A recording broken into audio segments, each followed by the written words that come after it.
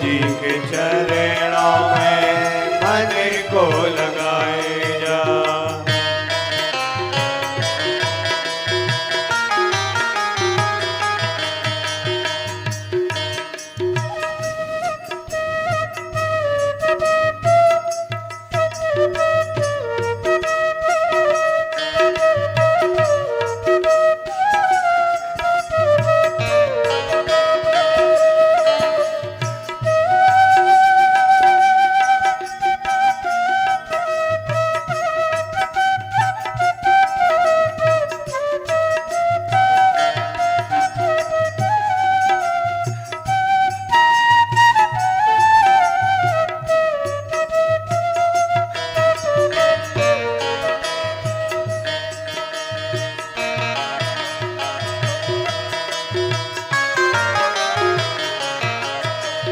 नारायणं नमस्कृत्य नरं चैव नरोत्तमं देवीं सरस्वतीं व्यासं ततो जयमुदीरये।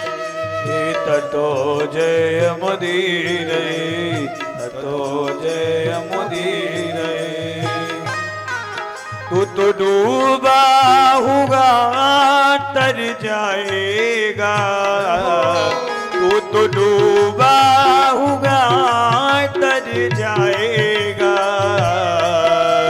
नहीं तो बंदे जीवन ये बेकार जाएगा, नहीं तो बंदे जीवन ये बेकार जाएगा।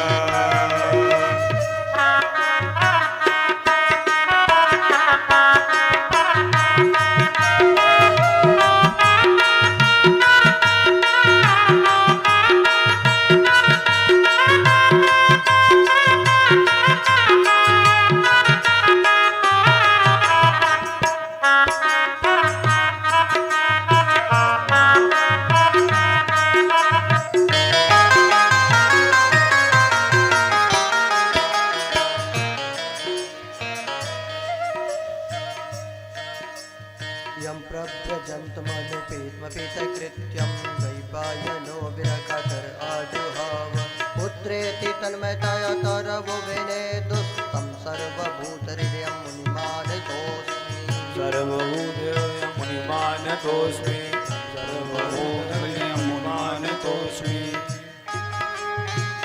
श्री राम जय राम, जय जय राम। श्री राम जय राम, जय जय राम। श्री राम जय राम, श्री राम जय राम, जय जय राम। श्री राम जय राम, जय जय राम। श्री राम जय राम, जय जय राम।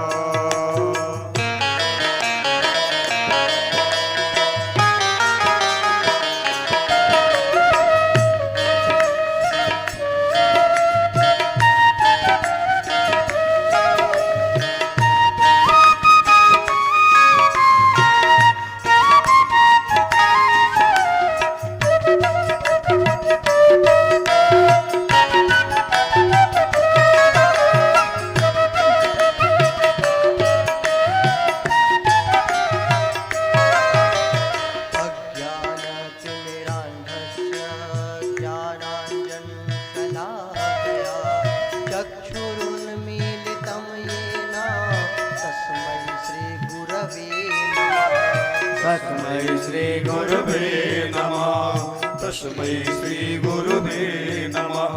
शरण गुरु की आया ये लोक सुखी परलोक सुखी। शरण गुरु की आया ये लोक सुखी परलोक सुखी। ये लोक सुखी परलोक सुखी, ये लोक सुखी परलोक सुखी, ये लोक सुखी परलोक सुखी। जो शरण गुरु की आया ये लोक सुखी परलोक सुखी। जो शरण गुरु की आया ये लोक सुखी परलोक सुखी।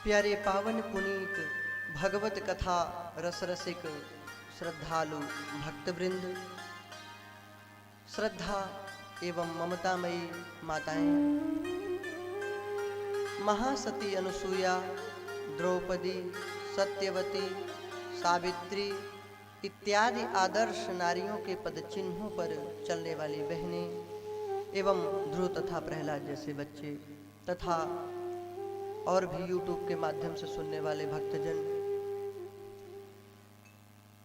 आज श्रीमद् भागवतम के श्रवण लाभ प्राप्त करने का चतुर्थ दिवस है। कल तृतीय दिवस में हम सभी लोगों ने प्रहलाद चरित्र तक की कथा का श्रवण लाभ प्राप्त किया था।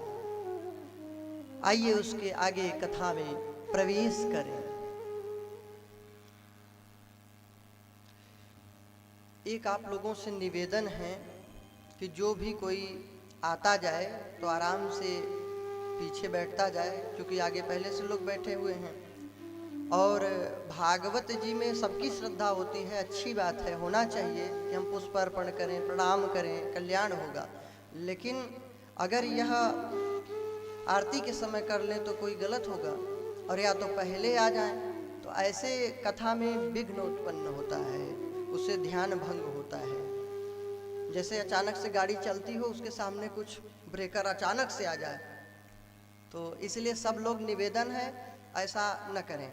आप लोग श्रद्धा से पुष्प अपना भेंट सब रखे रहें, फिर आरती के समय में सब लोग भागवत जी को अर्पण कर दें तो आपका अर्पण हो जाएगा। ऐसा थोड़ी है, तो उससे कथा में मन भी लगा रहेगा और शांति से श्रवण करते रहेंगे। नहीं तो एक आया तब अब उधर सब देखने लगे कोई आ रहा है, फिर दूसरा कोई आया तो वो भी पीछे से लग गया, फिर उसको देखने लगा आदमी। तो इससे कथा में ऐसा नहीं कि हमारा ही ध्यान भंग होता है, आप लोगों का भी होगा। तो सब लोगों से निवेदन करके बोल दीजिए कि कोई भी मंच पे व्यास पीठ की तरफ अभी ना आए, कथा जब तक न हो जाए, ठीक है। और आप लोग बातचीत न करें। आप लोग यहाँ पे किस लिए आए हैं? कथा को, आप लोग कथा को श्रवण करने के लिए आए हैं ना? क्यों भाई, आप लोग क्या करने के लिए यहाँ आए हैं? निमंत्रण में आए हैं, भंडारा खाने आए हैं, क्या करने के लिए आए हैं? कथा श्रवण करने। तो कथा सुना कैसे जाता है? बोलते हुए सुना जाता है कि चुपचाप सुना जाता है? हम तो यही जानते थे कि मौन होकर के शांति से व्यास जी की तरफ ध्यान, एकाग्रता से उनकी तरफ ध्यान करके, उनकी तरफ दृष्टि करके और फिर कानों से सुनना चाहिए, हाँ? और हम क्या करते हैं आकर के? वही आठवां आश्चर्य, चार माताएं बैठी हों और बात न करें तो 7 अजूबों से 8वां अजूबा तैयार। तो जब भागवत जी में आ ही गए हैं तो ध्यान से श्रवण करें, नहीं आने से कोई फायदा नहीं है। तो इसलिए उसका लाभ लें और ध्यान पूर्वक श्रवण करें, क्या सुने। और फिर जब जाएं यहाँ से तो रात्रि में विश्राम के पूर्व विचार करें कि व्यास पीठ से व्यास जी महाराज ने क्या श्रवण कराया, क्या सुनाया। देखिए सुखदेव जी भी बोल रहे हैं हाँ हाँ यही बात सही है। तो ध्यान पूर्वक श्रवण करें, ठीक है ना, तो आपका कल्याण होगा। चलिए प्रहलाद चरित्र के आगे चलते हैं कथा में। प्रहलाद जी को भगवान नरसिंह ने राज सिंहासन पर बिठाया है। यद्यपि उनकी इच्छा नहीं थी, लेकिन फिर भी भगवान ने उनको बिठाया। प्रहलाद जी से भगवान ने कहा कि पुत्र तुम वर मांग लो, मैं तुम्हें वरदान देना चाहता हूं। प्रहलाद जी ने कहा प्रभु आपका वरद हस्त स्वयं मेरे शीश पर हो गया, अब इससे बड़ा वरदान क्या होगा। और प्रभु वरदान देना चाहते हो तो प्रभु यही वरदान दो कि मेरे अंदर कुछ वरदान मांगने की इच्छा रह गई हो तो वो भी खत्म कर देना। अब भगवान मिल जाए तो फिर क्या चाहिए। भगवान ने कहा नहीं फिर भी मुझे देना है, कुछ तो मांग लो। तो प्रभु इतनी कृपा करना कि चाहे जिस बुद्धि के रहे हों पिताश्री, आचरण के रहे हों, लेकिन प्रभु आप इनकी मुक्ति कर देना, इनका कल्याण कर देना। भगवान ने कहा, अरे पुत्र प्रहलाद, तेरे जैसा पुत्र जिस कुल में उत्पन्न होता है, एक पिता की एक पीढ़ी की बात करता है, त्रिसप्तभी पिता पूता है। 3 7 कितने हो जाएंगे? 7 3 बार हो 21 ना, तो 21 पीढ़ियों का भगवान बोले उद्धार कर देता हूं, एक पीढ़ी की क्या, एक भक्त घर में आ जाए तो। कुछ संत लोग कहते हैं कि उसके 7 पीढ़ी ससुराल का, 7 पीढ़ी ननिहाल का और 7 पीढ़ी अपना, 21 पीढ़ी का उद्धार हो जाता है। इतनी भगवान की भक्ति में शक्ति है।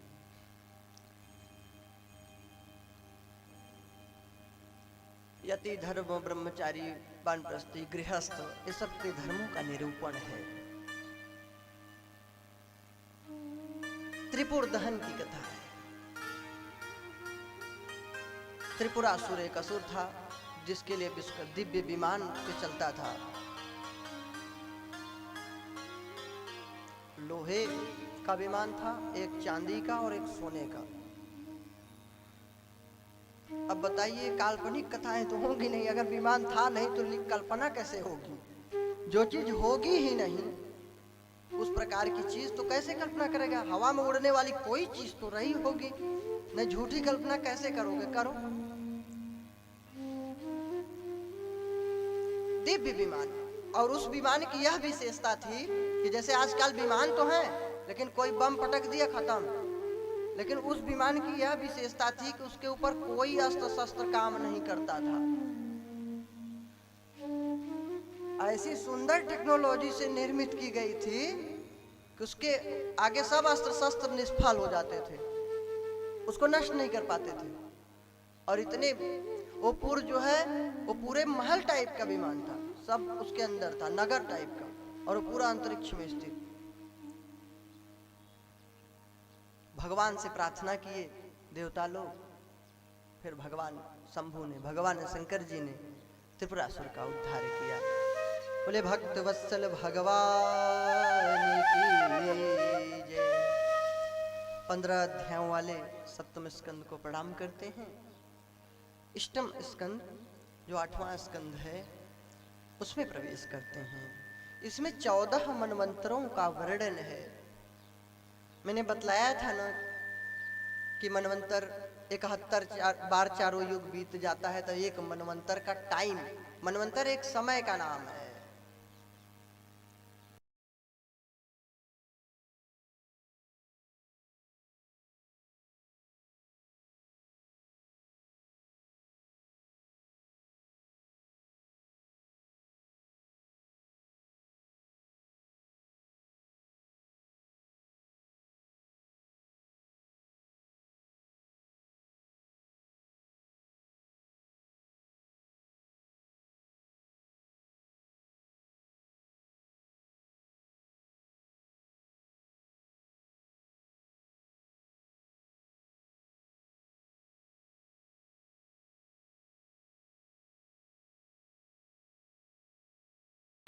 पहला जो मनवंतर था उसका नाम था स्वयंभू,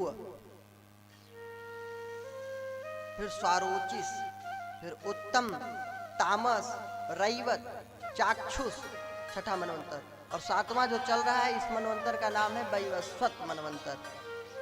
जैसे ईस्वी सन संवत नहीं हम लोग पढ़ते, 2022 चल रहा है, 21 बीत गया, उसी प्रकार यह भी है। हम लोग इसको ऐसे ही समझते हैं, बहुत बड़ी ऋषियों की गणना थी।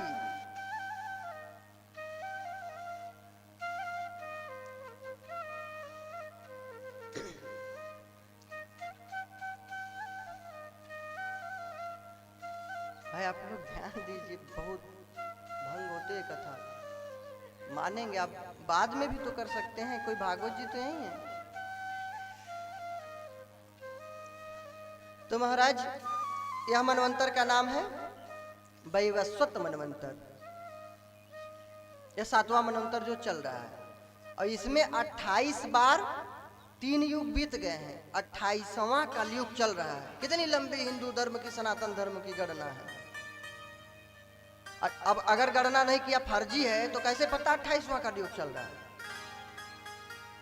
ऐसे एक दूसरे से सुनते हुए पढ़ते हुए गुरु परंपरा से मरते गए पूर्व के लोग, आगे आने वाले पीढ़ियों को बतलाते गए, तो ऐसी ये ज्ञान नहीं नष्ट हुई विद्या। तो 28वां कलयुग चल रहा है वैवस्वत मनवंतर का, और जब 71वां कलयुग बीतेगा तब ये वैवस्वत मनवंतर पूर्ण होगा। फिर 8वां मनवंतर आएगा, सावर्णी मनवंतर उसका नाम होगा, सब पता है। और ये क्रम से ऐसे आते रहते, जैसे रात दिन, वैसे ही एक मनवंतर, फिर 14वां मनवंतर, फिर खत्म सृष्टि में प्रलय, फिर पहला मनवंतर, ये चलता रहता है चक्र। 8वां मनवंतर का नाम क्या है? सावर्णी। फिर दक्ष सावर्णी 9वां मनवंतर, 10वां ब्रह्म सावर्णी, फिर 11वां धर्म सावर्णी, फिर रुद्र सावर्णी, देव सावर्णी और इंद्र सावर्णी। ये 14 मनवंतरों का वर्णन है। जब मनवंतरों का वर्णन कर रहे थे महाराज सुखदेव जी, जब तामस मनवंतर की बात हुई तो उनको याद आया कि उन्होंने बतलाया सुखदेव जी ने कि इसी मनवंतर में गजेंद्र और ग्रह की कथा है। अब ये गजेंद्र और ग्रह की कथा इस मनवंतर की नहीं है, इस द्वापर सतयुग त्रेता कलयुग की कथा नहीं है, पिछले मनवंतर। कितनी लंबी गणना है। तो इसीलिए पुराणों में बहुत जगहों पे कथाओं में भिन्नता देखी जा रही है कि उस पुराण में कुछ अलग कथा लिखी है, इस पुराण में अलग, क्योंकि हर कल्प में हर युग में अलग अलग घटनाएं घटी, तो उसी प्रकार वो अलग अलग लिखी गई हैं। तो उसमें सोचते हैं ढोंग है, कल्पना है, फालतू है। अब हम ही लोग हैं जो आज भोजन किए, कल भी क्या वही करेंगे? गारंटी है इसका? परसों भी वही किए थे, गारंटी है? जो वस्त्र पहने हैं क्या वही वस्त्र कल पहने मिलेंगे? गारंटी है? नहीं है।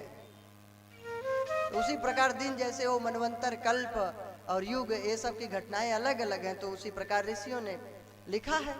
हर कल्प की अलग अलग कथाएं हैं। इसीलिए शास्त्र पुराणों में तर्क जल्दी नहीं करना चाहिए, उसको विचार करना चाहिए, पहले उसको अच्छे से पढ़ना चाहिए। अब हम लोग क्या करते हैं, थोड़ा सा मनुस्मृति का एक श्लोक पढ़ लिया, थोड़ा सा एक चौपाई पढ़ लिया कहीं का, अब उस पर टीका टिप्पणी करने लगे। पहले जब तक आप किसी को पूर्ण रूप से तभी जानेंगे जब उसके विषय में सूक्ष्म अध्ययन करें। एक दिन में नहीं जान सकते कि वो अच्छा है खराब है। जब उसका शुरू से लेके अंत तक अध्ययन करेंगे तब उसमें रहस्य मिलेगा कि शास्त्र में क्या है। जैसे तुलसीदास जी के लिए बोले, अरे शूद्र जो निम्न वर्ण के हैं उनके लिए लिख दिए कि ढोल गंवार शूद्र पशुनारी सकल ताड़ना के अधिकारी। बताओ कितने जो है विरोधी थे, वो तो जाति पात मानते थे, केवल इतने ही पढ़े हैं। अब उनको पूरा पढ़िए। वही गोस्वामी जी लिखते हैं कि तुलसी स्वपच भगत भलो। स्वपच कहते हैं नीच से भी अति नीच, शूद्र नहीं। शूद्र तो चारों वर्णों में आते हैं। स्वपच मतलब चांडाल। चांडाल मतलब कुत्ते तक की मांस खाने वाले। तो तुलसीदास जी बोले अगर वह भक्त है उस कुल का, तो बोले तुलसी स्वपच भगत भलो जपय रैन दिन राम, और ऊंचो कुल के ही काम को जहान हरि को। तब अब ब्राह्मण लोग नाराज हो जाए कि ऊंचे कुल का निंदा कर दिया। तो जो भक्त नहीं है वह निंदनीय है। उसके अलावा भी लिखे हैं कि भगवान रामचंद्र जी कहते हैं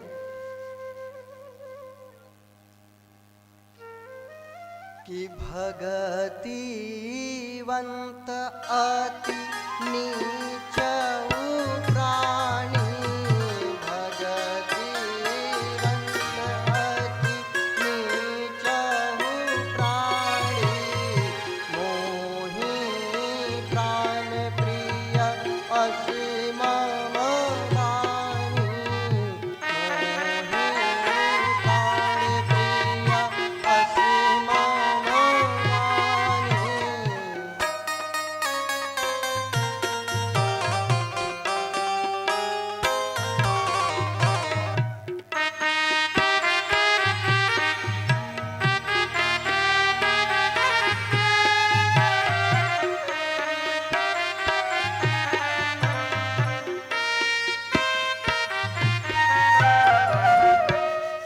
भगतिवंत अति नीचो प्राणी। भगवान राम स्वयं कहते हैं नीच नहीं, एकदम नीच नीच कुल का हो, कितना भी भगवान कह रहे हैं मुझे प्रिय नहीं है, मोहि प्राण प्रिय है। अगर वो मेरी भक्ति करता है, मुझसे प्रेम करता है, तो वह मुझे प्राण प्रिय है। कितनी ऊंची बात है। और यहां जो ढोल गंवार की बात है, यह समुद्र ने कहा है भगवान राम से। यह सुंदर कांड के 59वें दोहे का है चौपाई। और ऊपर की चौपाई में समुद्र ने कहा है गगन समीर अनल जल धरनी। गगन समीर अनल जल धरनी। इनके नाथ सहज जन करनी। इनके नाथ सहज जन करनी।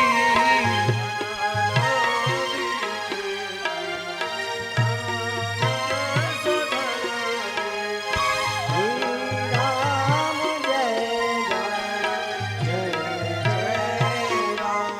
ओम श्री राम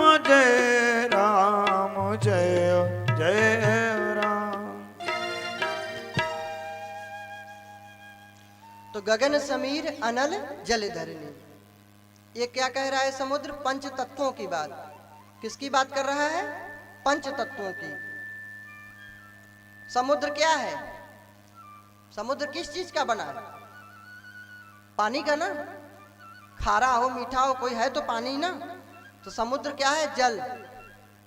और वही पंच तत्वों की बात पहले ही कर रहा है। गगन समीर अनल जल धरनी। आकाश, वायु, अग्नि, जल और धरती। उसी में से एक तत्व जल, यह समुद्र भी है। तो बोला प्रभु इनके नाथ सहज जल करने।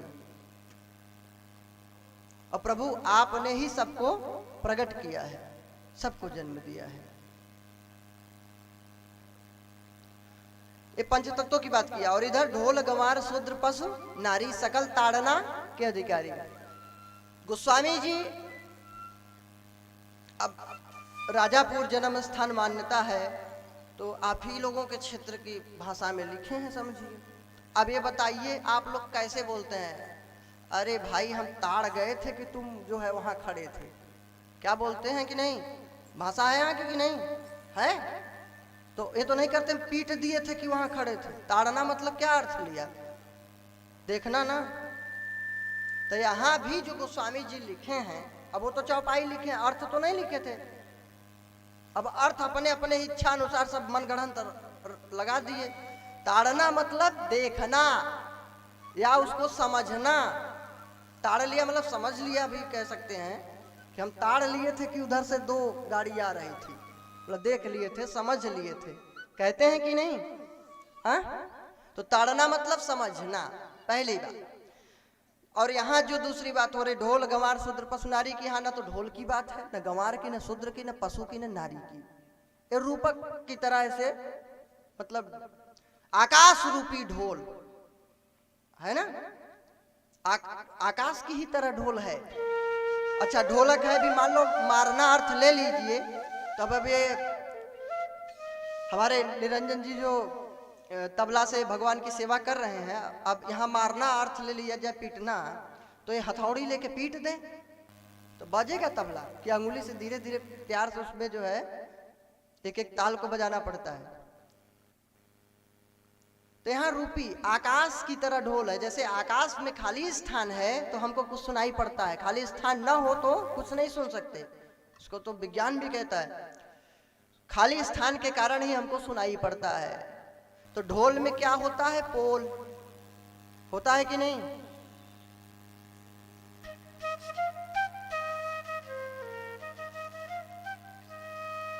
ढोल में पोल होता है, उसके कारण आवाज सुनाई पड़ती है। तो यह क्या है? आकाश तत्व है। ढोल में क्या है? आकाश तत्व। इस आकाश तत्व के कारण हमको मीठा मधुर उसकी ताल सुनने को मिलती है। ये है ढोल। आकाश हो गया ढोल, समझ में आ रहा है ना, झूठ तो नहीं है आकाश तक तो ढोल।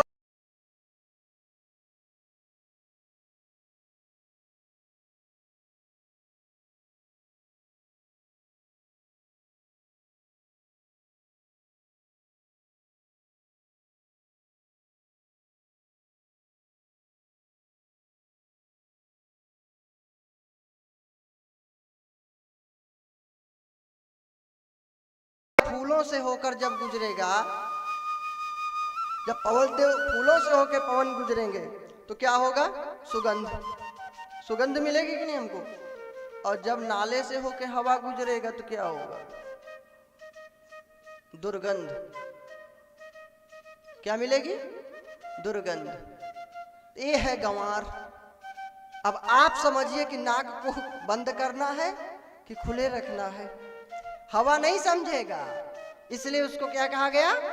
गंवार। वो धूल मिट्टी भी ला देगा, वो आप समझिए उसको, क्योंकि वो जड़ है, वो चेतन नहीं, जड़ तत्व है। तो आकाश ढोल है, गंवार हवा। समझ में आ रही बात ना।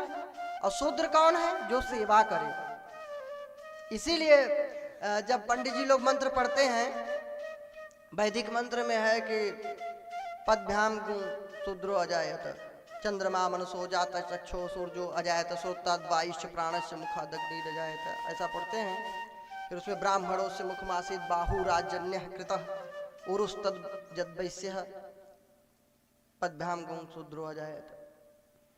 तो चरण जो है कौन है? शूद्र है। इस शरीर में ब्राह्मण को मुख कहा गया, क्षत्रिय भुजाएं, वैश्य पेट आप उधर, और शूद्र चरण। ये नीचा ऊंचा नहीं है, इसके बिना काम ही नहीं होगा। जब तक चारों एक नहीं हो जाएंगे तब तक ये शरीर किसी काम का नहीं। अच्छा सब कुछ हो, हाथ ना हो, कुछ कर पाओगे? अच्छा हाथ हो, पैर हो, पेट भी हो, मुंडी ना हो, कोई मतलब के रहोगे? अच्छा हाथ भी हो, पेट भी हो, मुख हो, पैर ना हो, दोनों, कितनी समस्या। मतलब सभी की जरूरत है, तब कल्याण होगा। कोई इसमें कोई ये नहीं कह सकते कि हाथ तो श्रेष्ठ है, मुख ही श्रेष्ठ है, मुख ब्राह्मण है तो श्रेष्ठ। तब फिर जहां चलने की बारी है तो मुख से कह दो चलो। जहां जिसका जो काम है वहां वही ही श्रेष्ठ है। रहमन देख बड़ेन को लघु न दीजिए डार, जहां काम आवे सुई की कहां करे तलवार।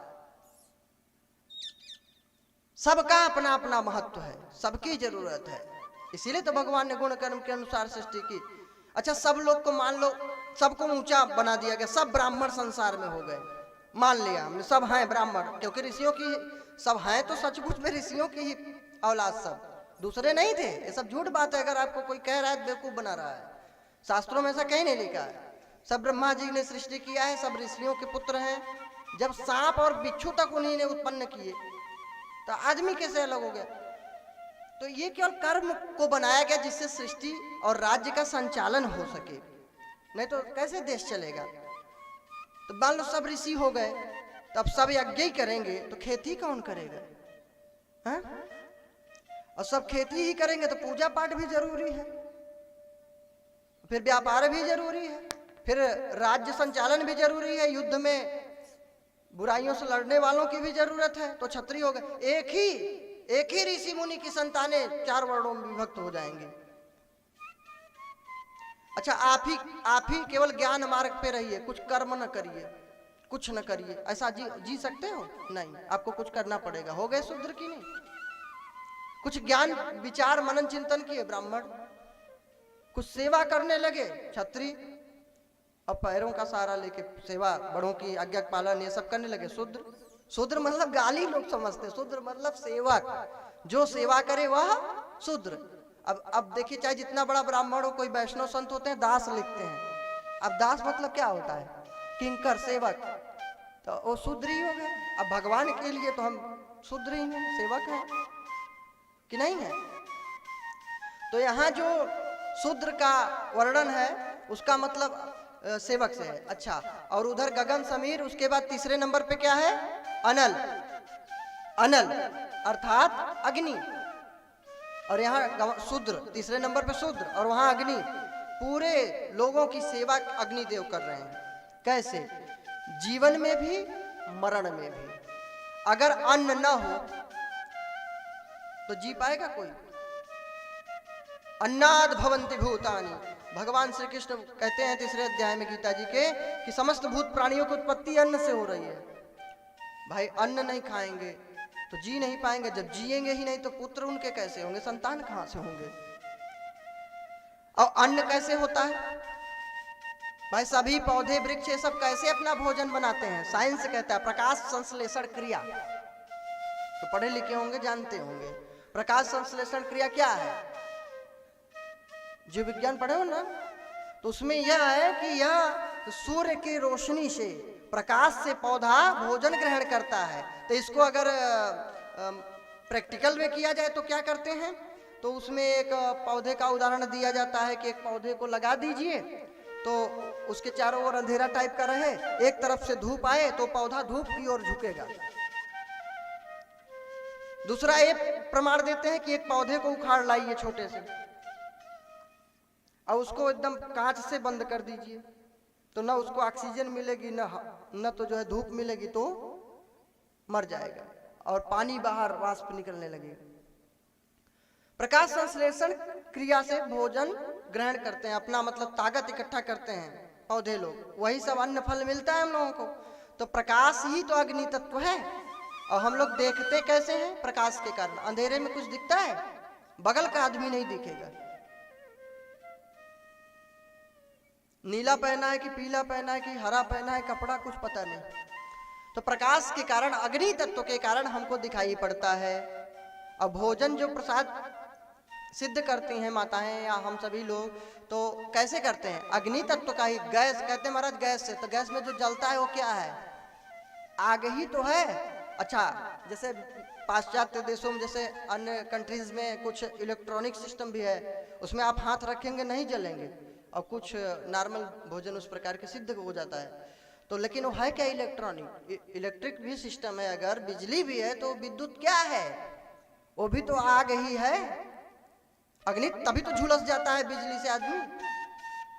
तो ये जीवन में और मरण में पूरी सेवा अग्निदेव करते हैं, अग्नि तत्व से सेवा होती है। तो वो हो गया शूद्र। ढोल आकाश, गंवार हवा, शूद्र अग्नि। जो सेवा करे वो शूद्र। पशु कौन है? और उधर गगन समीर अनल, चौथा नंबर जल का है, और यहाँ चौथा नंबर पशु का। पशु की तुलना जल से की गई है। क्यों? क्योंकि जब भयंकर बाढ़ आएगी तो सब जो आपका मेड़बंदी ये सब है पूरा सब टूट टाट जाएगा। महावृष्टि जल फूट की आरी, तोड़ फोड़ के जल निकल जाएगा। और खेत में जैसे किसान लोग जल भरने के लिए लगाए हों, पानी जा रहा हो और मेड़बंदी सही से न करें तो जल क्या करेगा? एक तरफ से फोड़ फाड़ के बह जाएगा दूसरे खेत में। तो जैसे पशु होता है ना कि उसको मारो चाहे जो करो, जब तक वो देखते न रहो तब तक वो खतरा करेगा, तुरंत जाएगा खेत में, हरे हरे पौधों को नष्ट कर देगा। और जल भी उसी प्रकार है, जब तक देख रहे हो तब तक ठीक है, नहीं मनमानी जल कहाँ जाएगा कुछ पता नहीं। पशु की तरह है, मस्त। भैंस के आगे बीन बजाओ, भैंस खड़ी पहुरा है। तो पशु की तरह है जल। इसको आपको समझना है, आपको देखना है कि इस जल का प्रयोग कैसे करना है, कैसे जल को संग्रहित करना है, सुरक्षित रखना है। वैसे भी इस बुंदेलखंड में तो काफी जल की समस्या हो रही है, और मनीषी लोग बता रहे हैं कि अगर ऐसे ही लापरवाही रही तो आने वाले समय में काफी दुर्दशा को प्राप्त हो गया है। जल का स्तर नीचे जाता जा रहा है। तो अब उसको आपको समझना है, वो नहीं समझेगा, वो जड़ तत्व है। कैसे जल का उपयोग करें। अब हम लोग क्या करते हैं? अब नल खोल दिए हैं, बह रहा है मनमानी। जहां जो है एक लोटे की जरूरत है हाथ धुलने की, पांव धुलने की, वहां बाल्टी भर भर बात कर रहे हैं। अपना तो मर जाएंगे, आने वाली पीढ़ियां रोएंगी बेचारी। तो जितना भी कोई भी चीज का दुरुपयोग नहीं करना चाहिए। शास्त्र भी कहता है सदुपयोग करें, निरर्थक में ना कुछ करें किसी भी चीज की। चाहे वो शरीर हो, चाहे वो अन्न हो, धन हो, वस्त्र हो, जल हो, दुरुपयोग नहीं करना चाहिए। तो ये जल तत्व क्या है? पशु की तरह, इसको आपको समझना है कि कैसे क्या करना है। और पांचवा तत्व क्या है? ढोल गवार शूद्र पशु नारी, स्त्री की बात की गई है। और उसमें ऊपर पहले समुद्र बोल चुका है, बाद में रूपक की तरफ वर्णन किया है। ऊपर बोला है गगन समीर अनल जल और धरनी, स्त्री इधर नारी उधर धरनी। धरती क्या है? स्त्रीलिंग है कि नहीं? धरती शब्द क्या है? स्त्रीवाचक है ना। तो यहाँ भी नारी, तो धरती और स्त्री की तुलना एक तरह कर दी। तो इसकी भी सुरक्षा आपको करनी है। कैसे मेड़बंदी करना है, कैसे पौधों में जल देना है, कैसे निराई करना है, सब कुछ आपको समझना है। धरती मैया नहीं कुछ कहेंगी, आपको समझना है कि उसमें खाद कब देना है, कब पानी देना है, कब क्या करना है। तो ये ताड़ना का तात्पर्य है पंच तत्वों को समझिए। पंच तत्व जड़ हैं, इनको आपको समझ करके उनका उपयोग करना है। और अगर ढोल गंवार शूद्र पशु नारी को भी ले लीजिए तो भी ये भी शिक्षा के अधिकारी हैं। स्त्री को मार दीजिए आज इस जनरेशन में, देखिए फिर तो कहेगी मैं मायके चली जाऊंगी, तुम तो अपना कहेगी दूसरा विवाह कर लेंगे, भाड़ में जाओ। और ढोल को पीट दो तो बज चुका। अब कोई गंवार है, गंवार मतलब तो समझते ही हैं, जड़ टाइप का आदमी, बोलो कुछ तो उल्टे ही बताए। तो उससे काम अगर कराना है तो हाथ जोड़ नम्रता से कराओगे कि गुंडागर्दी से? तो वो तो गंवार ही है, फिर तो अपना काम करेगा। तो यहाँ भी अगर मारना अर्थ लोगे तो एक मारोगे तो गंवार है, वो चार देगा। तो यहाँ भी फेल हो गया इसका अर्थ। ढोल में भी फेल हो गया मारना, डंडा मारिए ढोल बच चुका। कहेंगे भैया बस अपना ढोलक ले जाओ, हो गया कल्याण, मैं ऐसे ही गा लूंगा, पीटो मत। शूद्र है, जो शूद्र अर्थात जो भी नौकर चाकर आपके सेवक हैं, अब उनको आप पीट दीजिए। दूसरे दिन से कहेंगे भैया हमें 100 रुपए कमी मिलेगा, प्रेम से हम दूसरी जगह काम कर लेंगे, हम अब नहीं आएंगे, हमारा हिसाब किताब करो, ये मैं चला झोली का मंडल लेके। तो ढोल गंवार शूद्र हो गए। अब पशु का नंबर आया, पशु को भी पीटते रहिए तो मरेगा कि बचे? और आपके किसी काम नहीं आएगा, बाद में हड्डी तोड़ दोगे, फिर आप ही इलाज कराओगे। और नारी स्त्री को पीट दोगे तो बस वो अपना मायके। तो यहाँ गलत अर्थ ना ले, यहाँ क्या है, शिक्षा के अधिकारी हैं, इनको आप समझिए। और जानते नहीं, बस तुलसीदास जी ने ऐसा लिख दिया, जैसे तुलसीदास जी के समय में थे। अब वो तो चौपाई लिखे हैं, अर्थ तो अपने मन से कर रहे हो। अब पता है खूब कि राजापुर के गोस्वामी जी थे, और रामचरितमानस अवधी भाषा में लिखे, बुंदेलखंडी भाषा में लिखे, यहाँ का भी समावेश ग्राम की भाषाओं का है। तो इसमें जब ताड़ना का अर्थ समझना होता है, देखना अर्थ होता है, तो रामचरितमानस में क्यों गंदा अर्थ करते हैं, ये मुझे आज तक नहीं समझ में आया। तो ये अच्छी अर्थों को समझे, शास्त्रों की बातों को गलत न समझे। तो ये सब मनवंतरों का जो वर्णन है, यह एक समय का नाम है, इसमें विवाद न करें। और कल्प कल्पों के अनुसार शास्त्रों में, पुराणों में अलग अलग कथाएं हैं, तो उस पर न विवाद करें कि महाराज ये कथा तो गलत बता दिए, हमने तो ऐसा सुना था। अरे तो आप शिव पुराण सुनोगे तो उसमें अलग कथा मिलेगी, आप भागवत सुनोगे तो इसमें थोड़ी चेंजिंग रहेगी। गर्ग संहिता है, ब्रह्म वैवर्त पुराण है, सब में कुछ न कुछ चेंजिंग है, कहीं कहीं नाम तक चेंज हो गया है। क्यों? क्योंकि हर युग की, हर कल्प की, मनवंतर की कथाएं भिन्न भिन्न हैं। तो जब चौथे मनवंतर की बात आई, तामस मनवंतर की, तो सुखदेव जी बोले इसी मनवंतर की कथा है गजेंद्र और ग्राह की। मतलब ये वैवस्वत मनवंतर जो चल रहा है, इसकी कथा नहीं है ये। प्रलय हो चुका, लोग फिर से सृष्टि हो, मतलब कितने बार मरे जिए होंगे लोग, पहले की कथा है। अब उस मनवंतर में, तामस मनवंतर की बात कर रहा हूं, चौथे, उस मनवंतर में एक क्षीर सागर था। अब लोग कहते हैं दूध का समुद्र था तो दिखता क्यों नहीं है? अब तामस मनवंतर में दूध का समुद्र था, लिखा है, तो इस समय ना होगा तो कहां से दिखेगा? हो सकता है हमारा शास्त्र कहता है अनंत ब्रह्मांड है, अनंत सूर्य हैं, अनंत धरती हैं, हो सकता है किसी लोक में धरती पे हो। अच्छा, इस बात को विज्ञान भी मानने लगा, पहले नहीं मानता था। अब विज्ञान कहता है कि हाँ, फला ग्रह पे कुछ जल की बूंदें दिखी, कहीं जीवन होने की संभावना नजर आई। और शास्त्र कहता है तो कोई नहीं मान रहा है। शास्त्र कह रहा है ऐसे सूर्य चंद्रमा का पृथ्वी करोड़ों है, अनंत है, ऐसे जीवन न जाने कितने ग्रहों पे हैं। जो हम कल्पना कर रहे हैं ना, सब कुछ किसी न किसी ग्रह में हो चुका है। कभी कभी हम लोग स्वप्न में ऐसी चीजें देखते हैं जो कभी देखा न सुना, ये हमारे पूर्व जन्मों का भी दिख जाता है। कभी कभी घटित घटनाएं या घटने वाली घटनाएं, और कुछ ऐसे फिजूल के निरर्थक भी हो जाते हैं। तो क्षीर सागर समुद्र कैसा था? किस चीज का था? जल का नहीं था, दूध का समुद्र।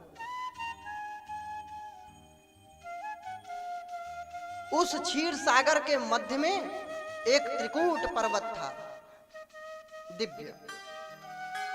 और उस त्रिकूट पर्वत के मध्य में एक दिव्य सरोवर था। उस सरोवर में सुंदर सुंदर कमल, नीले, लाल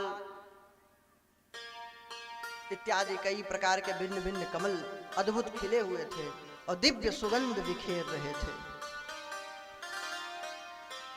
अब उन बेचारे कमल को क्या मालूम, कमलों को, कि कोई हाथी आएगा और उखाड़ के फेंक देगा। तभी गजेंद्र, एक हाथी आता है मतवाला, अपनी हथिनियों और बच्चों के साथ खूब जल विहार करता है, एक दूसरे पे जल उलीचता है, सूंड से खूब स्नान करता है और कमल के पौधों को उखाड़ के फेंकता जाता है। एक बार एक कमल के पंखुड़ी में एक भंवरा फंस गया। रात्रि के समय कमल बंद हो जाता है और सुबह खिल जाता है। तो शाम के समय घुस गया, पराग के कण के लोभ से, रस के लोभ से, रस का पिपासु भ्रमर, रस लोलुप भ्रमर घुस गया। एक पंकज कोश में भंवरा फंसा, सो विचार करे मन में ही सुबह। एक पंकज कोश में भंवरा फंसा, सो विचार करे मन में ही सुबह। होगा प्रभात, उगेंगे दिवाकर, मैं उड़ जाऊंगा लय पराग सुबह। सुबह होगी, मैं जीवित बच जाऊंगा, उड़ जाऊंगा। जैसे हम सोचते हैं दुनिया के लोग मर रहे हैं, लेकिन हम भजन कर लेंगे बुढ़ापे में, हम तो मरेंगे नहीं अभी। तो भंवरा सोचने लगा कि सुबह होगी तो फंस गए हैं, निकल जाएंगे। लेकिन सुबह होने के पहले ही एक हाथी आता है। होगा प्रभात, उगेंगे दिवाकर, मैं ले जाऊंगा, मैं उड़ जाऊंगा लय पराग सुबह। बैनी न चेतत मूढ़ अजहू, नहीं जानत काल के खेल अजूबा। त्यों गज आई चबाय गयो, रह गयो मन ही मन में ही सुबह। मन ही मन में सुबह रह गया, हाथी आया उखाड़ के फेंक दिया, खत्म काम। तो समय रहते हमको चेतना चाहिए। वहां कमल वृक्षों को उखाड़ करके हाथी फेंक दिया, और उस हाथी को भी ज्ञान नहीं था कि संसार रूपी सरोवर में मदमस्त जीव रूपी हाथी जाता है, खूब लीला विहार करता है, मदमस्त रहता है। तभी काल रूपी ग्राह उसके पैर को पकड़ लेता है। काल रूपी ग्राह हाथी के पैर को मगरमच्छ पकड़ लिया है ग्राह, और जोरों से घसीटा है। जल के अंदर उसकी ताकत बहुत ज्यादा हो जाती है। अब देखिए परिवार के वालों की जितनी हथिनी थी, हाथी के बच्चे थे, सब दूर।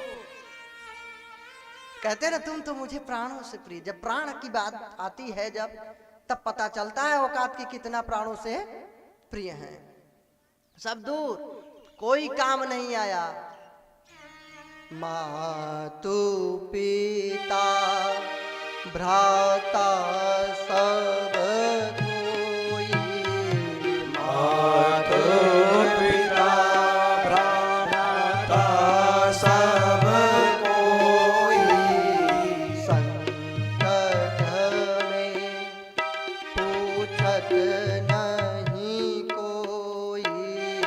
संकट में पूछत नहीं कोई, संकट में पूछत नहीं कोई, संकट में पूछत नहीं कोई।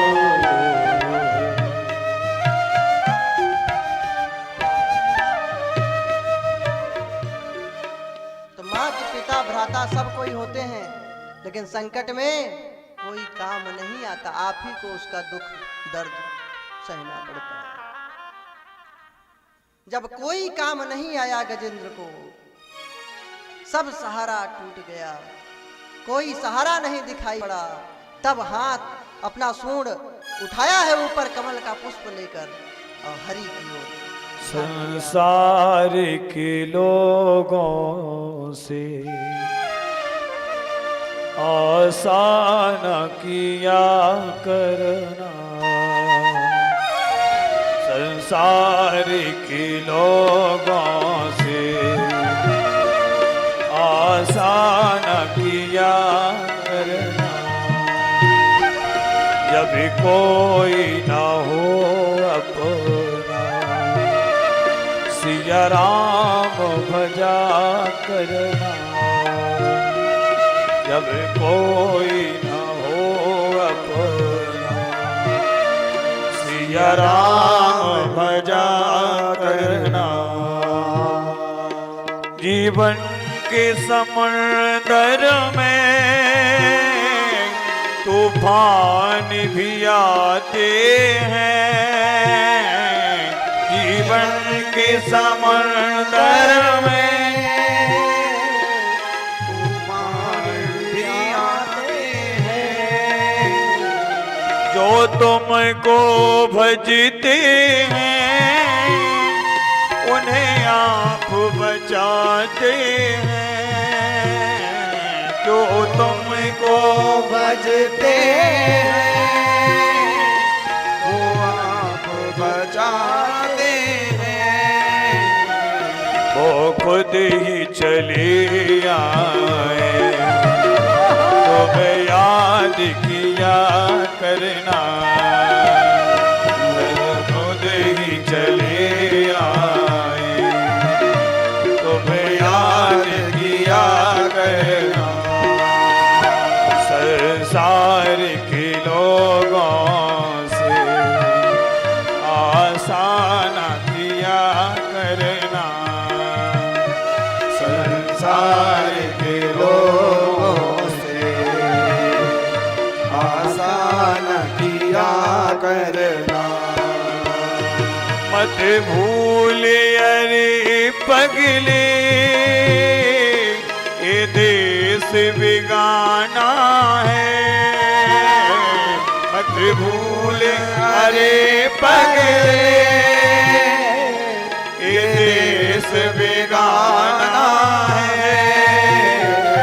इस कुटिया में आकर वापस तुझे जाना है। इस कुटिया में आकर वापस तुझे जाना है। माया के चक्कर से दिन रात बचा करना,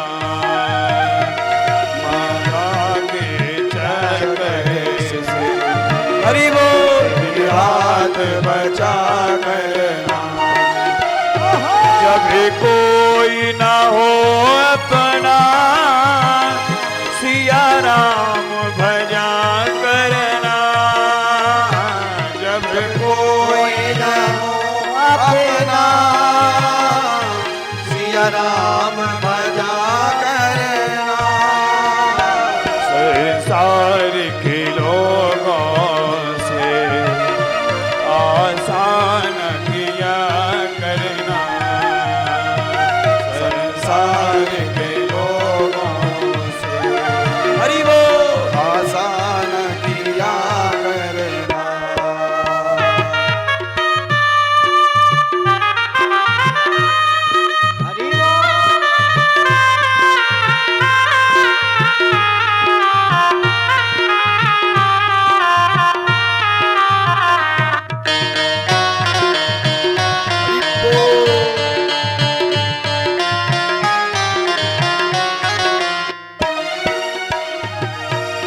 सोची अरे पगली प्रभु तुझसे दूर नहीं। मत सोची अरे पगले प्रभु तुझसे दूर नहीं। जब कष्ट हो भक्तों को प्रभु को मंजूर नहीं। जब कष्ट हो भक्तों को प्रभु को मंजूर नहीं। भगवान को आता है भक्तों पे दया करना।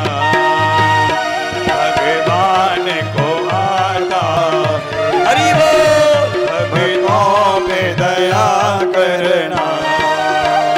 संसार के लोगों से आशा न किया करना।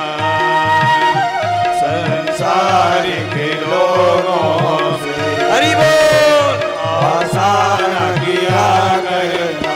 आशा न किया करना। आशा न किया करना। आशा न किया करना। आशा न किया करना। आशा न किया करना। आशा न किया करना। बोले भक्त वत्सल भगवान की जय हो। गजेंद्र ने जब देखा कि कोई सहारा काम नहीं आया, एक कमल का पुष्प उसके सूंड में फंस गया। जिसको उखाड़ रहा था वही उसका एक सहारा बना प्रभु को अर्पण करने के लिए। कभी कभी हमसे भी भूल हो जाती है। जिसको हम पराया मान लेते हैं वह अपना होता है, और जिसको हम अपना समझते हैं वह ही पराया हो जाता है। कमल के पुष्प को प्रभु को अर्पण किया है, डूबने लगा, गले तक जल हो गया। बोला हे हरि रक्षा करो, हे विश्वव्यापी नारायण, अब इस ग्राह से मुझे कोई नहीं बचा पाएगा। हे प्रभु रक्षा करो, त्राहि माम त्राहि माम। प्रभु की सुंदर स्तुति किया। करुणा निधान भगवान दयालु दौड़ पड़े बचाने के लिए। जब बैकुंठ से चले हैं तो लक्ष्मी जी ने पूछा है प्रभु कहाँ जा रहे हैं इतनी तेजी से। गरुड़ जी बोले प्रभु मेरे ऊपर बैठिए, मैं आपको पार करूं, जल्दी ले चलूं वहां पे। जब तक गरुड़ जी तैयार होते लक्ष्मी जी को बताते, हाँ बस बोले हैं और थी बोले, तब तक हाथी के पास पहुंच चुके थे। उठाया है सुदर्शन और उस ग्राह का उद्धार किए, गजेंद्र पर कृपा किए और ग्राह को अपने धाम पहुंचा दिए। भक्तों ने तर्क किया है कि भाई बुलाया था हाथी ने गजेंद्र ने अपने कल्याण के लिए, और इस ग्राह ने कौन सा पूर्ण किया था कि इसको पहले बैकुंठ धाम भेज दिए। एक संत ने बड़ा सुंदर उत्तर दिया, बोले कि भाई ऐसी बात है कि जब कोई, भगवान ने कहा कि जब कोई मेरे भक्तों का चरण पकड़ लेता है तो भक्त से भी पहले पहले उसी का भला कर देता हूं। कि चलो किसी संत भक्त का चरण तो पकड़ा है, ये भगवान की करुणा है। भगवान ने कृपा किया। यह गजेंद्र पूर्व जन्म में पांड्यवंशी इंद्रद्युम्न नामक राजा था, द्रविड़ देश का। अगस्त जी महाराज का शिष्य था। गुरुदेव आए हुए थे, ये अकड़ करके बैठा रहा अहंकार में, उठा नहीं, प्रणाम नहीं किया। अगस्त जी सोचे कि यह शिष्य दंड का पात्र है, इसका कल्याण नहीं होगा, इसलिए उन्होंने श्राप दे दिया कि जा, तेरे अंदर नम्रता नहीं है, दीक्षा लेने के बाद भी अगर सरलता नम्रता नहीं आई तो किसी मतलब का नहीं। बोले जा तो हाथी बन जा, तो वही हाथी बना था। भगवान की कृपा से उसका उद्धार हुआ, और ये जो ग्राह था यह हुहु नामक गंधर्व था। देवल ऋषि जल में स्नान कर रहे थे, फिर थोड़ा अपना जल इत्यादि देवताओं को दे रहे थे, अर्घ्य दे रहे थे। उसी समय चरण पकड़ लिया उनके, नाराज हो गए, बोले तुझे बुद्धि नहीं है, बाहर आ जाता तो प्रणाम करता, भजन में बाधा पहुंचा दिया, जा तो जल में रहने वाला ग्राह बन जा। तो वह ही ग्राह बन गया था। तो भगवान की कृपा से उसका उद्धार हो गया। बोलिए भक्त वत्सल भगवान की जय। और जब छठे मनवंतर की बात बता रहे थे सुखदेव जी चाक्षुष, तो बतलाए हैं कि परीक्षित इसी मनवंतर में समुद्र मंथन का कार्य हुआ था। अबे इस मनवंतर की घटना नहीं है, स्वयं जो चल रहा है, इसके पूर्व छठे मनवंतर की ये कथा है समुद्र मंथन की। परीक्षित जी ने कहा गुरुदेव फिर उस कथा को भी श्रवण करा दीजिए, कैसे समुद्र मंथन हुआ।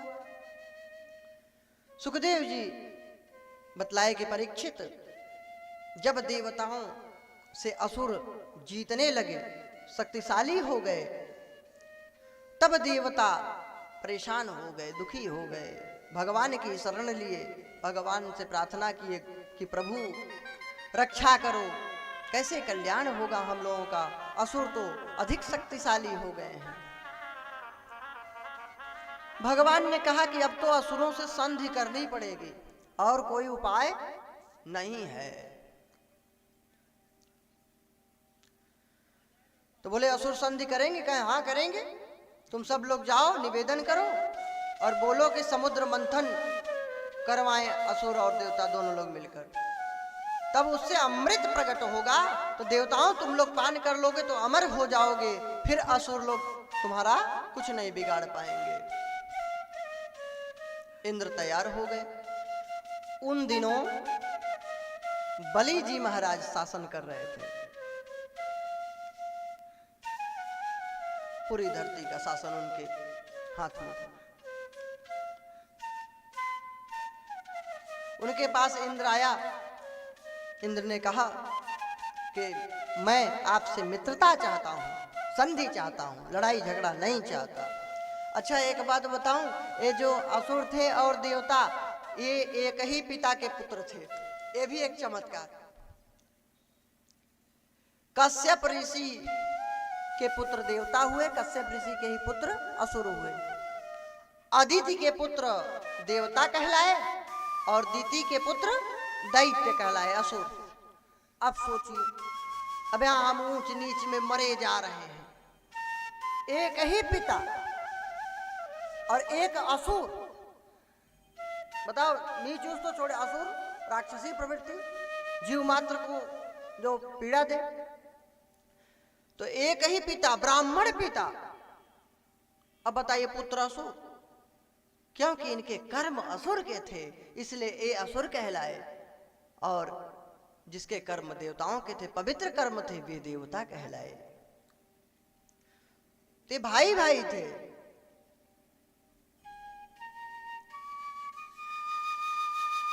शुक्राचार्य जी विचार में पड़ गए कि क्या मामला है, कुछ जरूर छल होगा देवताओं का, लेकिन किसी तरह बात बन गई।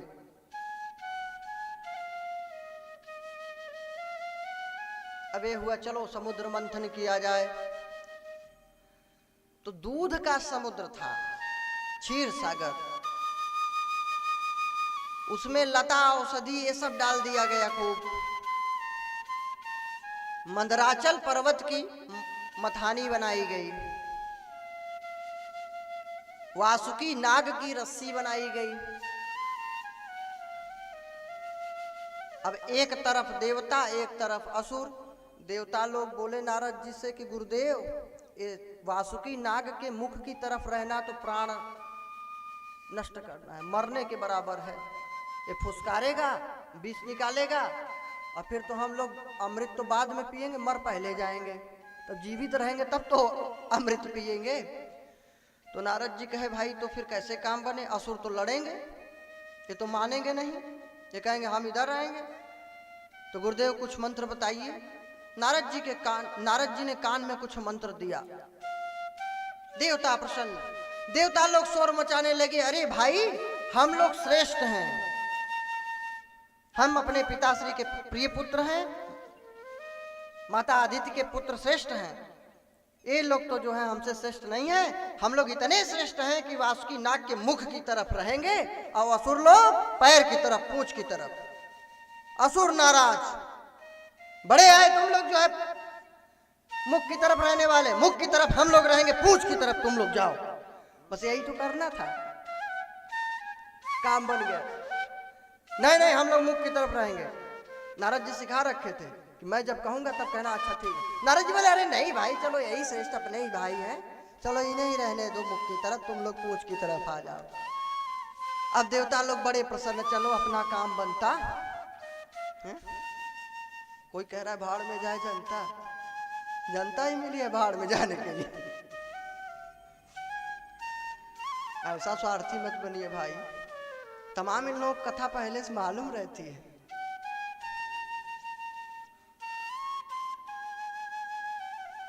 तो समुद्र मंथन प्रारंभ होने लगा, मदराचल समुद्र के अंदर घुसने लगा। ये हुआ, अब ये टिकेगा किस पर? जब कोई आधार होगा तब तो मंथन करेंगे। भगवान से प्रार्थना किए, भगवान कच्छप रूप धारण करके प्रकट हो गए। बोलिए कच्छप भगवान की।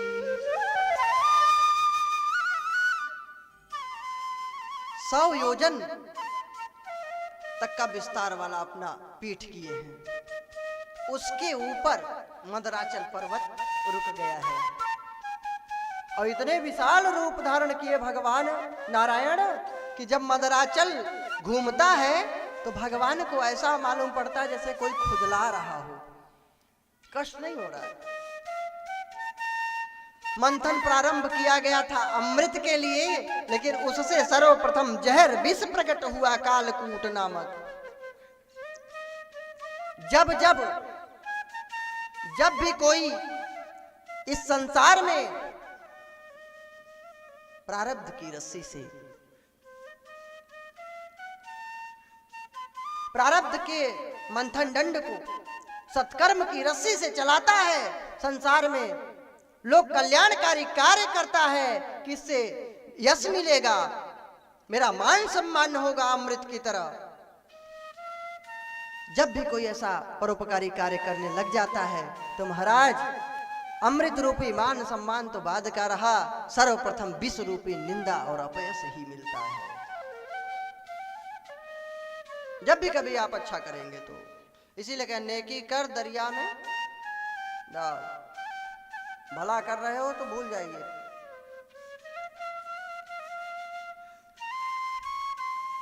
विष निकला, सब जलने लगे। अब देवता लोग भगे भगवान शंकर के पास, प्रभु रक्षा करो, हे दीन दयाल करुणा करो, त्राहि माम त्राहि माम। भगवान शंकर बोले कि अभी तक तो तुम लोग नहीं आए थे, अब क्या हो गया? कहे महाराज विष निकला है, अब सब मर जाएंगे, कोई बचेगा ही नहीं। भगवान करुणा सिंधु भगवान शिव पहुंचे तो विष का पान कर लिए।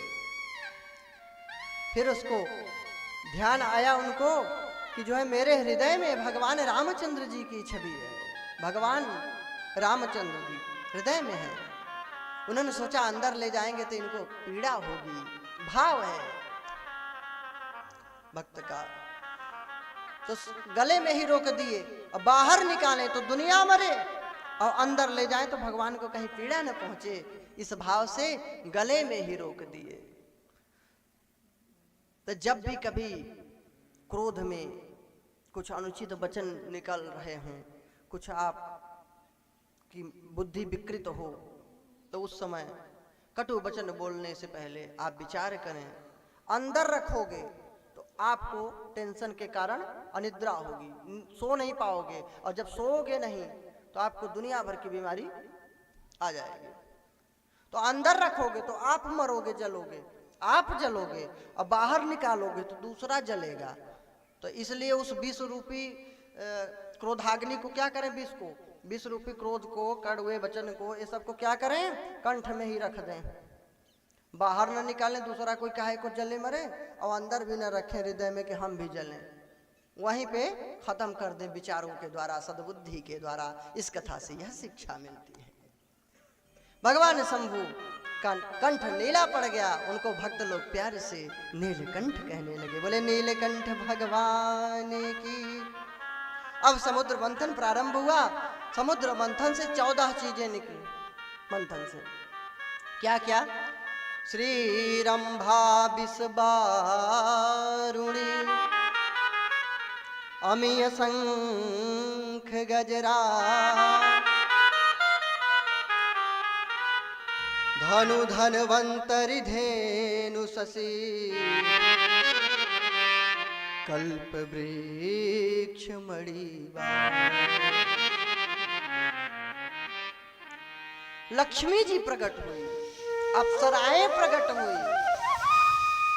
लक्ष्मी जी ने नारायण को वर्ण कर लिया। अप्सराएं स्वर्ग लोक में सुशोभित हुई। विष निकला, शंकर जी ग्रहण किए कृपा करके। बारूणी मदिरा भी निकली है। बारूणी मदिरा। अभी बारूणी मदिरा क्या है भाई? ये जो सड़ा करके बनाते हैं वो नहीं, जो नेचुरली स्वतः अपने आप कोई ऐसी औषधि, कोई ऐसा रस प्राकृतिक, जैसे ताड़ी है ये सब, तो इसको बारूणी मदिरा समझ लीजिए। अब जैसे सोमरस, सोमरस क्या है? बोलते हैं मदिरा को भी, लेकिन वो चंद्रमा के प्रकाश से जो अपने आप नेचुरली हो तो, लेकिन निकली तो, लेकिन इसको संतों ने नहीं लिया, इसको जो है देवताओं ने नहीं लिया, इसको राक्षसों असुरों को दिया गया। बारूणी मदिरा को कौन लिया? असुर लोग। अब इनका सुर ही अलग रहता है, ये ताल में रहते ही नहीं, इसलिए बेताल, इनका काम ही बेताल। असुर बैताल के लिए दिया गया, तो इनका काम है उटपटांग काम करना।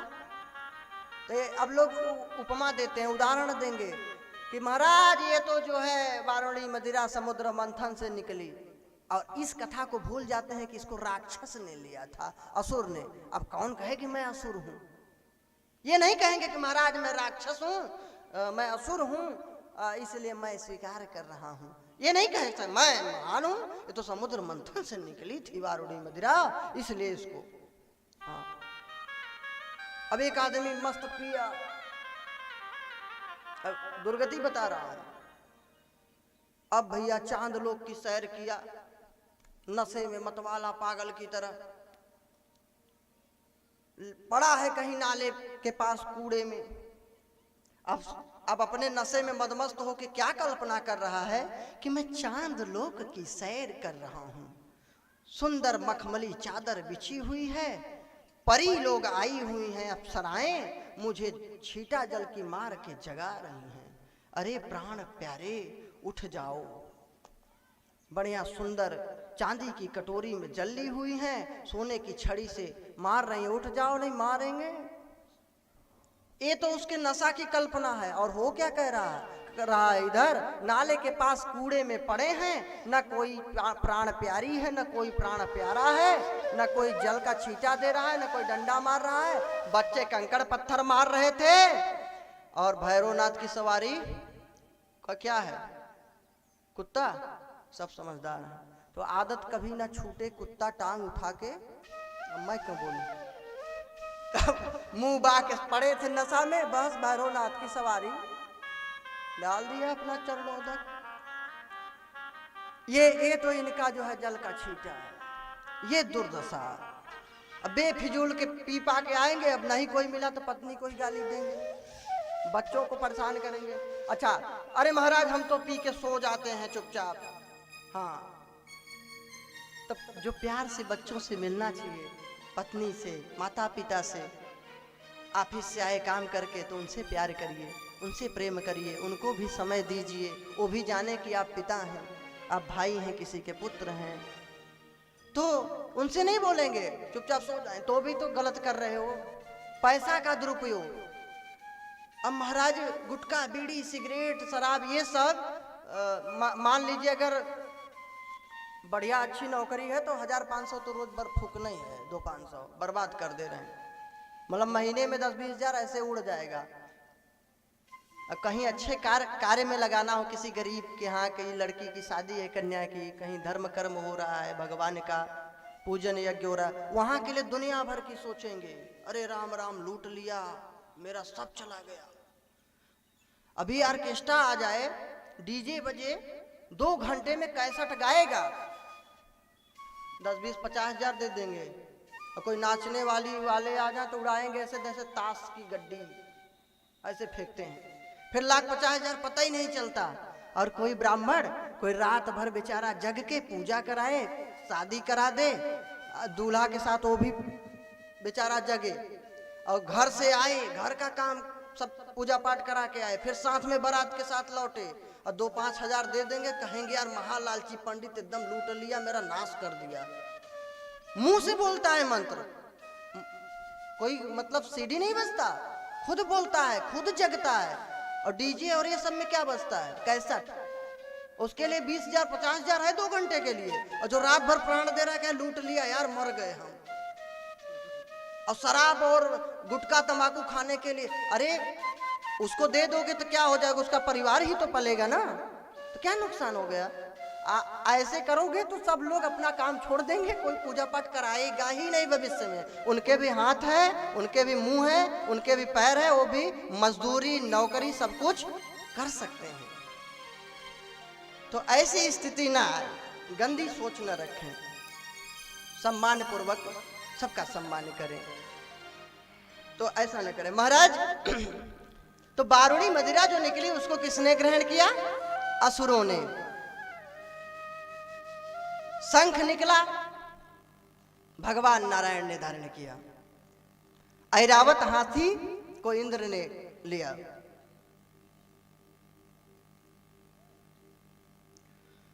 धनुष निकला, सारंग धनुष, दिव्य धनुष, उसको भगवान नारायण ने स्वीकार किया। गौ माताएं प्रकट हुई, ऋषियों ने ले लिया, हवन करेंगे उनके घी से, दूध दधी से ठाकुर जी का सेवा करेंगे। ऐसी भावना से गौ माताओं की सेवा के लिए ऋषि मुनियों ने ग्रहण किया। चंद्रमा का प्राकट्य हुआ समुद्र मंथन से, कल्प वृक्ष निकला, देवताओं ने लिया। मणि ठाकुर जी धारण किए, कौस्तुभ मणि को, और उच्चैः श्रवा घोड़ा निकला, जिसको बलि जी महाराज लिए हैं। फिर अमृत का कलश प्रकट हुआ, अमृत के कलश के साथ वैद्यों के आचार्य भगवान धन्वंतरी प्रकट हुए। बोले धन्वंतरी भगवान की जय। अब असुरों में युद्ध छिड़ी, असुर देवताओं में, असुरों और देवताओं में भयानक युद्ध, अमृत को लेकर के छीना झपटी मची है। इस छीना झपटी से अमृत के कलश की बूंदें धरती पर गिरी हैं। 4 स्थानों पर जहां जहां महाकुंभ होता है, हरिद्वार, प्रयागराज, अवंतिकापुरी जिसको उज्जैन आज कहते हैं आप लोग, क्षिप्रा नदी में, और नासिक गोदावरी में। क्षिप्रा नदी उज्जैन, जिसका पुराना नाम अवंतिकापुरी था। ये 4 जगहों पे महाकुंभ होता है, वहां अमृत की बूंदें गिर पड़ी थी छीना झपटी में। देवता लोग बड़े दुखी हैं, तभी भगवान दयालु करुणा सिंधु मोहन बनते हैं, मोहने वाले रूप खुद बनाते हैं। उनका दिव्य रूप है ही कि सबको मोहित कर लेने वाला है। आज प्रभु वही मोहन मोहिनी बन करके प्रकट हो गए। अब असुर लोग मुग्ध हो गए, बोले देवी तुम तो हमारा बंटवारा करा दो।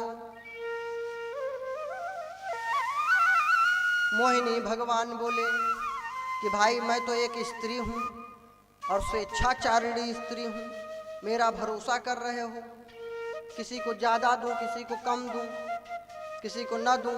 अरे कहे तुम तो लात मार दो तो हम धन्य हो जाएंगे। असुर तो असुर ठहरे, मुग्ध हो गए थे।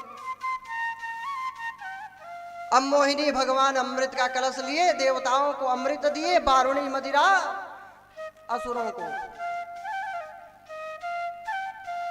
राहु देख रहा था राहु देवता का रूप बनाया है और छिप करके अमृत पीने लगा है। जो ही गले तक आया है भगवान सुदर्शन से उसका उद्धार किए, सुदर्शन से उसका गला और धड़ अलग कर दिए।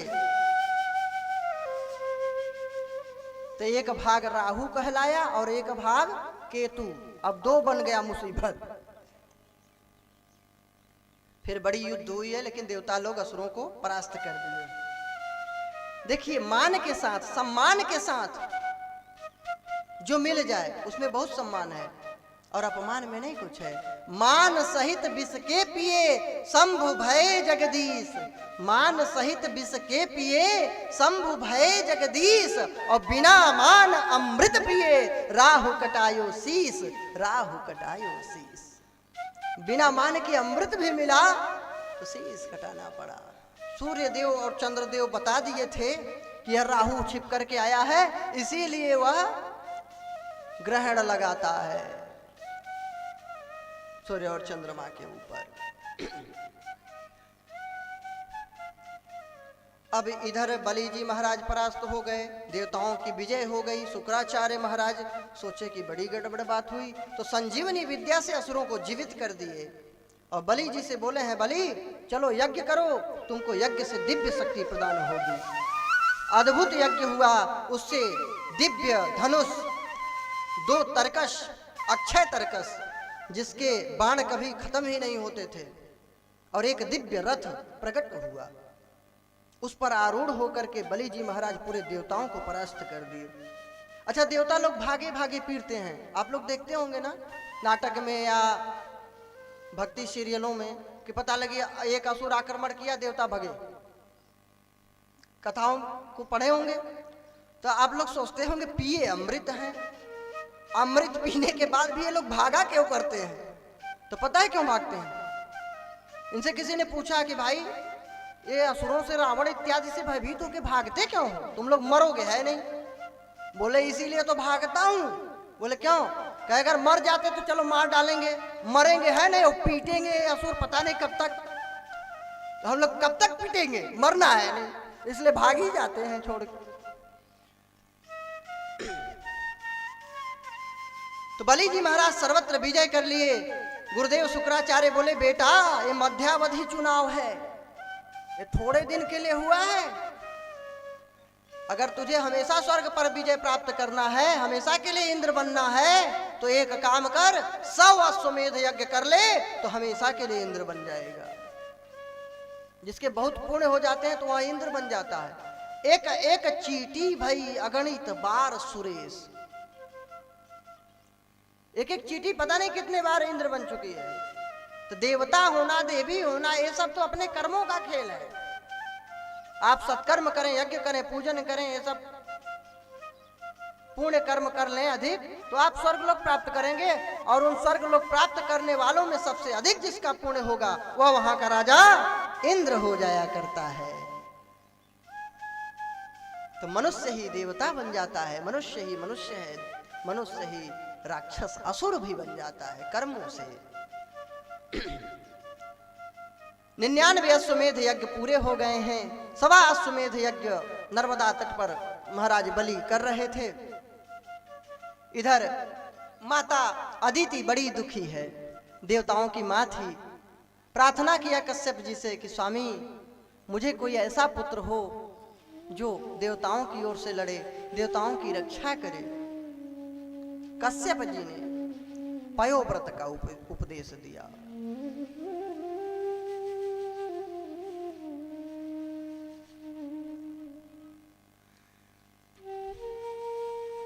दूध पी करके 12 दिनों तक रहना, उसमें नारायण की बालुकामयी मूर्ति या किसी चित्र को पूजन करना और उन्हीं की प्रसादी को ग्रहण करना, रात्रि जागरण करना, कीर्तन करना।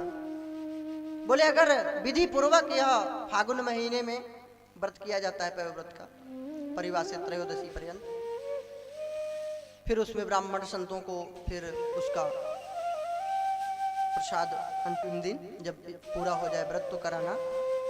तो बोले अगर यह व्रत सफलता पूर्वक कर लिया देवी तो तुम्हें ऐसा पुत्र होगा जो देवताओं की रक्षा करेगा।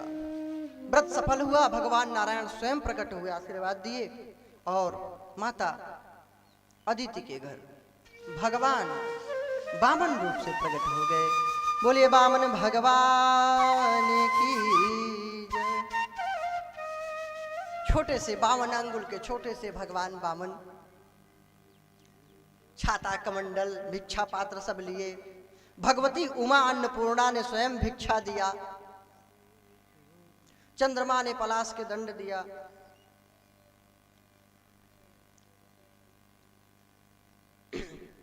यज्ञोपवीत धारण कराया गया, मेखला, कटी वस्त्र, कौपीन और गायत्री का उपदेश दिया गया। भगवती उमा ने जो भिक्षा दिया, वामन भगवान ने गुरुदेव बृहस्पति जी के चरणों में डाल दिए कि गुरुदेव ये भिक्षा में मिला है।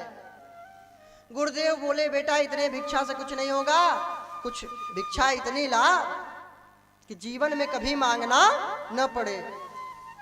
वामन भगवान बोले कोई मोटा यजमान बताओ। कहे बेटा इस समय बलि से ज्यादा संपन्न कोई नहीं है, उसी के पास जा भिक्षा लेने।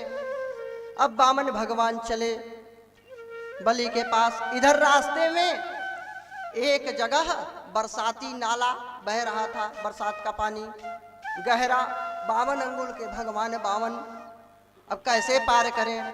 एक ब्राह्मण देवता बैठे ध्यान कर रहे थे, देखे बड़ा तेजस्वी ब्रह्मचारी बालक। बोलिए वामन भगवान की जय हो। तो ब्राह्मण देवता बोले कि महाराज मैं पार तो कर दूंगा, लेकिन एक शर्त है कि आपको कुछ देना पड़ेगा, दान का हिस्सा। बोले ठीक है दे दूंगा, पार कर दो। अब ब्राह्मण देवता कंधे पर बिठाए, दर्शन करते रहे, कथा में ध्यान दीजिए, शोर न मचाइए कृपा करके, दया करके। तो ब्राह्मण देवता कंधे पे बिठा लिए और जब पार कराने लगे तो बीच में जब आए नाले के, तो महाराज ऊपर बिठाए थे 2 हाथ वाले को और जल के अंदर 4 भुजा दिखती थी। फिर ऊपर दिखे तो 2 भुजा, पानी में दिखे परछाई तो उसमें 4 भुजा। ऊपर देखे तो वामन भगवान मुस्कुरा रहे थे। समझ गए कि अवश्य ही नारायण विष्णु भगवान हमारे ऊपर करुणा करने के लिए आए हैं। बस रुक गए ब्राह्मण देवता। बोले प्रभु अब आप उतरो, मैं अब पार कराने वाला नहीं हूँ। भगवान ने कहा अरे ब्राह्मण देव पार कर दो, मैं डूब जाऊंगा। अरे तुम डूबो चाहे जो करो, मैं तो अब उतारा, अब ये रहा आपका बीच मझधार में छोड़ रहा, मैं चला। अब आप जानो, आपका काम जाने। वामन भगवान बोले भैया पार कर दो। कहे एक शर्त पे पार करूंगा। बोले क्या?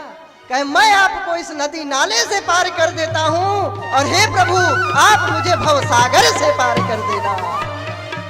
भगवान बोले एवं वस्तु। बोले भक्त वत्सल भगवान की जय। फिर वामन भगवान बोले पार होने के बाद भैया कितना दक्षिणा चाहिए आपको? अरे बोले प्रभु जब आप मिल गए तो अब मुझे कोई दक्षिणा नहीं चाहिए। वामन भगवान बलि की यज्ञशाला में पधारे हैं। बलि ने स्वागत पूजन किया है। देवगुरु बृहस्पति यद्यपि मना कर रहे थे लेकिन संकल्प ले लिया है, वचन दे दिया वामन भगवान को कि मैं आपको दूंगा जो आप मांगेंगे। गुरुदेव बोले कुछ मत दे, पता है कौन है? बलि महाराज बोले कि हमें तो लगता है कोई अग्नि देव है, इंद्र है, कोई देवता है, तेजस्वी सप्तऋषि हैं। अरे बोले कि अरे मूर्ख, ये न तो जो है अग्नि है, नायम अग्नि नायम इंद्र विष्णु कपट पंडित एस बैरोचने साक्षात भगवान विष्णु रव्ययः। अरे ये छली कपटी विष्णु है, ये अग्नि इंद्र नहीं है। अभी भीख मांग रहा है, अभी तू भीख मांगेगा। धन्य है भगवान नारायण की कृपा, धन्य है भक्तराज बलि कि भगवान को भी अपने भक्त के आगे भीख मांगने पड़े, अपनी झोली फैलानी पड़ी। तेरे द्वारी खड़ा भगवान भगत भर दे रे झोली, भगत भर दे रे झोली। तेरे द्वारी खड़ा भगवान भगत भर दे रे झोली, भगत भर दे तेरा होगा बड़ा एहसान, तेरा होगा बड़ा एहसान। योगी योगी तेरी रहे ईशान, भगत पर दे रे जोगी। भगत भर दे जोगी। तालियों की सेवा करते बड़े भाव से सभी लोग बोलेंगे।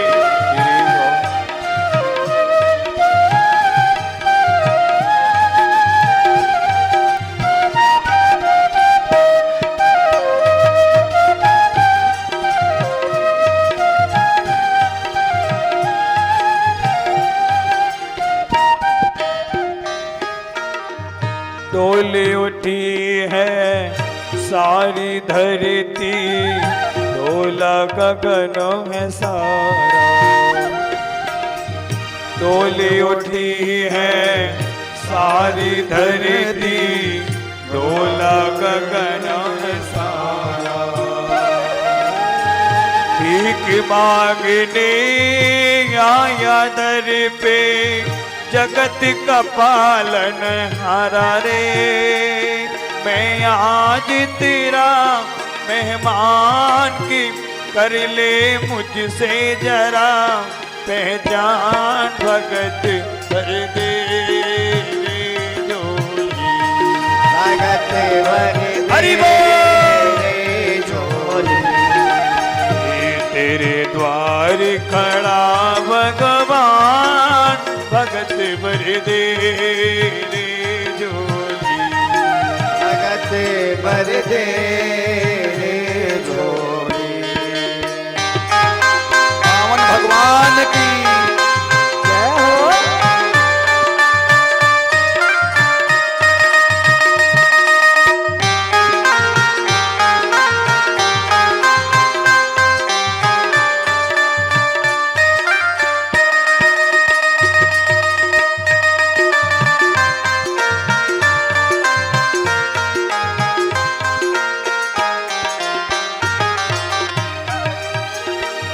आज लुटा दे सर्वस अपना, मान ले मेरा कहना। आज लौटा दे सर्वस अपना, मान ले कहना मेरा। मिट जाएगा पल में तेरा, जन्म जन्म का फेरा रे। मिट जाएगा पल में तेरा, जन्म जन्म का फेरा रे। तो छोड़ सकल अभिमान को, मर कर ले तू अपना नाम। भगत भर दे भगत भर दे रे जोगी। तेरे द्वार खड़ा भगवान, भगत भर दे रे जोगी। ओ भगत भर दे रे जोगी। भगत भर दे रे जोगी। भगत भर दे रे जोगी।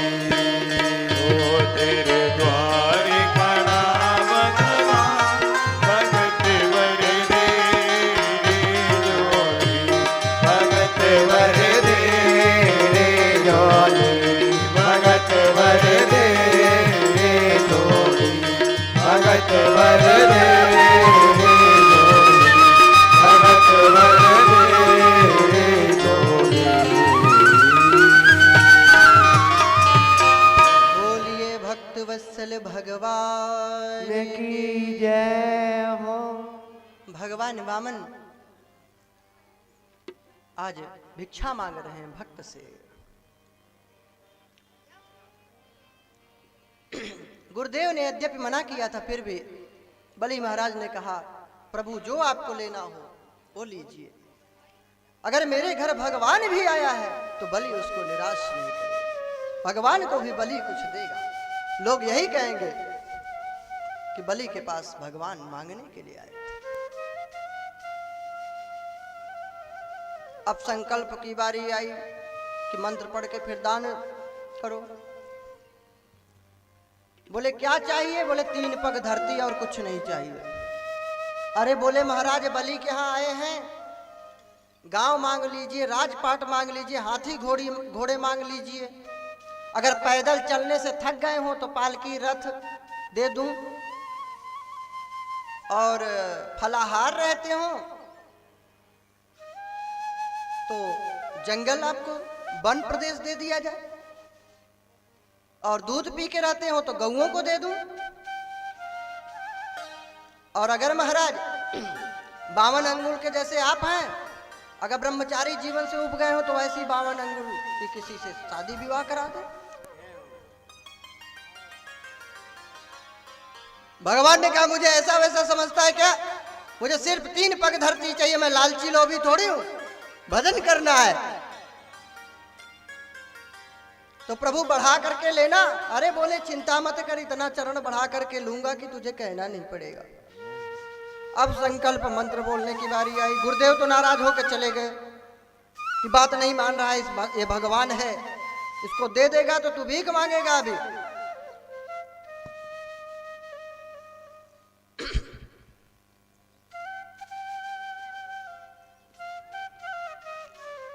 वामन भगवान बोले मैं क्या अनपढ़ हूं क्या, मैं ही मंत्र बोलूंगा।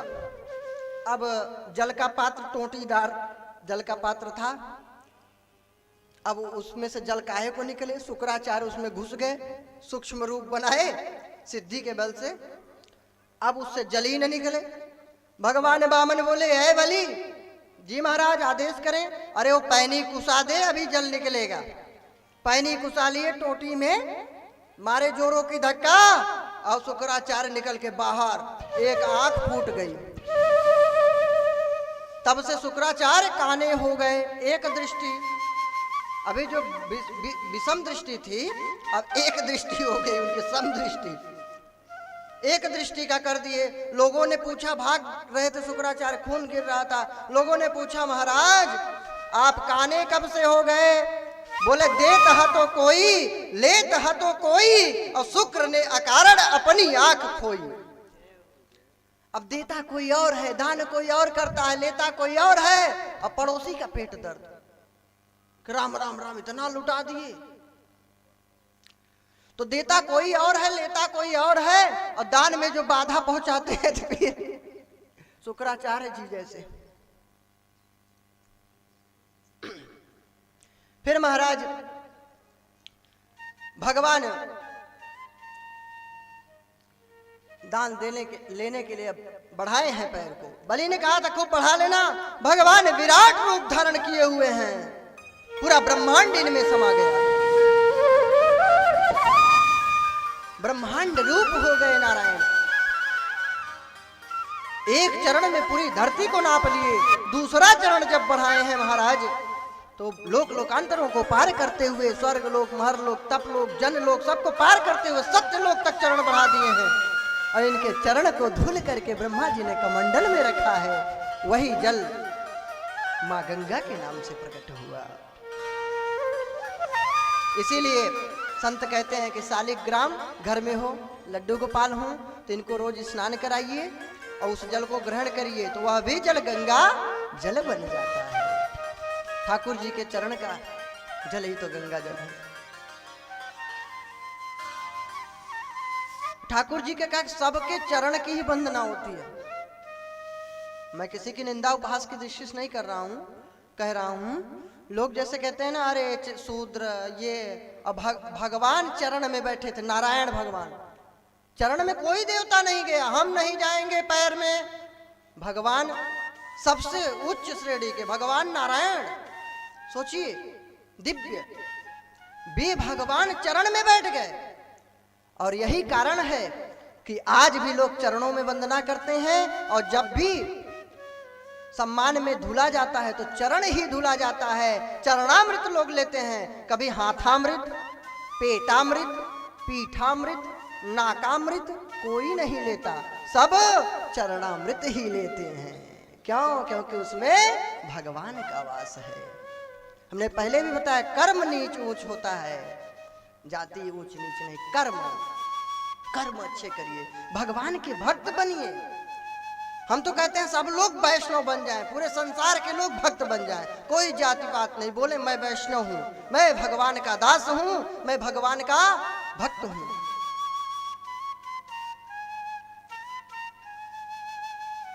अगर लोग कहते हैं अरे जाति पात है, फला है, ढकान, मिटाओ ना, सबको भक्त बना दो, सब लोग सतमार्ग पे चलें। जैसे सतयुग में था, भागवत जी में साफ लिखा है, सतयुग में केवल एक जाति थी, हंस जाति।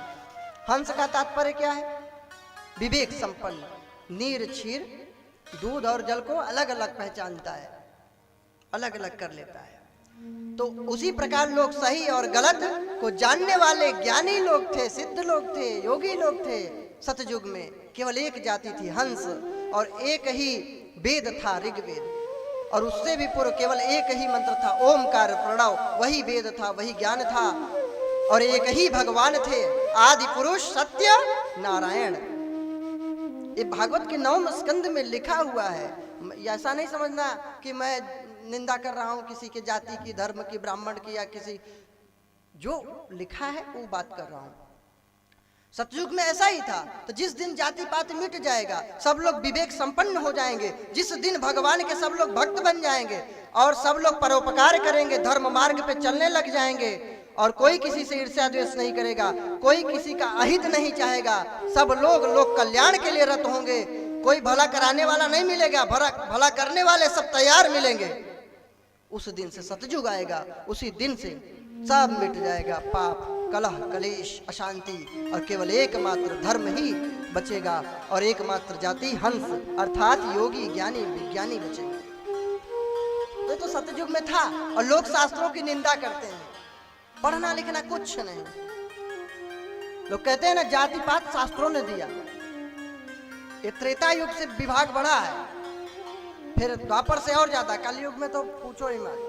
और फिर मुगल और अंग्रेज जब से आ गए, तब से तो ऐसा जहर घोले कि जहर घोल दिए कि सब एक दूसरे से ईर्ष्या द्वेष, लड़ाई, मर्डर कर रहे हैं।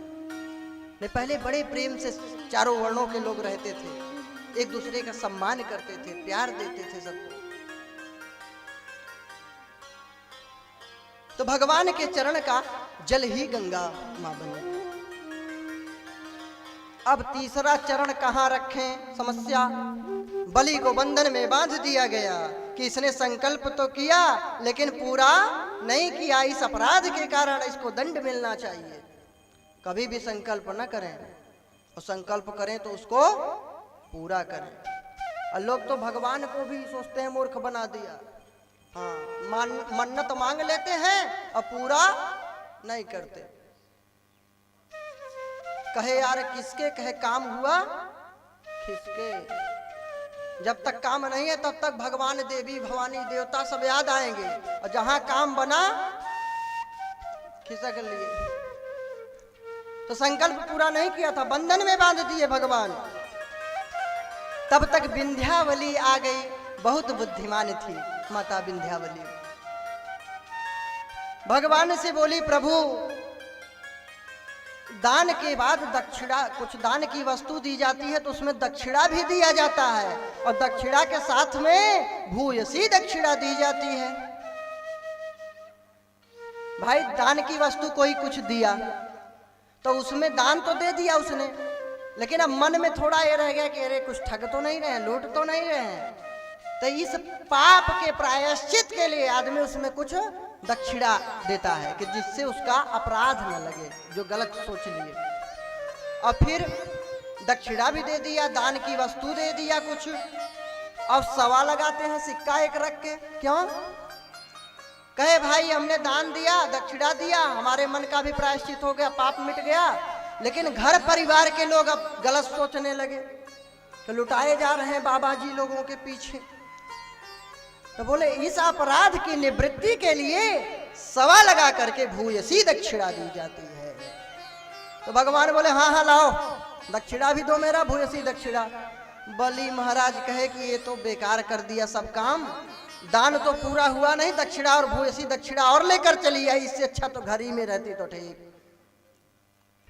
धन्य है विंध्यावली बोली प्रभु से कि प्रभु एक बात बताओ, दान की वस्तु बड़ी है कि दान को देने वाला दाता बड़ा है। भगवान ने कहा दान को देने वाला दाता बड़ा होता है। तो विंध्यावली बोली प्रभु दान को देने वाला दाता बड़ा है, तो एक चरण मेरे स्वामी बलि जी महाराज के ऊपर रख दीजिए, एक चरण कमल मेरे सर पे रख दीजिए कृपा करके, और एक चरण कमल मेरे छोटे पुत्र बाणासुर के ऊपर रख दीजिए, गोद में लेकर आई थी। आपका 3 चरण ये रहा दान, और एक लोक जो नापे हो ये रही दक्षिणा, और जो दूसरा लोक सब लोकांतर नाप लिए वो भूयसी दक्षिणा हो गई। भगवान प्रसन्न हो गए कि धन्य है साधु साधु। भगवान को ही मोहित कर दिया विंध्यावली ने ऐसी युक्ति से। कितनी बुद्धिमान थी। बलि जी महाराज बंधन मुक्त हुए। भगवान ने कहा अरे बलि जी मैं तुम्हें वरदान देता हूं, जाओ इंद्र के पदवी के लिए तुम यज्ञ कर रहे थे, जाओ सुतल लोक में स्वर्ग लोक से सुंदर राज्य करो, उससे सुंदर स्वर्ग लोक से भी सुंदर भवन महल तैयार है। और आने वाले सावर्णी मनवंतर में जो 8वां मनवंतर आएगा टाइम, उसके राजा जो इंद्र बनेंगे वह बलि जी महाराज होंगे। और अभी जो वैवस्वत मनवंतर चल रहा है इसका जो इंद्र है वह उसका नाम है पुरंदर। बलि जी महाराज को बोले जाओ सुतल लोक में राज्य करो, और बोलो तुम क्या वरदान चाहते हो। बलि महाराज बोले प्रभु देना चाहते हो वचन दो। बोले एवं मस्तु क्या चाहते हो। बोले जो 52 सा रूप धर के आए थे ना, मैं चाहता हूं जिस द्वार पे दृष्टि डालूं उस द्वार पे आप खड़े नजर आए। भगवान बोले एवं मस्तु। अब बलि जी महाराज आए सुतल लोक में, अब हर द्वार पे दौड़ते रह रहे हैं पहरेदार की तरह खड़े हैं बामन भगवान। जे ही बंधन में बलि बधियो सो तो टूटे हाल। और भगवान बोले मैं जिस बंधन में बधा छूटे न कौने उकाल, मैं जिस बंधन में बधा छूटे न कौने उकाल। अब भगवान वहां रुक गए। इधर लक्ष्मी जी परेशान सबसे पूछ रहे हैं भैया कोई बताओ मेरे स्वामी कहाँ चले गए। नारद जी आए बीड़ा बजाते हुए, बोले देवी पता नहीं है, आपके स्वामी को नौकरी मिल गई है बहुत सुंदर सी अच्छी सी नौकरी। हाँ तो कौन सी नौकरी मिली। वॉचमैनी की। वॉचमैन है, हाँ डंडा लिए रहते हैं और गेट पे पहरा देते हैं। तो पैसा वैसा कुछ मिलता है क्या। फ्री फंड, निशुल्क सेवा। लक्ष्मी जी बेचारी बड़ी दुखी हैं, परेशान है। लक्ष्मी जी ने कहा कुछ उपाय बताओ जिससे उनको अपने लोक में ला सकूं मैं। नारद जी कान में मंत्र दिए, लक्ष्मी जी चली आई हैं सुतल लोक में। बामन भगवान द्वार पे खड़े थे, रोका है कौन हो। अरे कहां से आई हो, कहां जा रही हो, काम क्या है, कौन हो बताओ, नाम क्या है। लक्ष्मी जी बोली प्रभु हम ही को नहीं पहचान रहे हो। अरे क्या कौन लक्ष्मी। मेरे स्वामी इस समय बलि जी महाराज हैं, उन्हीं की आज्ञा का पालन कर रहा हूं, मैं जाके पूछ के आता हूं तब अंदर जा सकती हो।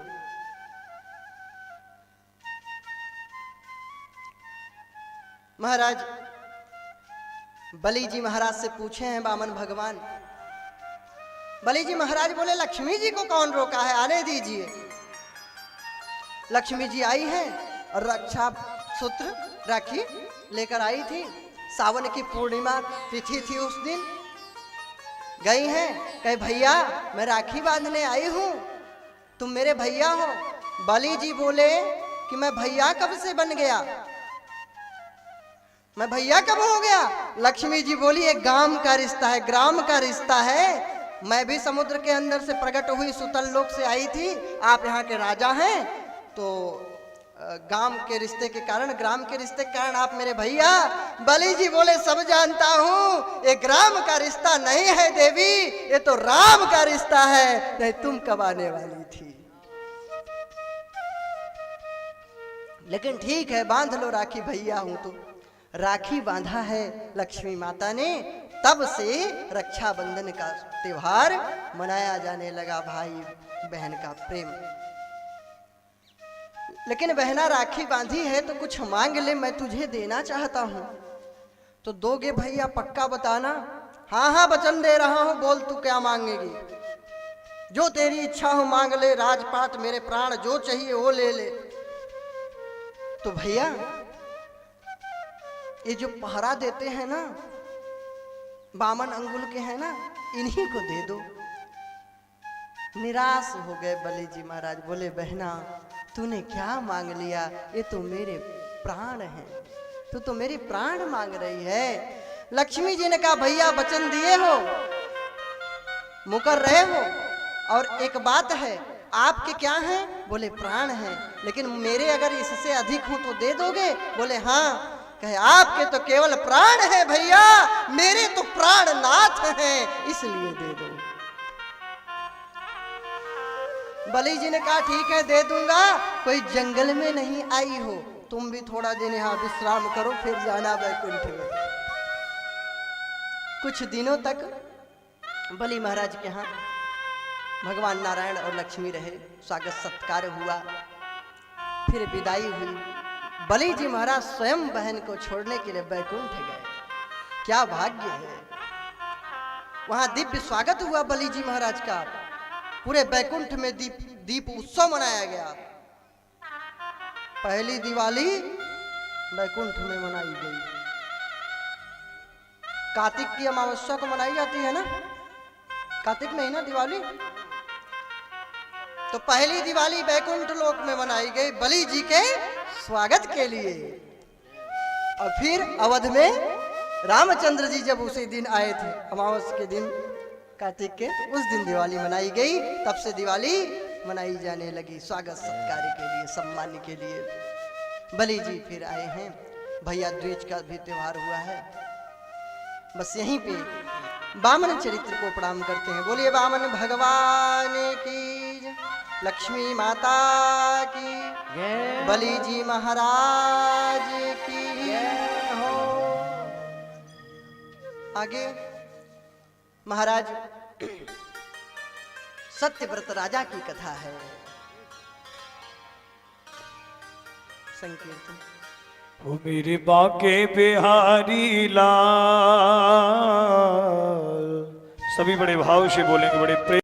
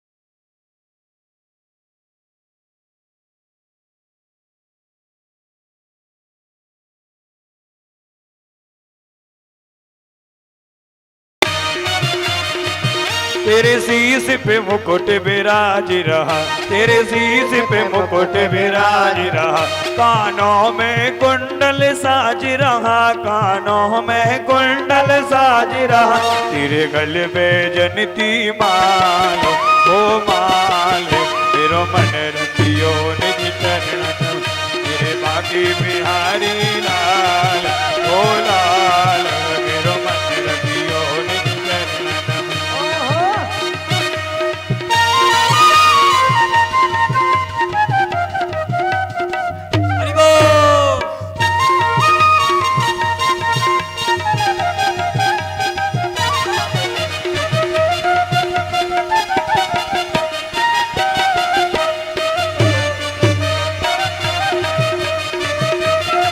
सभी लोग तालियों की सेवा करते हुए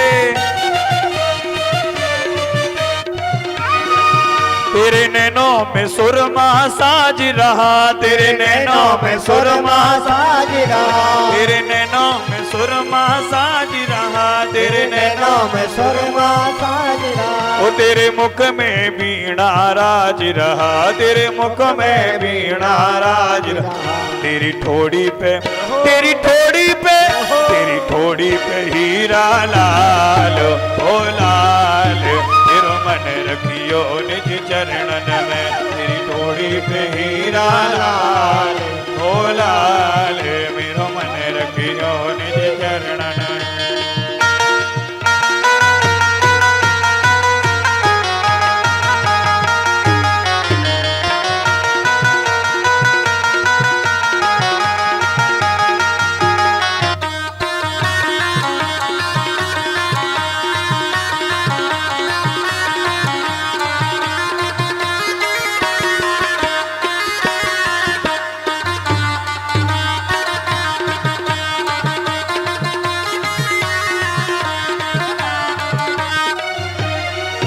तेरे हाथ लकुटिया साज रही, तेरे हाथ लकुटिया साज रहे, पैरों में पजनिया बाज रही, पैरों में पजनिया बाज रहे, वो तेरे हाथ लकुटिया साज रही, तेरे हाथ लकुटिया साज रही, वो पैरों में पजनिया बाज रही, पैरों में पजनिया बाज रही, वो तेरे मुरली, तेरे मुरली, वो तेरे मुरली करे निहाल, ओ निहाल तेरे मोरे जनगन, तेरे बाकी बिहारी लाल, ओ पाल मेरो मन रखियो निज चरणन, मेरो मन रखियो निज चरणन में, मेरो मन रखियो निज चरणन में, मेरो मन रखियो निज चरणन में, मेरो मन रखियो निज चरणन में, ओ तेरी बाके, ओ तेरी बाके, तेरे बाकी बिहारी लाल, ओ लाल मेरो मन रखियो निज चरणन, तेरे बाकी बिहारी लाल, ओ लाल मेरो मन रखियो निज चरणन, मेरो मन रखियो निज चरणन में, मेरो मन निज चरणन में, ओ मेरो मन रखियो निज चरणन में, मेरो ओ मेरो मन रखियो निज चरणन में, मेरो मन रखियो निज चरणन। बोलिए भक्त वत्सल भगवान की।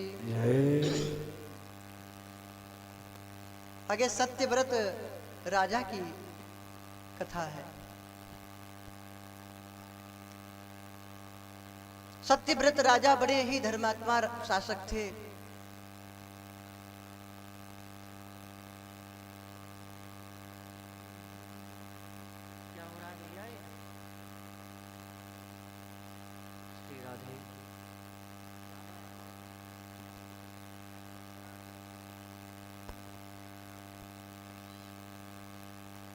पर सत्यव्रत राजा बड़े ही धर्मात्मा थे। एक दिन स्नान कर रहे थे, उनके अंजलि में एक मछली आ गई।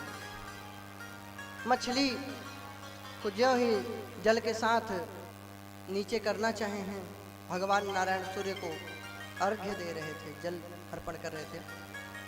मछली ने कहा, अरे मुझे इसमें मत फेंको, मैं बहुत छोटी हूँ।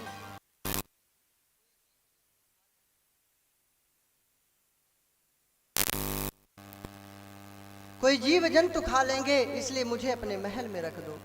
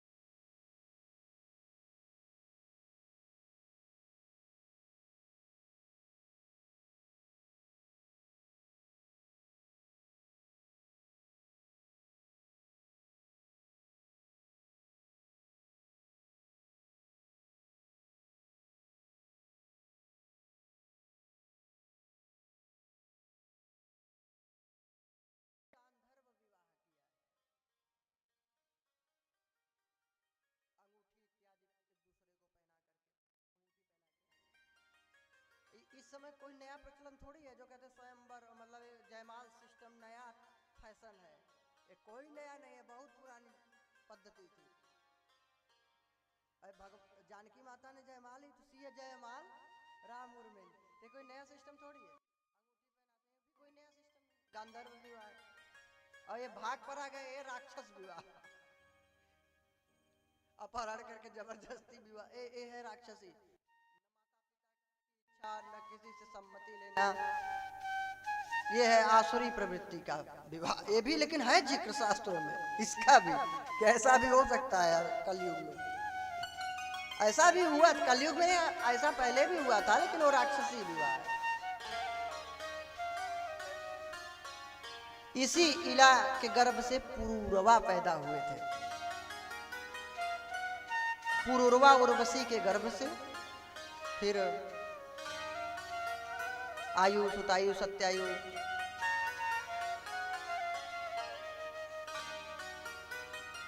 रय, विजय और जय हुए।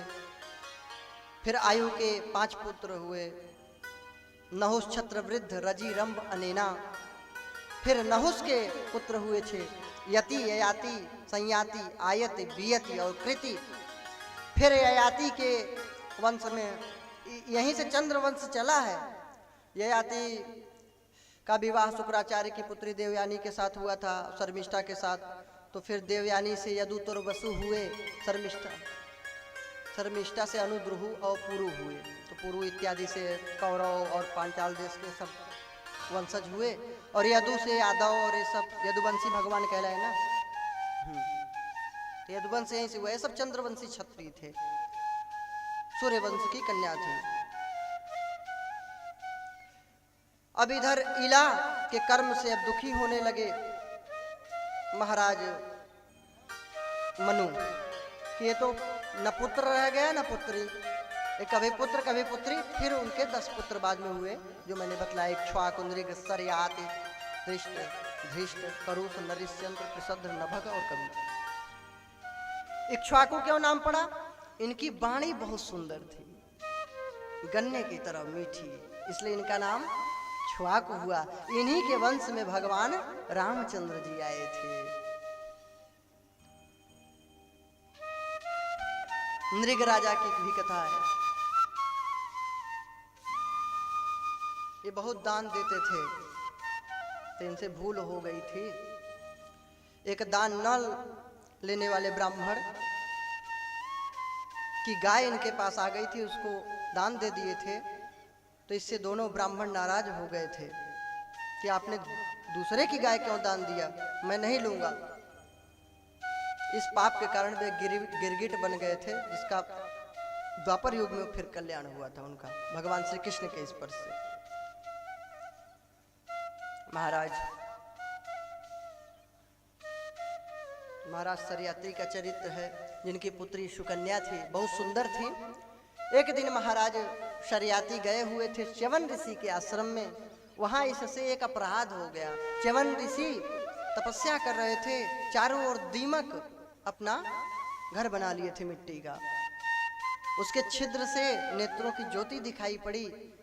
इसने प्रकाश समझ के पता नहीं क्या सोचा और चंचल स्वभाव वश उसमें कांटे चुभो दी। च्यवन ऋषि की नेत्र की ज्योति चली गई। इस पाप के कारण सभी के मलमूत्र के द्वार अवरुद्ध हो गए। उन्हें वेग तो मलमूत्र का सताया, लेकिन बहुत तड़प और कष्ट हुई। राजा शर्याती समझ गए कि कोई न कोई यहाँ पे च्यवन ऋषि का अपमान किया है। तो पुत्री सुकन्या ने बता दिया कि पिताश्री, मुझसे गलती हुई। फिर उसको छोड़ गए कि अब ये तुम्हारे पति, अब इनकी सेवा तुम जीवन भर करो इस अपराध के कारण। उसने सेवा किया। अश्वनी कुमारों की सहायता से च्यवन ऋषि जवान हो गए। उनको यज्ञ में भाग देना स्वीकार किया, युवक बना दिए अश्वनी कुमार। इधर एक दिन महाराज शर्याती आए थे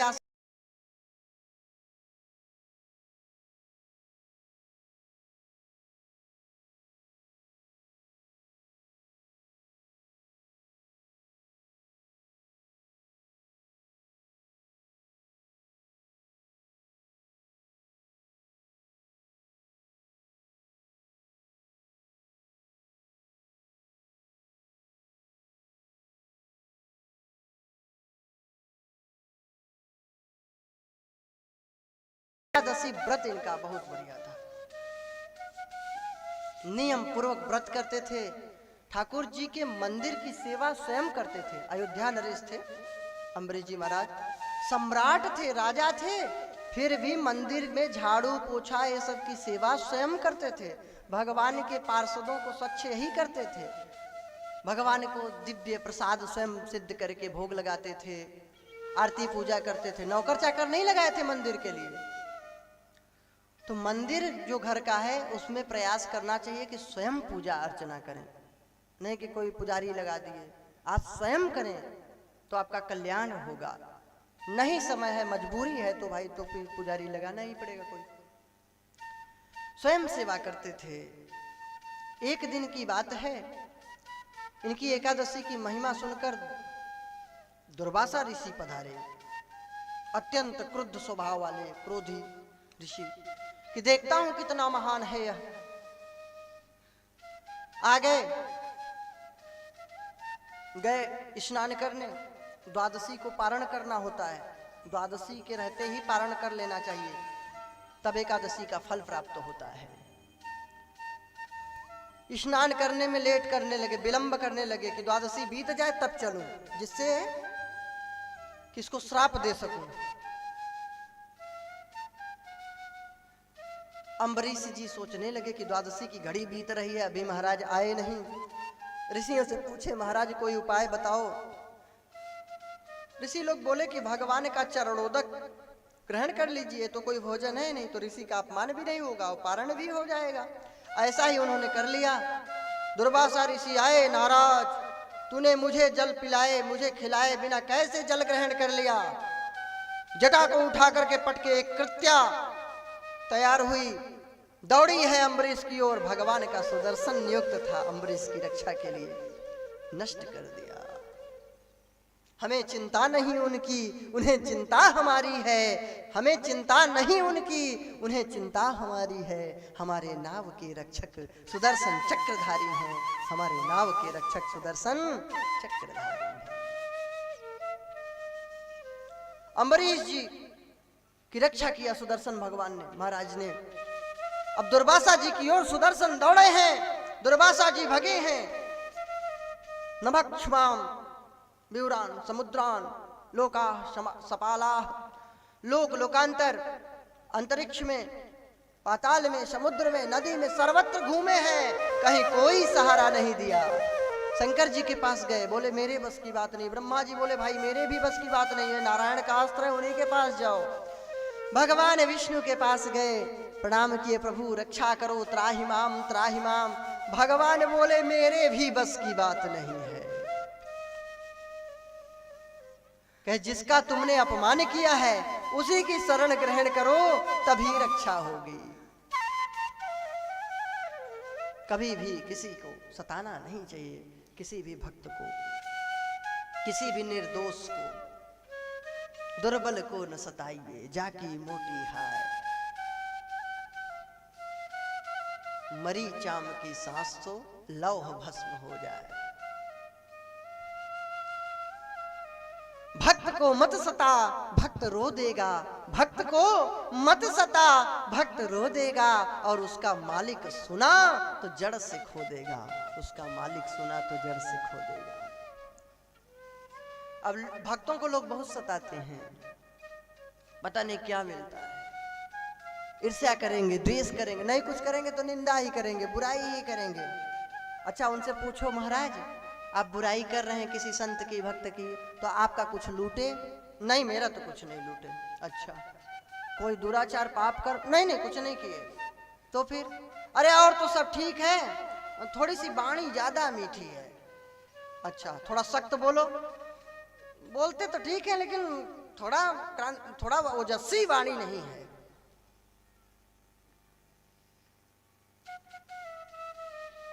और तो सब ठीक है लेकिन महाराज ज्यादा ज्ञान की बात बताते हैं। अच्छा ज्ञान की बात मत बताओ, कथा बताओ। महाराज कथा कहानी सुनाते हैं, कुछ आता ही नहीं है इनको, पढ़े न लिखे, कहानी रट लिए हैं, बस वही सुनाते रहते हैं। अच्छा अब ज्ञान की बात बताओ तो बुराई, कथा सुनाओ अच्छी तो बुराई, श्लोक ज्यादा बोलो, अरे बस संस्कृत बोलते रहते, विद्वत्ता झाड़ रहे हैं, अपनी विद्वत्ता का प्रदर्शन करने के लिए बैठे हैं।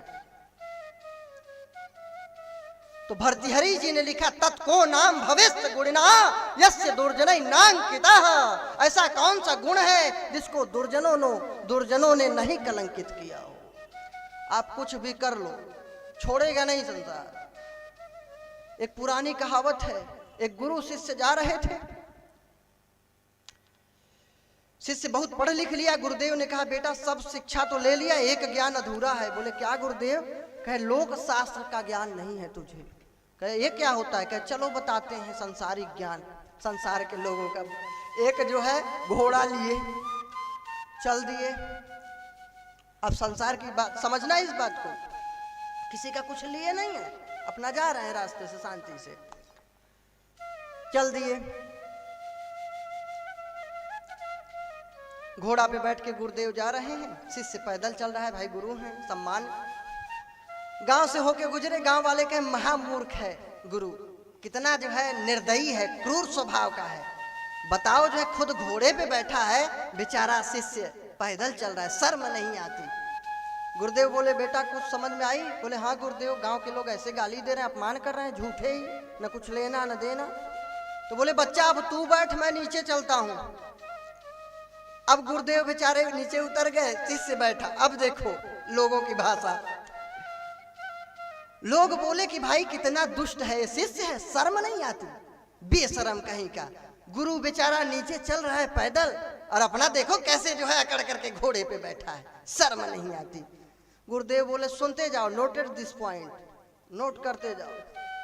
बोला गुरुदेव बड़ी विचित्र दशा है समाज की। कहे यही तो सीखो ना है तुझे, अब क्या करें? कहे बच्चा ऐसा कर, चल हम भी बैठते हैं, तू भी बैठ घोड़े पे। दोनों बैठ गए।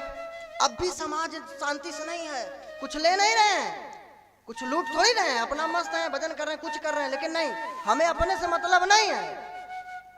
हमारे अंदर कितनी बुराई है उसका ध्यान नहीं है, हमें दूसरे से ही फुर्सत का, हम दूसरे में ही लगे हुए हैं। अब दोनों जब बैठे, जब निकले एक गांव से, तो गांव वाले बोलते हैं कि अरे यार कितने निर्दयी है, साधु है कोई, दोनों बैठे हैं घोड़े का जान ले रहे हैं, बेचारे जानवर का, शर्म नहीं आती इनको। गुरुदेव बोले बेटा कुछ समझ में आया? नोट करो लोग की मति। कहे गुरुदेव बड़े विचित्र संसार के लोग हैं, ये तो जीने नहीं देंगे न मरने देंगे। बोले बच्चा ऐसा कर, चल दोनों पैदल चलते हैं, घोड़े को ऐसे ही ले चलते हैं। अब दोनों गुरु चेला पैदल चलने लगे घोड़ा को लेकर के। अब क्या बोलते हैं समाज के लोग, सुनिए। कहते हैं यार महामूर्ख हैं ये लोग, कितने बेवकूफ हैं, घोड़ा लेने से फायदा ही क्या है जब पैदल चल रहा है। तो बोले घोड़े से फायदा ही क्या जब पैदल घूमना है। मतलब किसी भी प्रकार उनको कुछ बड़बड़ाना है, बकबकाना है, बुराई करनी है। अरे अपने अंदर कितनी कमी भरी है, काम क्रोध लोभ मोह मद मत्सर। जिस दिन अपने बारे में सोचने लगोगे ना, जब अंगुली उठाते हो ना, तो 3 अंगुली अपनी तरफ घूमती हैं। तो अपने अंदर की कमियों को देखना चाहिए। बुरा जो देखन में चला, बुरा न मिलिया कोई, जो दिल ढूंढा अपना मुझसा बुरा न को। तो लोग दूसरे की निंदा में, हमें गैरों से क्या मतलब, हम अपने गम से कब खाली, चलो बस हो चुका मिलना, न तुम खाली न हम खाली। तो अपने अंदर की बुराइयों को ढूंढें, तब कल्याण होगा। तो महाराज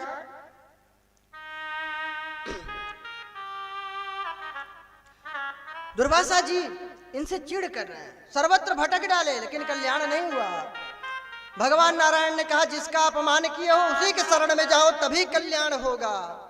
बेचारे अब क्या करें, आए अम्बरीश जी के शरण में, महाराज क्षमा कर दो, गलती हुई। बाद में सबको समझ में आता है, क्षमा मांगते हैं, लेकिन तब तक बहुत विलंब कर देते हैं। तो महाराज अम्बरीश कौन से नाराज थे, वे तो 1 वर्ष से जल पी के रहे, भोजन नहीं किए। कहे कोई संत कोई साधु भूखा है, मैं कैसे कुछ खा लूं। दुर्वासा जी को प्रणाम किए, कहे अरे महाराज उल्टी गंगा मत बहाइए, मैं आपके चरण में प्रणाम करता हूँ। फिर उनको प्रसाद ग्रहण कराए, तब ग्रहण किए और सुदर्शन महाराज को प्रणाम किए, स्तुति किए। सुदर्शन महाराज शांत हुए, बोले भक्तवत्सल भगवान की जय। महाराज सगर का चरित्र है। सगर की दो पत्नी थी, सुमति और केसिनी। केसिनी का पुत्र असमंजस हुआ, जो बहुत बड़ा पूर्व जन्म का योगी था, लेकिन पागल जैसे बर्ताव करता था।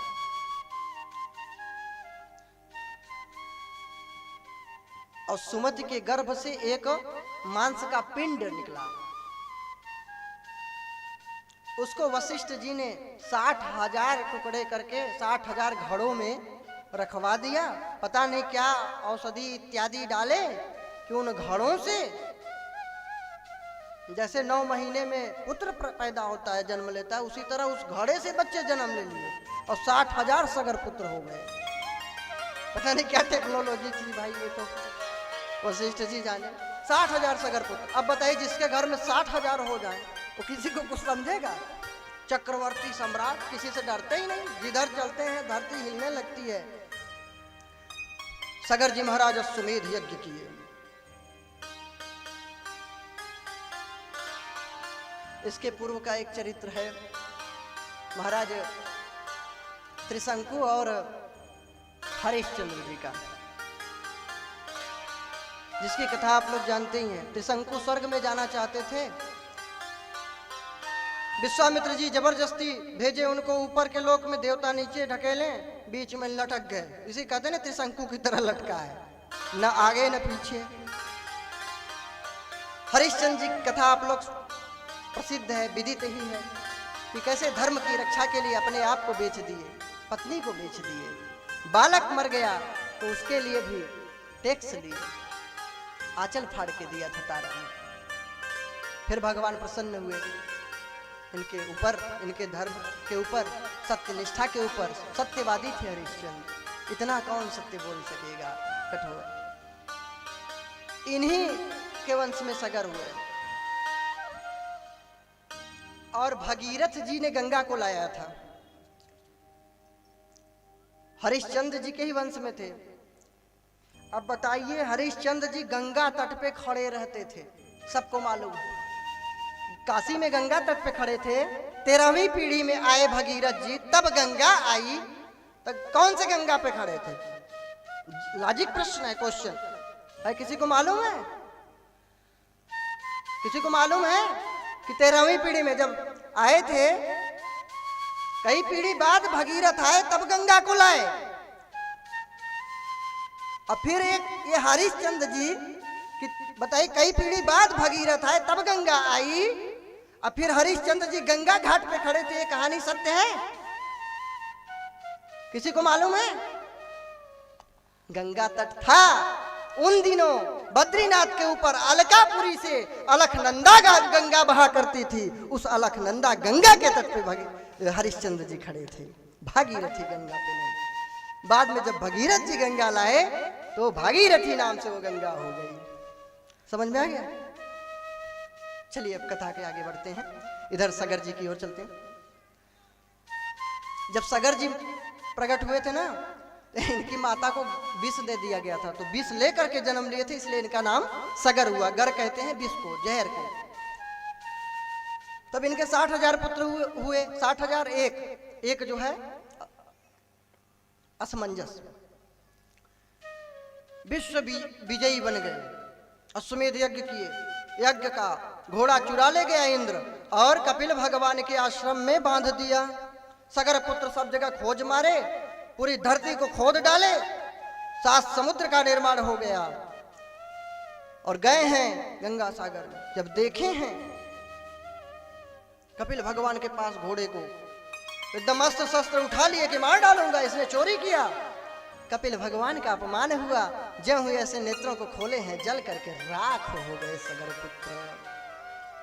अब प्रेत बन करके भटकने लगे, रक्षा करो रक्षा करो, मुक्ति दो मुक्ति दो। सगर भी परेशान हुए, तपश्चर्या किए कि गंगा माँ आ जाए, इनके ऊपर गंगा जल पड़ जाए तो मुक्त हो जाए। लेकिन तपस्या पूरी नहीं हो पाई, स्वर्ग से धारे गए। असमंजस भी तपश्चर्या किए, पूर्ण नहीं हुआ। अंशुमान ने तपश्चर्या की असमंजस के पुत्र ने, तब भी गंगा नहीं आई। फिर दिलीप ने तपश्चर्या किया, फिर भी गंगा नहीं आई। इनके पुत्र भागीरथ जी तपस्या किए, गंगा मैया प्रकट हो गई। बोले गंगा मैया की जय। गंगा मैया ने कहा कि भगीरथ जी, मैं आ तो जाऊंगी धरती पे, लेकिन मैं इतने वेग से आऊंगी कि धरती फट जाएगी, पाताल लोक में चली जाऊंगी। मेरे वेग को कौन धारण करेगा? और मैं धरती पे मान लो आ भी जाऊं तो पापी लोग नहाएंगे, सबके पाप ही धोना पड़ेगा मुझे। भगीरथ जी ने कहा मैया, तेरे वेग को भगवान भोलेनाथ विश्वंभर नाथ धारण करेंगे, और तेरे जल में केवल पापी नहीं नहाएंगे माता, संत महापुरुष भक्त लोग भी नहाएंगे। उनके स्नान करने से तेरे पाप धुल जाएंगे। इसीलिए है कि बालेपन से हरि भजे, जग से रहत उदास, तीरथ भी यह आस करे, कब आवे हरिदास, कब आवे प्रभुदास। भगवान शंकर की स्तुति प्रार्थना की, शंकर जी प्रसन्न हुए। गंगा मैया आई है वेग से, भगवान शंकर ने जटा में समेट लिया है, थोड़ी सी जल की धारा निकाले हैं। गंगा मैया चली हैं एक जगह, जहनु ऋषि की कुटिया थी, उनकी कुटिया में जल आ गया, उनका आसन कमंडल सब बहाने लगी। गंगा मैया नाराज होकर गंगा मैया को पी लिए, गंगा के जल का पान कर लिए। फिर इनसे तब प्रणाम करके स्तुति किए भगीरथ जी महाराज। तब इन्होंने गंगा को प्रकट किया, इसलिए गंगा मैया का एक नाम जहनु ऋषि की पुत्री कहलाई तो जाह्नवी हो गई। बोले जाह्नवी माता की जय। धीरे धीरे गंगा मैया बढ़ती आई हैं, जिस जिस जगह से हो करके चली हैं, उस गांव को, उस गली को, उस क्षेत्र को तीर्थत्व प्रदान करती गई हुई है। धन्य देश जो जह सुरसरी, धन्य नारी पतिव्रत अनुसरी।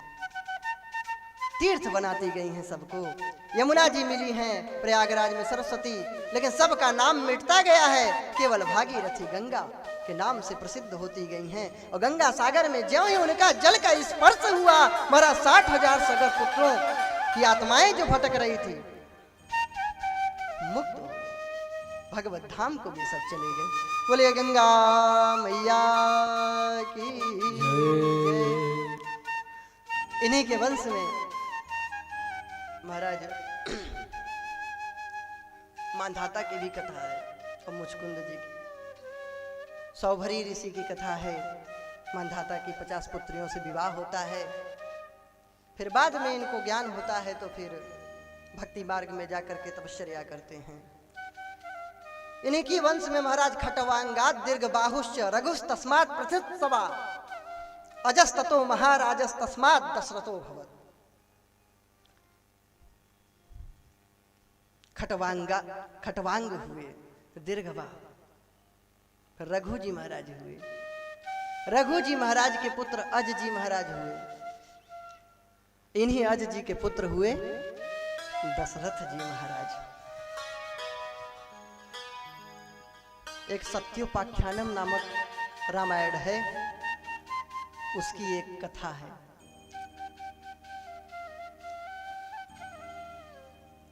महाराज अज जी महाराज को कोई संतान नहीं थी। एक ब्राह्मण को, ऋषि को दान देने के लिए गए, तो ब्राह्मण ने कहा भाई मैं दान नहीं लूंगा, तुम तो टैक्स लिए हो, जनता से, प्रजा से कर लिए हो, कुछ परिश्रम करके खून पसीने की कमाई दो तो मैं लूं, कुछ परिश्रम करके धन दो। राजा अज सैनिक का वेश बनाए हैं, दिन भर मजदूरी किए, कुछ सिक्के मिले, सोने चांदी के उस समय चलते थे, अपना मणि रत्न कुछ प्राप्त किए, गए हैं दान देने के लिए। ब्राह्मण देव तपश्चर्या करने गए थे, भजन कर रहे थे, ब्राह्मणी थी, उसने देखा थोड़े से धन उठा करके क्रोध में फेंक दिया खेत में कि इतने बड़े चक्रवर्ती सम्राट 2-4 पैसे सिक्के दे रहे हैं, फेंक दिया। जब ब्राह्मण देवता आए, जब उनको पता चली बात तो दुखी हुए कि अरे देवी तुमने तो अपराध कर दिया, वो मेहनत से परिश्रम करके लाए थे धन को। आज महाराज को बुलाए हैं, ऋषि महाराज बोले हैं कि इस जगह में तुम खुदाई करवाओ जहां परिश्रम की तुम्हारी संपत्ति है, परिश्रम से प्राप्त धन है। उस धरती को खोदा गया महाराज। उस धरती के अंदर से 10 रथ प्रकट हुआ। एक रथ नहीं, 10 रथ धरती के अंदर प्रकट था। उन रथों के मध्य में एक चमचमाता हुआ दिव्य शिशु बैठा था, उसी का नाम दशरथ रख दिया गया।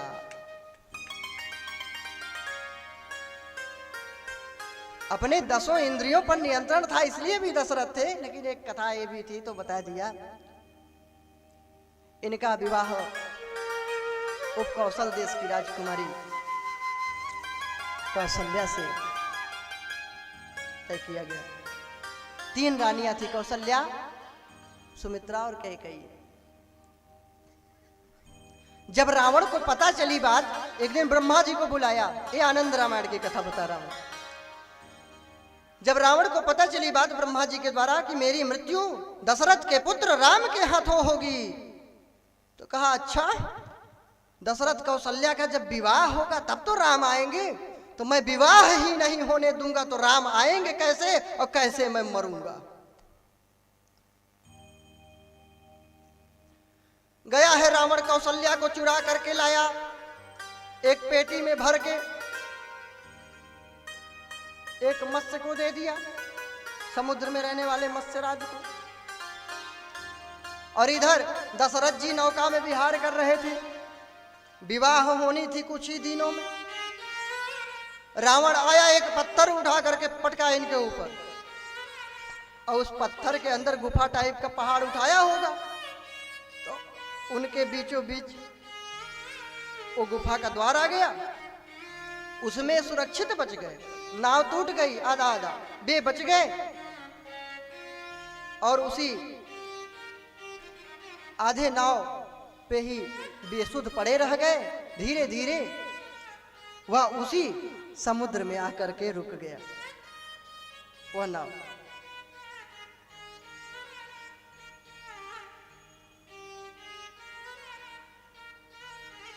अब उसमें सुमंत्र जी भी थे, मंत्री राज, ये भी थे, दशरथ जी के पक्के मित्र थे।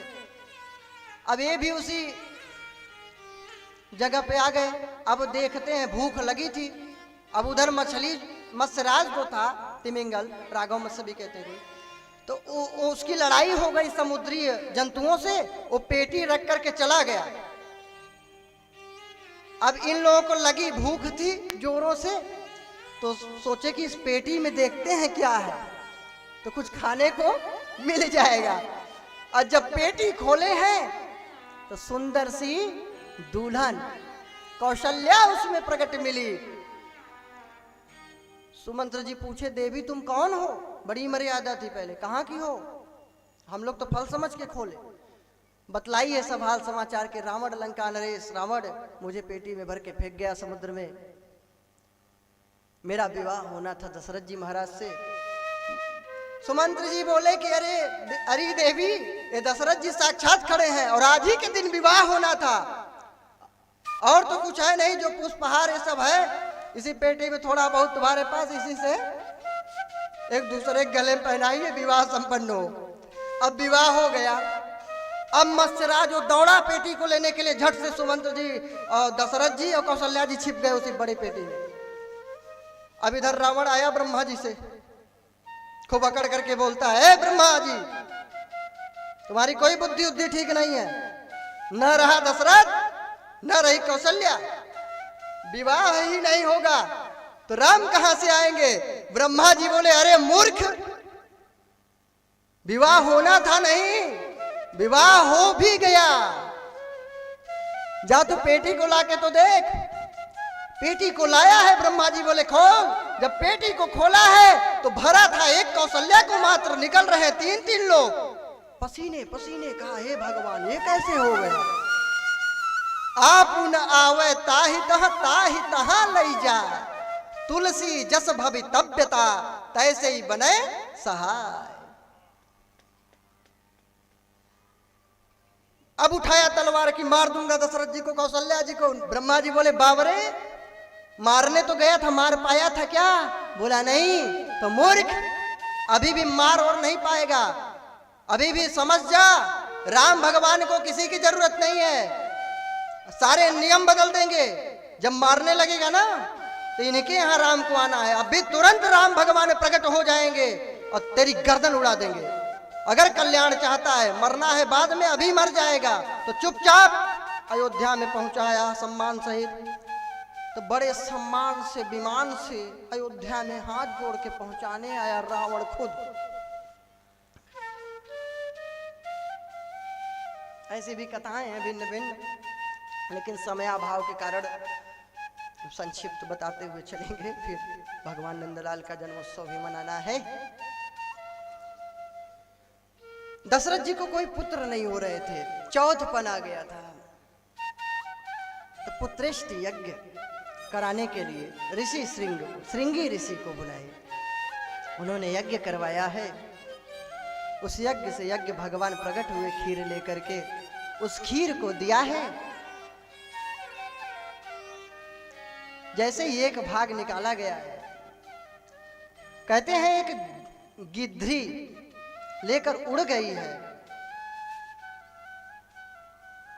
तो उसको वायु देवता वायु के बेग से उस खीर को उड़ा दिए हैं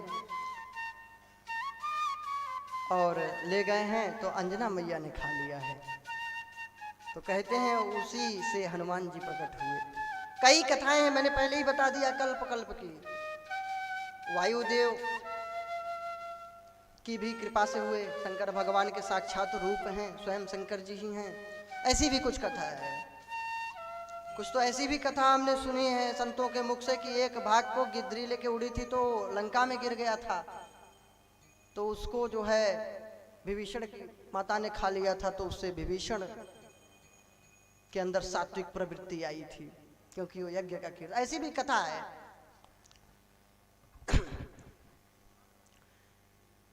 तो उसको तीन भागों में बांटा गया, कैकेयी, सुमित्रा और कौशल्या में।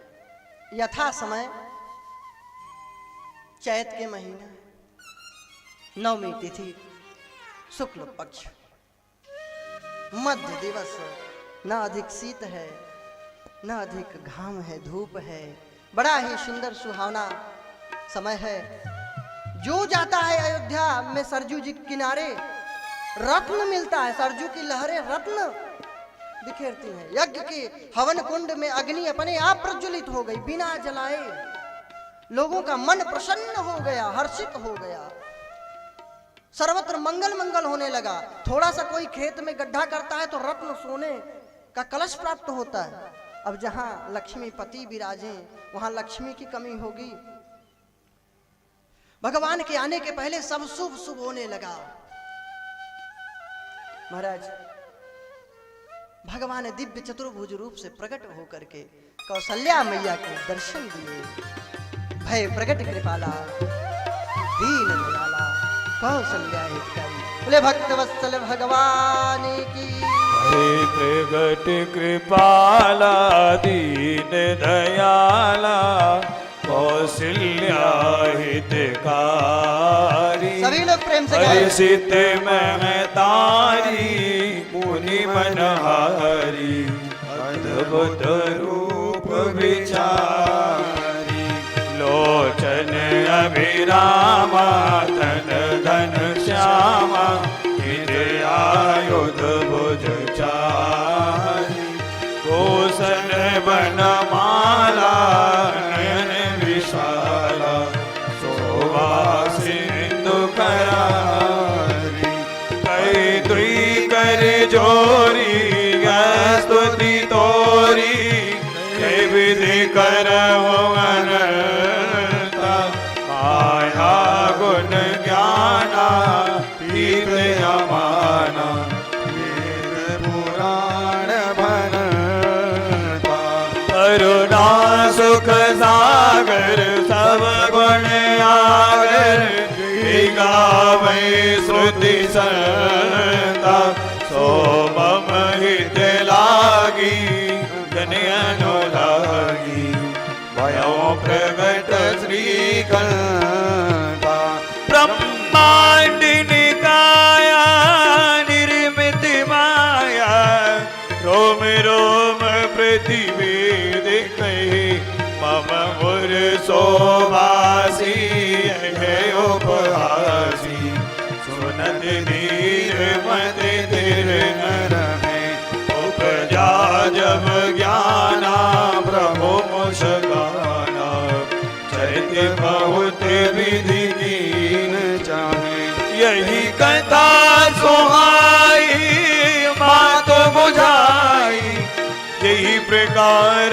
सुत प्रेम लहे आता पुनि भोली सोमति डोली तात यह रूपा जैसी सुलीला अति प्रिय शीला ये सुख परम अनुपा सुनी बचन सो जाना गोदन गाना कोई बालक सुर भूपा यह चरित जिगावई हरिपद पावई तेन परई भव गोपा विप्रधेनु सुर संतेत दीन मनुज अवतार निज इच्छा निर्मित तनु माया गुण गोपाल आई प्रगट कृपाला दीन दयाला कौशल्या हितकारी हर्षित महतारी मोहि मनहारी अद्भुत रूप विचारी। बोलिए भक्त वत्सल भगवान की जय। माता ने प्रार्थना किया कि प्रभु शिशु रूप में हो जाए। भगवान प्रकट हुए हैं भगवान राम की बुआ भद्रा और सुभद्रा दशरथ जी की दो बहनें दौड़ पड़ी हैं। लाला भयो है। फिर तो महाराज भरत जी शत्रुघ्न लक्ष्मण जी चार भैया प्रकट हुए। चारों भैया और पूरे अयोध्या को सजा दिया गया दुल्हन की तरह। सर्वत्र मंगल गान होने लगे, बधाइयां गाने जाने लगे, सर्वत्र नृत्य होने लगे। ले भक्त वत्सल भगवान की। अरे चार चार प्रगटे ललनवा। एक बधाई आप लोग बड़े झूम के नाचेंगे गाएंगे, बड़े भाव से सभी लोग बोलेंगे। हमारे अवध धाम में सरजू के किनारे एक नहीं दो नहीं अपितु चार चार लल्ला प्रकट हुए हैं। बोली अवध धाम की जय। अरे भैया जयकारा बड़े जोर से लगाओ और तेज से लगाओ। बोली सरजू महारानी की जय। कौशल्या मैया की जय। अवध धाम की जय। अरे चार चार प्रगटे ललनवा। ललनवा बबनुवा पुतनवा। अरे चार चार प्रगटे ललनवा पवनवा में बाजे भजनवा। चार चार प्रगटे ललनवा पवनवा में बाजे भजनवा। बाजे भजनवा। बाजे भजनवा। बाजे भजनवा। बाजे भजनवा। बाजे भजनवा। बाजे पुतनवा। बाजे भजनवा। बाजे भजनवा। चार चार प्रगटे ललनवा भवनवा में बाजे भजनवा। चार चार प्रगटे ललनवा भवनवा में बाजे भजन। देखिए अभी भगवान का जन्मोत्सव हो रहा है। अभी थोड़ी देर में हमारे मथुरा की जन्मभूमि में और गोकुल में बड़े धूमधाम से मनाया जाएगा। इसलिए कंजूसी बिल्कुल नहीं करनी है। कंजूसी को छोड़ करके बड़े श्रद्धा भाव से दो जन में है नीलमणि समा। दो जन में है नीलमणि समा। दो जन में है नीलमणि समा। दो जन में है नीलमणि समा। दो है कंचन बरनवा। बनवा में बाजे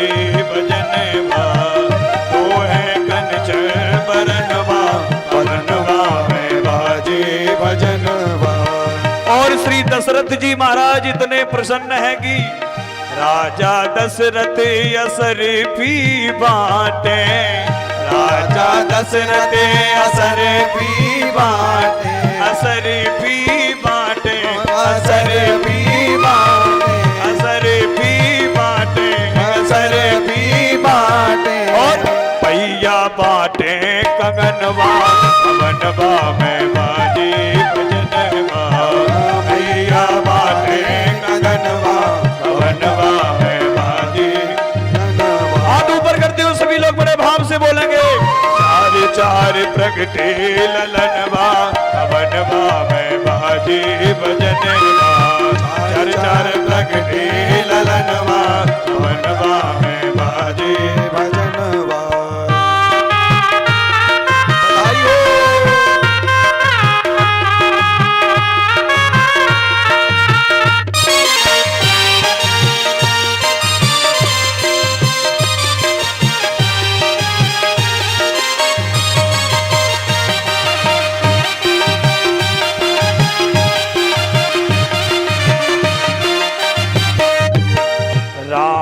लक्ष्मण भरत शत्रुघ्न, राम लक्ष्मण भरत शत्रुघ्न, गोदी में खेले ललनवा पवनवा में बाजे भजनवा, गोदी में खेले ललनवा पवनवा में बाजे भजनवा, चार चार प्रगटे ललनवा भवनवा में बाजे भजनवा, चार चार प्रगटे ललनवा भवनवा में बाजे भजनवा, बाजे भजनवा, बाजे भजनवा, बाजे भजनवा, बाजे भजनवा, बाजे भजनवा, बाजे भजनवा, बाजे भजनवा, बाजे भजनवा, चार चार प्रगटे ललनवा भवनवा में बाजे भजनवा, चार चार प्रगटे ललनवा भवनवा में बाजे भजनवा, भजनवा में बाजे भजनवा, भवनवा में बाजे भजनवा, भजनवा में बाजे भजनवा, भवनवा में बाजे भजनवा, भवनवा में बाजे भजनवा, भवनवा में बाजे भजन। बोलिए अवध धाम की, भक्त वत्सल भगवान की दिव्य बधाई हुई। धीरे धीरे यथा समय भगवान का नामकरण किया गया। राम भरत लक्ष्मण शत्रुघ्न ये नामकरण किए। वशिष्ठ जी महाराज यथा समय गुरुकुल में प्रवेश हुआ। ब्रह्मचारी बन करके गायत्री मंत्र की दीक्षा लेकर के चारों भैया गुरुकुल में प्रवेश किए। अब भगवान को किसी ज्ञान की क्या जरूरत, उनको तो सब ज्ञान से परिपूर्ण है, वे उनको तो सब आता है, लेकिन फिर भी गुरु परंपरा का पालन करने के लिए, मर्यादा करने के लिए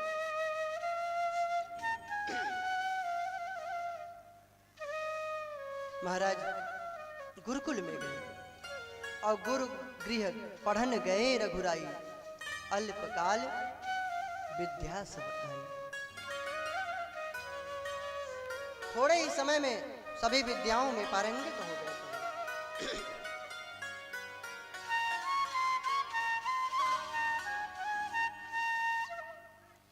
फिर आए हैं अवध में प्रवेश किए प्रभु। एक दिन विश्वामित्र जी महाराज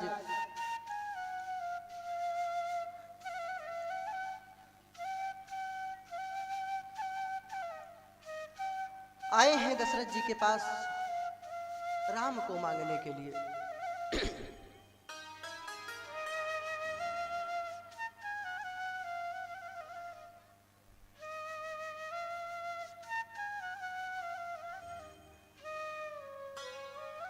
राम जी को मांगने के लिए आए। दशरथ जी बोले मेरे तो प्राण मांग रहे हो मुनिवर, आपकी यज्ञ की रक्षा के लिए प्रभु को मांग रहे हैं, तो उस यज्ञ की रक्षा मैं करूंगा, अयोध्या की चतुरंगिणी सेना करेगी।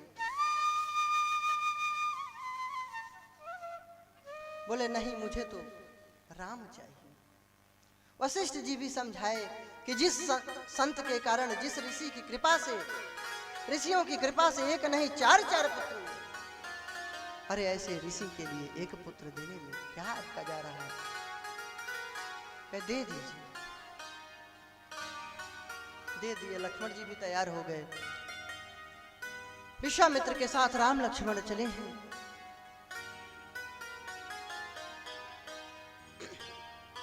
रास्ते में ताड़का का भगवान उद्धार किए,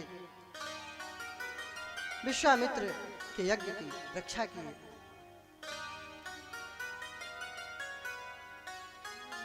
वहीं पर मारीच आया था तो बिना फण के बाण मारे थे तो 100 योजन दूर, 1200 किलोमीटर दूर गिरा था। 100 योजन दूर पहुंचा दिए थे, बिना फण के बाण से मारे थे। इसीलिए रावण से कह रहा था कि उनसे आप बैर मत करिए, नहीं कल्याण नहीं है, मैं उनका बाण का चोट खाया हूं।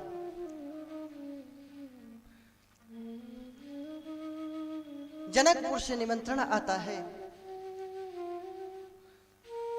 माता जानकी का स्वयंवर हो रहा था जनकपुर में। धनुष यज्ञ शर्त रखी थी जनक जी ने कि जो इस धनुष पर प्रत्यंचा चढ़ा देगा उसी के साथ मैं अपनी पुत्री का विवाह करूंगा। जनकपुर में जाने के लिए राम लक्ष्मण के साथ विश्वामित्र चल देते, तैयार होते। गंगा मैया एक जगह पड़ी हैं तो गंगा के अवतरण की कथा सुनाए हैं, भगीरथ जी ये सबका चरित्र। एक जगह सुनसान आश्रम दिखाई पड़ा जहां पशु पक्षी तक नहीं दिखाई पड़ रहे थे। भगवान ने पूछा कि गुरुदेव यहाँ पे पशु पक्षी भी नहीं है, बड़ा आश्रम सुनसान मालूम पड़ता है, क्या कारण है? और सामने यह शिला कौन है? तो विश्वामित्र जी बतलाए हैं कि यह शिला गौतम ऋषि की पुत्री अहिल्या है। गौतम ऋषि ने श्राप दे दिया था, इंद्र ने छल किया था, इस कारण श्राप दे दिया था जिससे यह पत्थर की हो गई थी। प्रभु की कृपा से, उनके स्पर्श से वह शिला पुनः नारी बन गई। भगवान की स्तुति करते हुए अपने पति के लोक को चली गई। बोले भक्त वत्सल भगवान की जय। जनकपुर में भगवान आए, राम लक्ष्मण जी, गुरुवर विश्वामित्र जी राम जी को देख करके विदेह राज जनक जी सचमुच में विदेह हो गए, देह का भान ही चला गया इनके।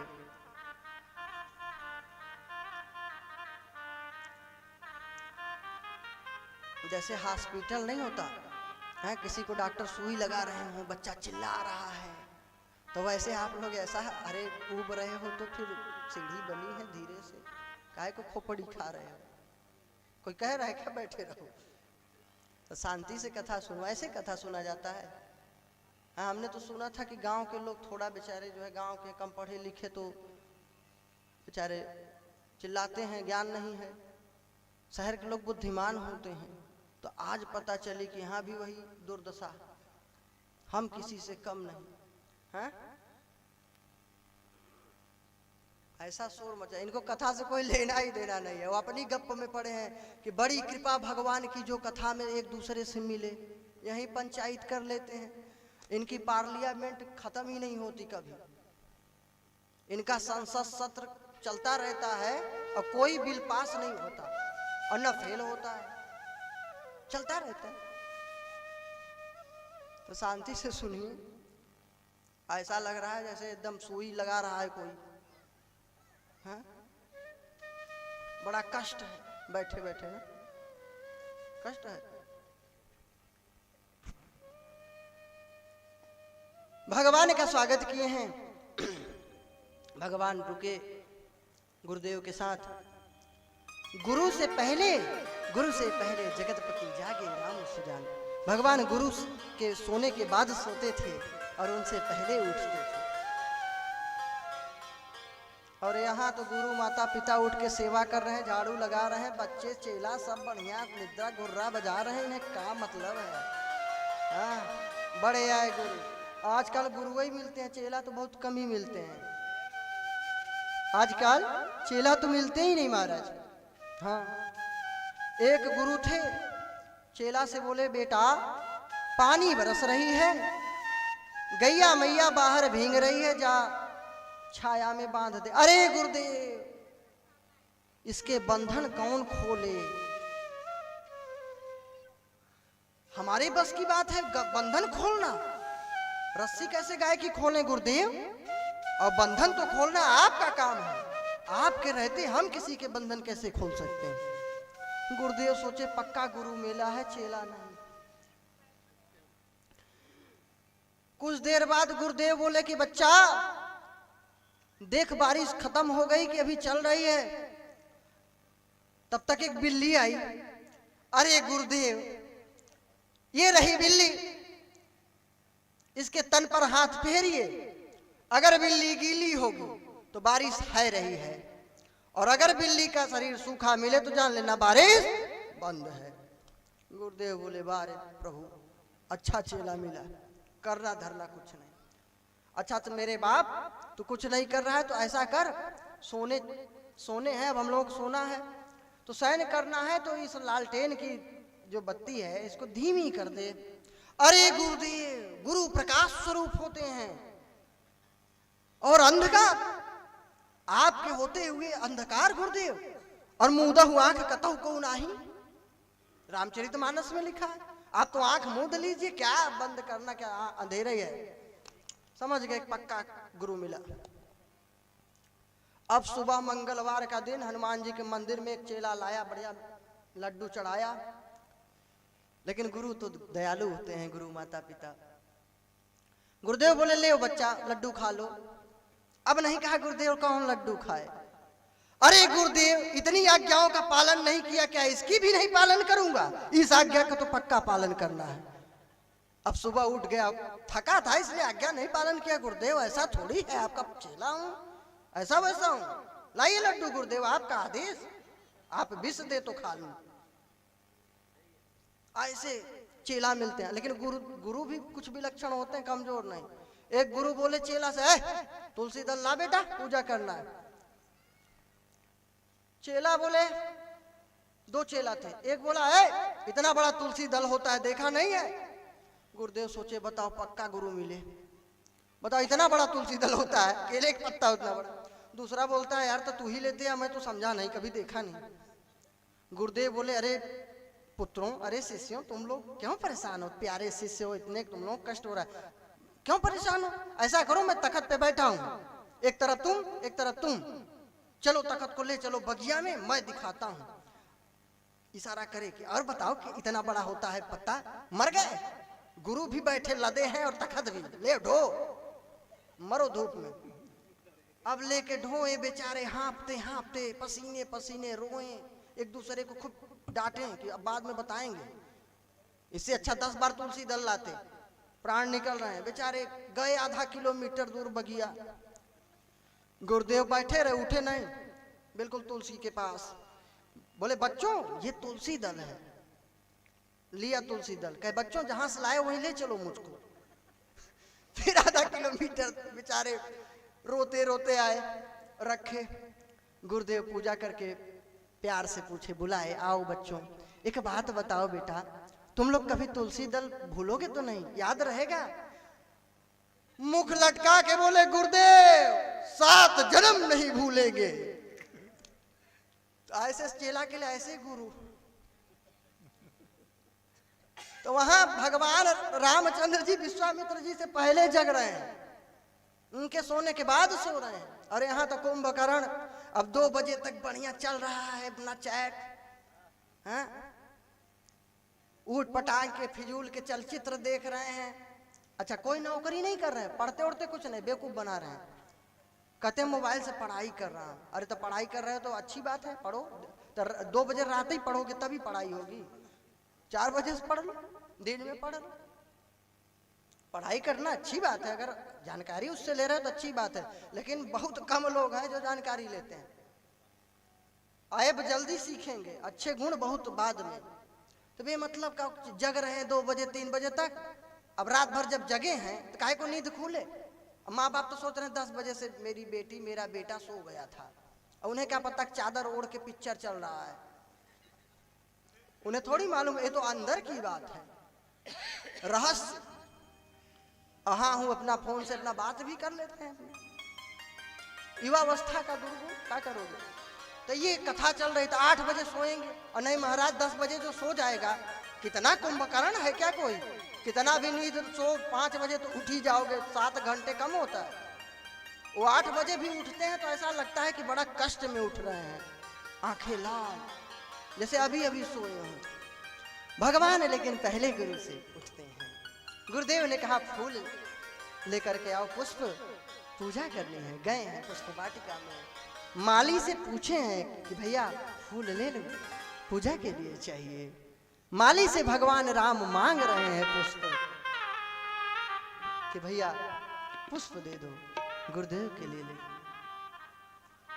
माली ने कहा तोड़ लो, ये सब पूजा के लिए ही है।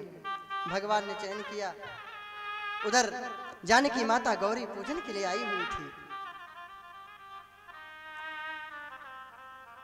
मानो भक्ति और भगवान मिले हैं। भाई आदि पुरुष नारायण और लक्ष्मी ही तो जानकी माता हैं, ये तो अवतार लिए थे, मिले हैं प्रेम से एक दूसरे से।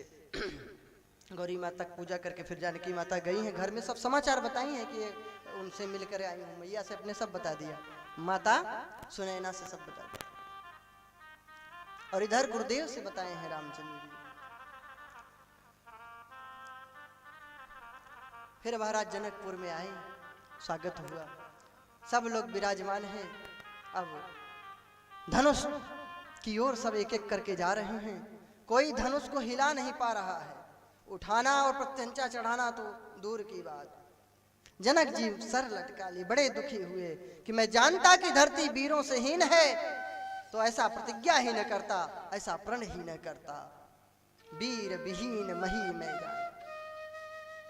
लक्ष्मण जी दुखी हो गए, अरे महाराज जनक, जिस सभा में रघुवंशी उपस्थित हो वहां अनुचित वचन ऐसा बोलने का कोई साहस नहीं करता।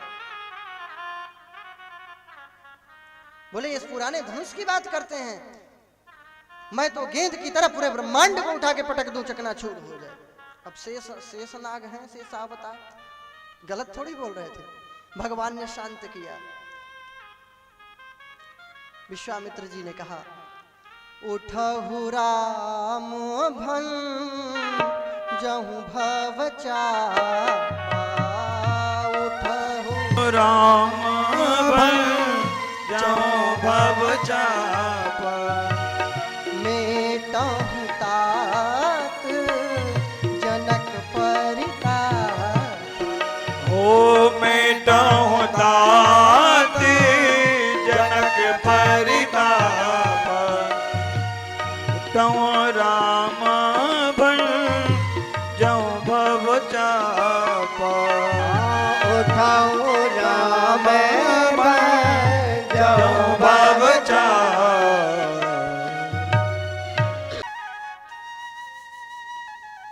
भगवान इधर धनुष के पास आए तो गुरु ही प्रणाम मन ही मन कीना।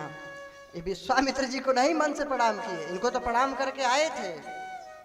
ये नहीं कि गुरु जी सामने खड़े हो तो गुरु ही प्रणाम, मन ही मन कर, अरे मैं तो मन से प्रणाम कर लिया, भोजन नहीं मन से कर लेते, तो मन से भोजन कर लीजिए। मन से भगवान की भक्ति प्रेम श्रद्धा रखनी चाहिए, लेकिन अगर गुरु प्रत्यक्ष उपस्थित हो तो सर रख के बढ़िया श्रद्धा से प्रणाम करना चाहिए। तो गुरु ही प्रणाम मन ही मन कीना, क्यों? आनंद रामायण में आया है, गुरुदेव वशिष्ठ वहां उपस्थित नहीं थे, माता पिता उपस्थित नहीं थे, मन से गुरुदेव वशिष्ठ पिता श्री दशरथ और कौशल्या माता इन लोगों को प्रणाम किए हैं। विश्वामित्र जी को तो प्रणाम करके आए ही थे। भगवान ने से हल्के से उठाया है, जैसे हाथी किसी कमल को उखाड़ फेंके, गन्ने को उखाड़े, साधारण ऐसे खेल खेल में खिलौने की तरह उठा लिया है और छुअत टूट, छूते ही खंड खंड हो गया। लोगों ने उपहास किया, अरे धनुष तू टूट गया, तेरी अपमान हो गई, धनुष तू टूट गया। धनुष ने बड़ा सुंदर उत्तर दिया। धनुष ने कहा कोई बात नहीं, मैं तो टूट गया, लेकिन दो प्रेमियों को जोड़ करके तब टूटा, इसलिए मुझे कोई दुख नहीं है। शर्त के अनुसार तो विवाह हो जानी चाहिए, क्योंकि धनुष टूट गया। लेकिन फिर भी जनक जी महाराज ने दूत को अयोध्यापुरी भेजा है और इधर जानकी मैया जयमाल लेकर के चली हैं, सुंदर पुष्प की सुगंधित दिव्य चल रही हैं धीरे धीरे सकुचाते हुए। किसी को आशा नहीं थी कि धनुष टूट जाएगा, प्रत्यंचा चढ़ जाएगी। भगवान इतने कोमल धीरे धीरे चल के आ रही हैं, भगवान के पास आई, डर डर के प्रणाम कर रहे हैं, डर रही हैं। गौतम तीय करी सूरत करी नहीं पर सत सिया पान, चरण नहीं छू रही हैं कि अहिल्याबाई को छुए भगवान तो नारी बन गई, और कहीं मेरे कंगन इत्यादि का स्पर्श हो गया, ये सब भी नारी बन जाएंगी तो मैं कहां जाऊंगी, और कहीं नारी पत्थर तो नहीं बन जाएगी। डरने लगी याद करके। अब जब माल डालने लगी तो सखियां कहीं देखो देखो, बड़ों बड़ों का ससुराल में शीश झुक जाता है। लक्ष्मण जी बोले प्रभु झुकाना नहीं, बेइज्जती हो रही है, बदनामी। सखियां बोली हाँ सबका झुक जाता है, झुकाना पड़ेगा। भगवान झुकाना नहीं, नहीं है उपहास करेंगी। अब बड़ा काम गड़बड़। सखिया बोली याद रखना, नहीं झुकाएंगे तो इन्हीं की हानि है। अरे हाँ हाँ कुछ नहीं हानि होगी, पता है तुमको जगदाधार जगदीश भगवान है। हाँ हाँ सब जानती हैं। नील कमठ सुकर नर हरि, वामन परशुराम बपुधरी, कच्छप अवतार, बाराह अवतार, नरसिंह अवतार, परशुराम अवतार, वामन अवतार, ये सब में किसी में विवाह हुआ क्या? लक्ष्मण जी बोले नहीं विवाह तो नहीं हुआ क्या, बस ये भी अवतार गया, इसीलिए कहते झुका दो। भगवान से लक्ष्मण जी बोले नहीं प्रभु झुकाना नहीं। अरे झुक जइयो लला रघुवीर, भली जी मोरी छोटी सी। झुक जइयो तनक रघुवीर, लली मेरी छोटी सी। छोटी सी मेरी छोटी सी, छोटी सी मेरी छोटी सी, झुक जइयो लला रघुवीर, भली जी मोरी छोटी सी। झुक जइयो तनक रघुवीर, लली मेरी छोटी सी।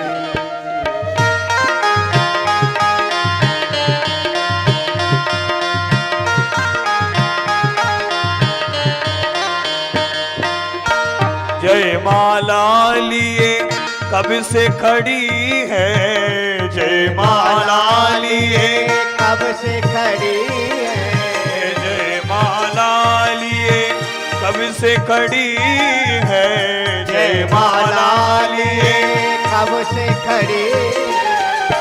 दुखन लागो है सारो शरीर, भली जी मोरी छोटी है। दुखन लागो है सारो शरीर, भली जी मोरी छोटी। तुम तो राम हो अयोध्या के राजा, तुम तो राम हो अयोध्या के राजा, तुम तो राम अयोध्या के राजा, तुम तो राम अयोध्या के राजा। हमें जनकी की लाडो गरीब, भली जी मोरी छोटी सी। झुक जइयो लला रघुवीर, भली जी मोरी छोटी सी। छोटी सी मोरी छोटी सी, छोटी सी लली छोटी सी, छोटी सी लली छोटी सी, छोटी सी छोटी सी। तुम हो बड़े बलवीर, भली जी मोरी छोटी सी। हाँ तुम हो बड़े बलवीर, भली जी मोरी छोटी सी, भली जी मोरी छोटी सी, भली जी मोरी छोटी। भक्त वत्सल भगवान की। भगवान शीश नहीं झुका रहे थे। जानकी माता ने कहा लक्ष्मण जी से, अरे शेषावतार में तो खूब सेवा करते हो, आसन बन जाते हो, अरे थोड़ी धरती को ही नीचे कर दो ना। लक्ष्मण जी बोले ऐसा नहीं हो सकता, धरती तो पूरी नीचे जाएगी या पूरी ऊपर उठेगी, अरे तो कुछ करो ना। लक्ष्मण जी गए, प्रणाम करने लगे प्रभु को। अब बड़े श्रेष्ठ आदरणीय गुरुजनों के सामने प्रणाम करवा, भगवान मर्यादा पुरुषोत्तम, कैसे प्रणाम करवा सकते हैं उनके सामने, संकोची स्वभाव। लक्ष्मण ये क्या कर रहा है, क्या कर रहा है?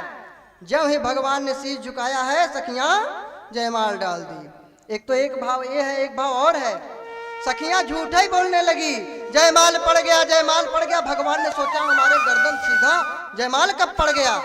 जब देखने के लिए सर झुकाए हैं तो गावही छवि अवलोकी सहेली, तब ही गएगा अवलोक सहेली। जयमाल राम और मेली, जयमाल राम और मेली, जयमाल राम और मेली, जयमाल सिय जयमाल सिय जयमाल राम और मेली, जयमाल राम और मेली, जयमाल राम और मेली। सखियां जब झूठे ही गाई कि जयमाल पड़ गया, जयमाल पड़ गया, जब गर्दन झुका के देखने लगे तो बस जानकी मैया ने सिय जयमाल राम और मेली। बोले जानकी माता की, भक्त वत्सल भगवान की। अब उधर अयोध्या से बारात सजकर आ रही है। अब सब सज धज के आ रहे हैं, रास्ते में गांव वाले मिलते हैं, आगे वाले बारातियों से पूछे, अरे वाह भाई वाह, बड़ा सुंदर बारात, बड़ी सुंदर बारात, कहाँ से आ रहे हो? अरे अयोध्या से। ऐसे वैसे जगह थोड़ी ना, खूब मूछ पे ताव दिए। अरे भाई होना ही चाहिए, बारात जा कहाँ रही? अरे जनकपुर। अरे वाह, मूछ पे ताव दिए। गांव वाले पूछे, अच्छा एक बात बताओ, दूल्हा कहाँ है? अब बेचारे सर लटकाए कि यार दूल्हा कैसे बताया जाए, दूल्हा तो है ही नहीं, दूल्हा तो पहले से पहुंचा है, पहले से कैसे बताए, बेइज्जती होगी, बदनामी हो जाएगी, कैसे बताए? सर लटका लिए। फिर लोगों ने कानाफूसी किया कि भाई दूल्हा कैसे बताया जाए। एक ने कहा बता दो कि पीछे है। बोले अरे दूल्हा पीछे आ रहे हैं, पीछे, लेट हो गए, विलंब किसी कारण से पीछे हैं, पीछे। बड़े प्रसन्न, चलो जान बची। अब पीछे वाले आए गांव वालों के पास। गांव वाले पूछे और बारात कैसी रही? बड़ी अच्छी। भाई कहाँ से आ रही है? अयोध्या से। अयोध्या से। अब मूछ पे ताव। कहाँ जा रहे? जनकपुर, मिथिला। फिर मूछ पे ताव। बोले दूल्हा किधर है? अब बेचारे सर लटकाया, दूल्हा आई नहीं, बिना दूल्हा का बारात, पहली बारात जा रही है बिना दूल्हे के।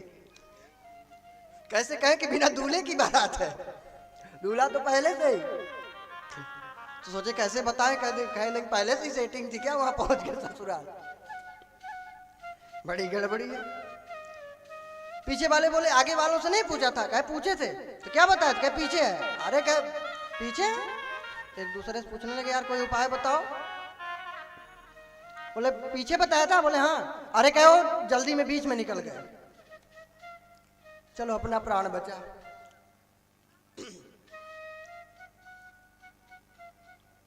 अब बीच वालों का नंबर आया, उनसे गांव वाले पूछे, सब मुझ पे ताव दे रहे थे। बोले दूल्हा किधर है? क्या आगे पीछे वालों ने? वो तो बताए थे बीच में है। अब बेचारे बड़े असमंजस में फंस गए। तब तक चेहरा दिखा भरत जी का। भरत राम ही की अनुहारी। भरत जी राम जैसे दिखते थे। अचानक कोई पहचान नहीं पाता था, और लक्ष्मण जी जैसे शत्रुघ्न जी लगते थे। बस अब कहे काम बना, कहे ए रे दूल्हा दूल्हा, चलो काम खत्म। अब जब गांव में पहुंचे दूसरे, तो गांव वाले पूछने लगे कि और बाराती कहाँ से आ रहे हैं, बारात कहाँ जा रही है। पूछने के पहले ही मुझ पता, क्या दूल्हा बताए? अरे नहीं नहीं, दूल्हा तो अच्छे ही हैं भाई, बारात किधर से आ रही है? बोले वो जनकपुर जा रही है और अयोध्या से आ रही है। दूल्हा बताएं? अब तो हो गई थी, भरत जी को दिखाना था। अब जिससे पूछने के बाद उससे पहले ही बोलने लगे बाराती, दूल्हा बताएं। सब सोचे क्या मामला है। इस तरह हंसी खुशी सब बाराती आए, जनकपुर में विवाह संपन्न हुआ। गारी भी हुई। सखियां बोली भैया अरे मत पूछो, ये अयोध्या वाले बड़े खतरनाक हैं। बोले क्या? कहीं यहाँ तो भाई पिता की जरूरत ही नहीं है, वहां तो पिता की जरूरत ही नहीं पड़ती, माताएं खीर खाती हैं और बालक जन्म ले लेते हैं। लक्ष्मण जी ने कहा चुप करो, बड़ी आई। बेचारे राम शर्माए, राम जी। लक्ष्मण जी बोले चलो, बड़ी आई अयोध्यावासी की बदनामी करने वाले। जनकपुर के लोग कौन से जो है दूध के धूले हैं, हमारे यहाँ माता की तो जरूरत पड़ती है, तुम्हारे यहाँ तो न माँ की जरूरत है न बाप की, धरती फाड़ के लोग जन्म ले लेते हैं। अब बोल सही रहे थे। सखियां गाली देने लगी, एक से एक मजाक होती है। फिर आरती भी उतारी जाती है चारों दूल्हा सरकार की। चारों दुल्हा के आरती उतारो हे सखी, चारों दुल्हा के आरती उतारो हे सखी, गीत चोरवा के आरती उतारो हे सखी, चीत चोरवा के आरती उतारो हे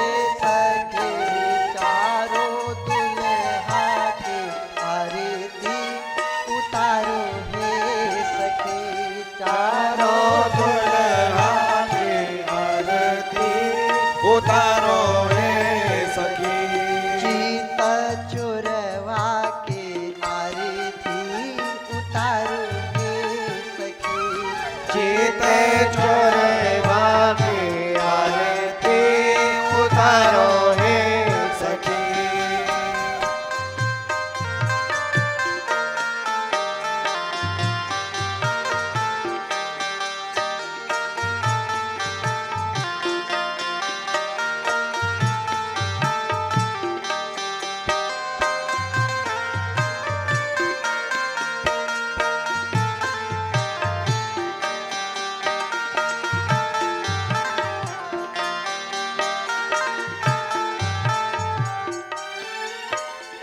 दुल्हिनी श्री मिथिलेश कुमारी, दुल्हन श्री मिथिलेश कुमारी, दुल्हा दुलरुआ श्री अवध बिहारी, दुल्हा दुलरुआ श्री अवध बिहारी, भरी भरी नैना निहारो हे सखी, आहे हरे बार नैना निहारो हे सखी, चीता चोरवा के आरती उतारो हे सखी, चीते चोरवा की आरती उतारो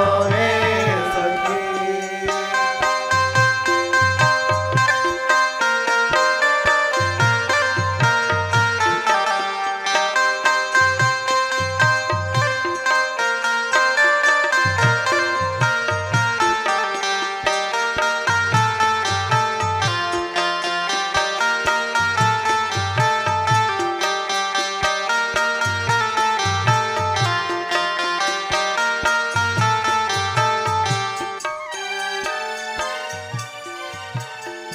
ब्याह विभूषण अंग अंग साजे, ब्याह विभूषण अंग अंग सारे, मणिमंडप मंगलमय राजे, मणिमंडप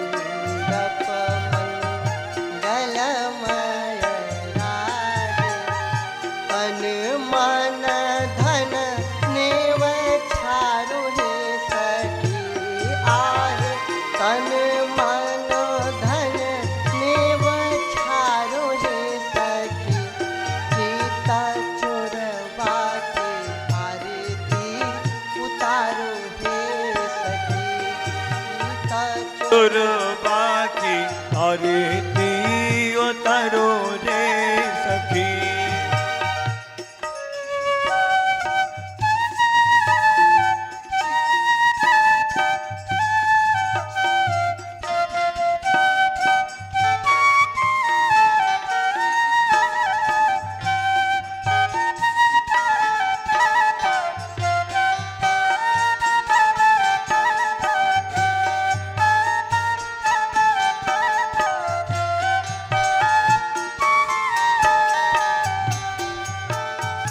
रस बरसत रसिकन सुखकारी, रस बरसत रसिकन सुखकारी, मुसुकन मंद मधुर मनहारी।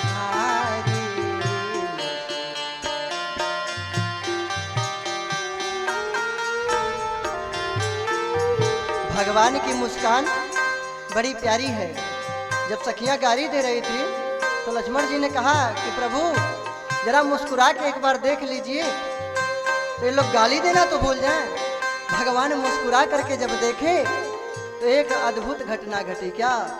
राम को रूप निहारत ही सुधि भूल गई सब गावन हारी, और भूल गई अवधेश को नाम, सो देने लगी मिथिलेश को गारी।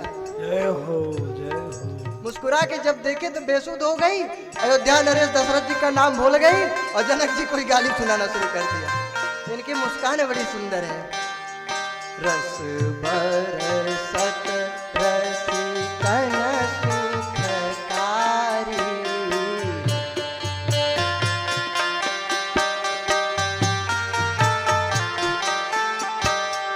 मुसुकन मंद मधुर मनुहारी, मुस्कान मंद मधुर सोनुहारी। छिन पलहूँ न बिसारो है सके आहे, छिन पलहूँ न बिसारो है सके, सीता चोरवा की आरती उतारो है सके।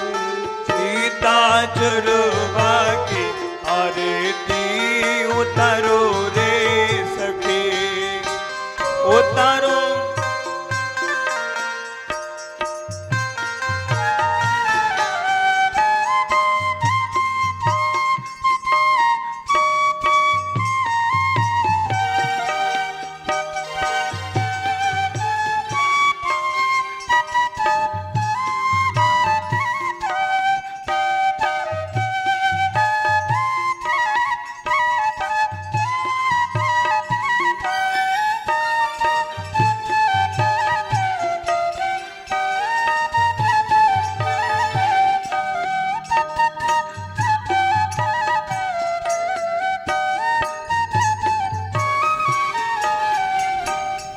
सेहरा मौर नयन कजरारे, सेहरा मोरे नयन कजरारे, प्रेम निधि प्रेमिन के प्यारे, प्रेम निधि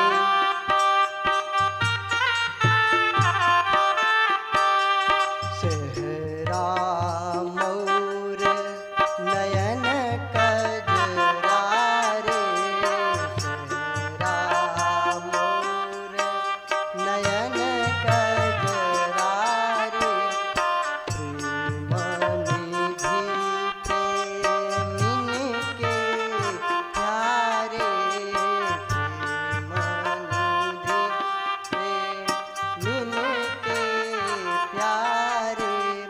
निसी दिन हिया बीच धारो है सखी। भगवान इतने सुंदर हैं। सखियां बोलने लगी, इनको तो हृदय में इनके छवि को धारण कर लो, पता नहीं कब जनकपुर में फिर आएंगे।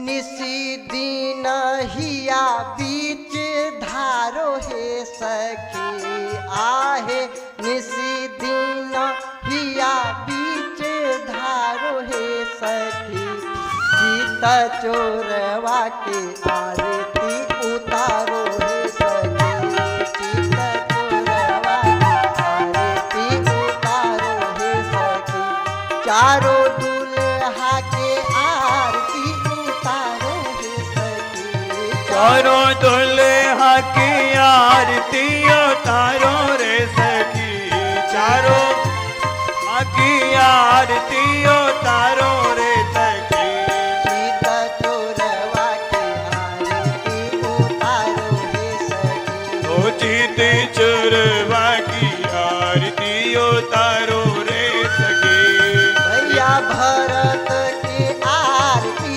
उतारो हे सखी भैया भरत की आरती उतारो रे सखी भैया लखन के आरती उतारो हे सखी भैया लखन की आरती उतारो रे सखी दीपू सूदन के आरती उतारो हे सखी सूदन की आरती उतारो रे सखी चारों दुल्हा के आरती उतारो हे सखी चारों दुल्हा की आरती उतारो रे सखी सीता चोरवा के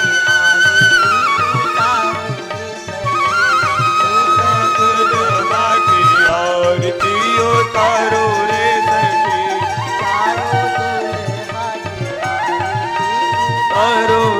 सखी दुल्हा की आरती उतारो रे सखी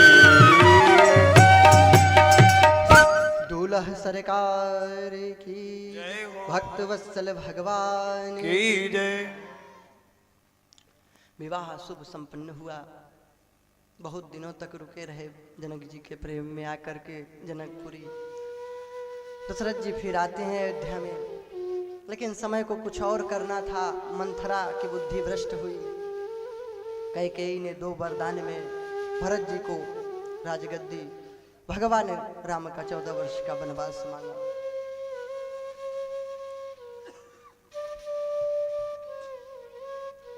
हमें थोड़ा सा कष्ट होता है तो हम रोने लगते हैं।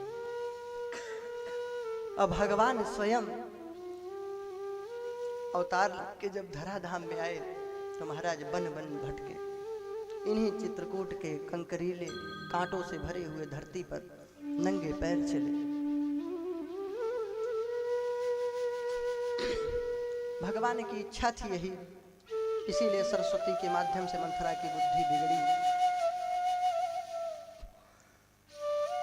अयोध्यावासी भी चले हैं भगवान के साथ।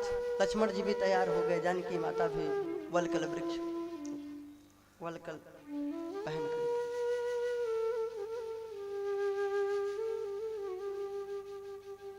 जोगी का वेश बनाए, जटा रखा है भगवान। एक जगह सो रहे थे अवधवासी। सुमंत्र जी भी आए थे रथ से छोड़ने।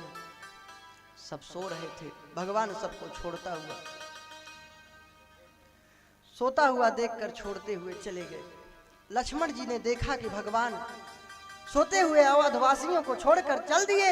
लक्ष्मण जी ने संकल्प लिया कि आज से कभी मैं सोऊंगा ही नहीं, कहीं मुझे भी भगवान न त्याग दे। फिर केवट का प्रसंग,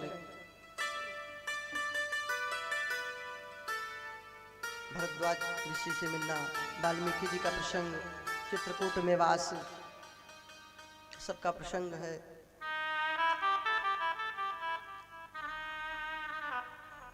सुबाहु कबंध, ये सबका उद्धार करना, पंचवटी वास, वहां पे शूर्पणखा के माध्यम से रावण को चेतावनी देना, मरीच का वध, मारीच का वध, सीता का हरण, माता जानकी को की खोज हनुमान जी द्वारा होना, जटायु पर कृपा, सबरी का प्रसंग, बाली का वध, वानरी सेना द्वारा सीता माँ का अन्वेषण करना, हनुमान जी द्वारा लंका दहन, जानकी माता का खोज करके आना, फिर समुद्र में पुल बनाना भगवान का, और लंका पर चढ़ाई करके रावण इत्यादि का उद्धार करना, माता जानकी के साथ पुष्पक विमान से अवधपुरी में आना, फिर राजगद्दी पर विराजमान हुए। 2 अध्यायों में भागवत में सिर्फ चर्चा की गई है राम जी की। ये नहीं सोचना कि राम जी की ऐसे बता रहे हैं, ये भागवत जी की मर्यादा है, कुछ समय सीमा है, सिर्फ दो अध्यायों में सिर्फ है, ऐसे ही चर्चा चली है। तो बस राम जी के चरित्र को प्रणाम करते हैं। आगे परशुराम जी का चरित्र है, क्षत्रियों का जो उद्धार किए थे।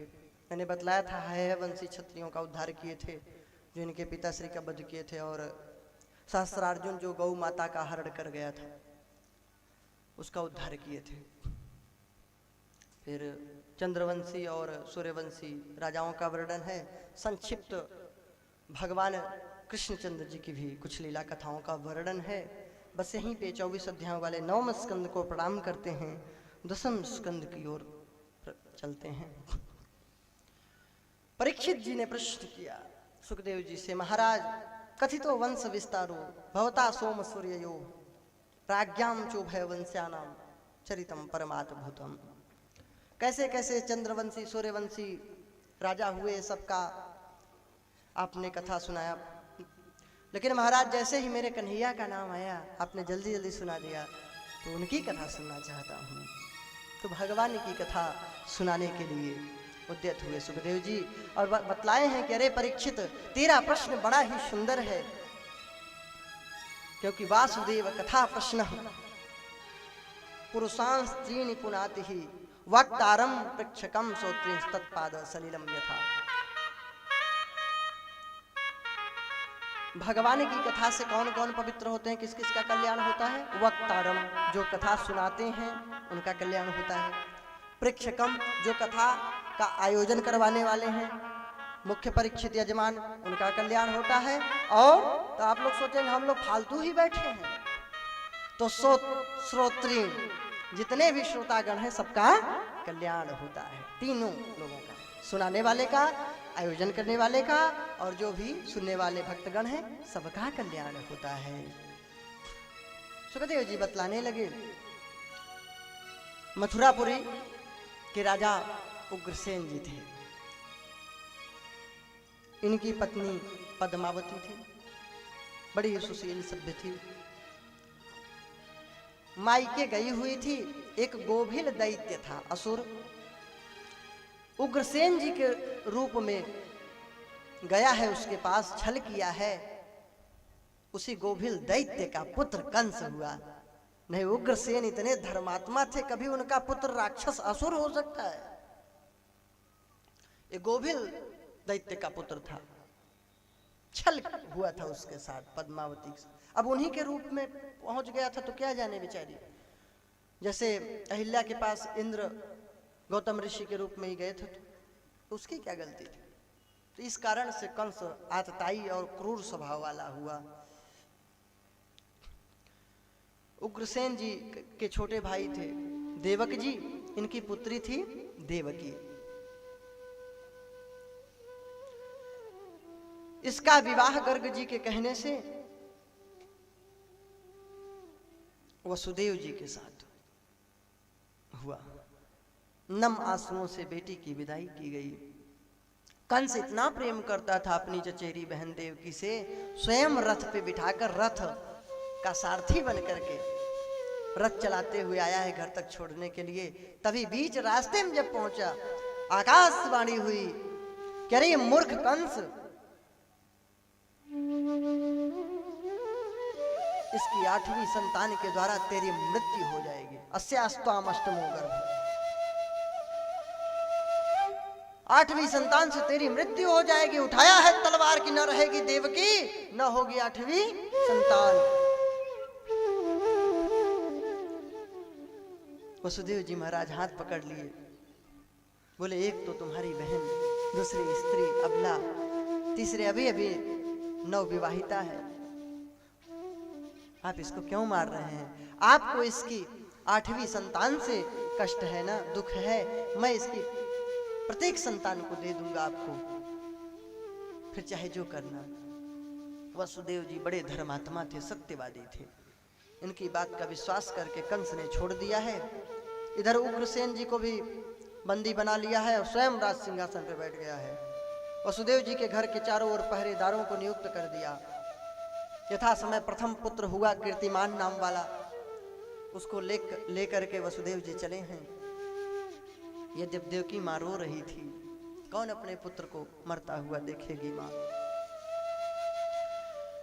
वसुदेव जी लेके चले हैं कंस के पास। न जाने क्या भगवान की लीला हुई, कंस को दया लगी, बोले ले जाओ अपने पुत्र को, इससे मुझे क्या खतरा, 8वीं संतान से है भय। लेके आए तो, लेकिन डर रहे थे कंस का क्या पता कब बुद्धि विकृत हो जाए। तभी नारद जी पहुंच गए। सोचे पाप नहीं करेगा तो जल्दी भगवान आएंगे नहीं, फिर इसका उद्धार नहीं करेंगे, तब तक ये अत्याचार बढ़ाता जाएगा। 8 बूंद जल को लिए, एक एक बूंद एक पात्र में 8 बूंद जल गिरा दिए, बोले पहला बूंद निकालो। कंस बोला ना जाने कौन पहला कौन 8वां। कमल की पंखुड़ी घुमाए, बोले इसमें से पहला कौन है 8वां, कहे इधर से गिनो तो ये पहला, उधर से गिनो तो वो पहला, पता नहीं। तो बोले इसी प्रकार देवता लोग 8 पुत्र को एक जगह रखे हैं, वो अपने इच्छा अनुसार भेजेंगे, इसलिए दया मत करो। गया है कंस, उठा करके चट्टान पे उस छोटे से शिशु को पत्थर पे पटक करके मार डाला। बंदी गृह में डाल दिया वसुदेव और देवकी मैया को। एक एक करके 6 पुत्रों को मार डाला। ये 6 पुत्र जो थे, ये महर्षि मरीचि और उर्ड़ा के 6 पुत्र थे। ब्रह्मा जी का उपहास कर दिए थे, इनको श्राप लग गया था। यही हिरण्यकश्यप के पुत्र बने, फिर उद्धार हुआ, फिर यही मैया देवकी के यहाँ आए, फिर अपने लोक को चले गए मरीचि ऋषि के पास, इसलिए जल्दी उद्धार हुआ। 7वें गर्भ के रूप में संकर्षण भगवान आए, जिनको योग माया के द्वारा संकर्षित करा करके रोहिणी के गर्भ में प्रवेश करा दिए प्रभु। लोगों ने समझा कि गर्भ नष्ट हो गया। पहले क्यों आए संकर्षण भगवान? पहले इसलिए आए थे क्योंकि भगवान रामावतार में बहुत कष्ट झेले थे। तो लक्ष्मण जी थे शेष भगवान, बोले प्रभु मैं बड़ा होता अगर तो आपको कष्ट न उठाने देता। माता जानकी का त्याग किए थे, वो भी नहीं करने देता। वनवास का कष्ट न उठाने देता। भगवान ने कहा ठीक है, इस बार तुम ही बड़े बन जाओ। तो वे पहले आए। राधा रानी और दाऊ जी दोनों लोग धराधाम में पहले आए थे। राधा रानी भगवान श्री कृष्ण का जन्माष्टमी के दिन प्राकट्य हुआ था, भादो महीना कृष्ण पक्ष जन्माष्टमी को। और भादो महीना के शुक्ल पक्ष जन्माष्टमी के दिन पिछले वर्ष में राधा रानी का हुआ था। तो 11 महीने 15 दिन बड़ी है राधा रानी। 8वें गर्भ के रूप में भगवान नारायण स्वयं प्रकट होने जा रहे हैं। और उधर योग माया को भेज दिया भगवान ने गोकुल में नंद जी के यहाँ। नंद यशोदा बड़े प्रसन्न कि चलो कोई संतान की प्राप्ति होगी। 85 वर्ष के नंद बाबा, कोई संतान नहीं। 55 वर्ष की यशोदा, बड़े दुखी रहते हैं। नंद जी की बहनें नंदा और सुनंदा आई हुई हैं। इन लोगों ने सोचा है कि भाभी की 9 लखा हार तो मिल ही जाएगी अगर लाला हुआ तो। इधर देवता लोग गर्भ स्तुति किए।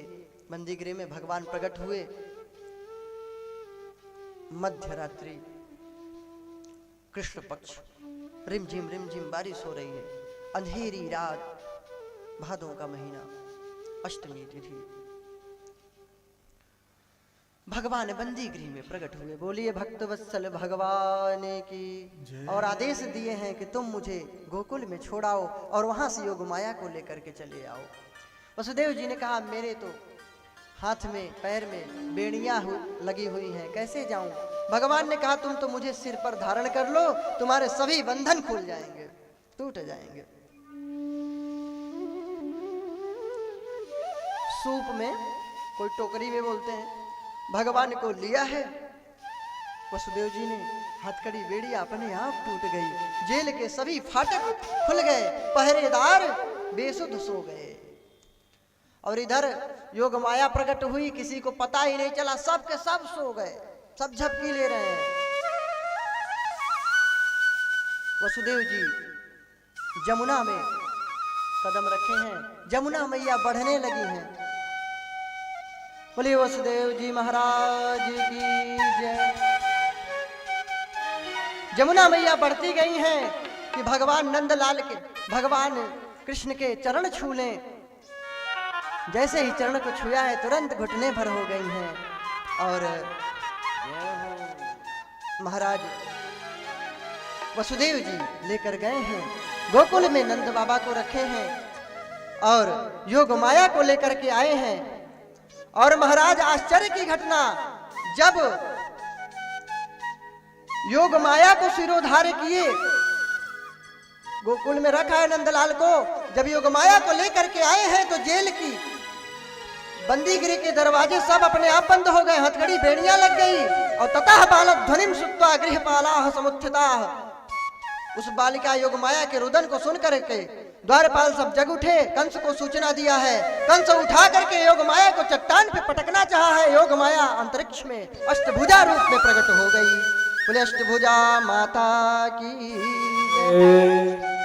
और अष्टभुजा मैया ने कहा अरे मूर्ख, तू मुझे क्या मार रहा है, तुझे मारने वाला तो जन्म ले चुका है, प्रकट हो चुका है। और इधर सब सोए थे, अचानक नंदा सुनंदा की नींद टूटी है। देखी है कि नीलम मणि की तरह भाभी के बगल में एक छोटा सा शिशु प्रकट हुआ है, दिव्य दीप्यमान, थाली बजाते हुए नित्य गान करने लगी। बोली लाला भयो है, लाला भयो है। सुंदर नित्य गान और बधाइयां गाई जाने लगी, सब उत्सव मनाने लगे। बोले नंद के लाला की जय हो।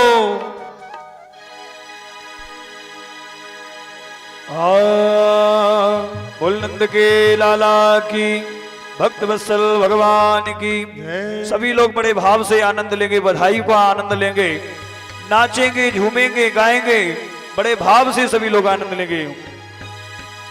अरे स्वागति करो मिली स्वागति करो, स्वागति करो मिली स्वागति करो। स्वागत कैसे होता है? डंडे से के हाथों की तालियों से। अरे स्वागति करो मिली स्वागति करो। वो देखो आए हैं बिहारी जी, सब मिली स्वागत करो।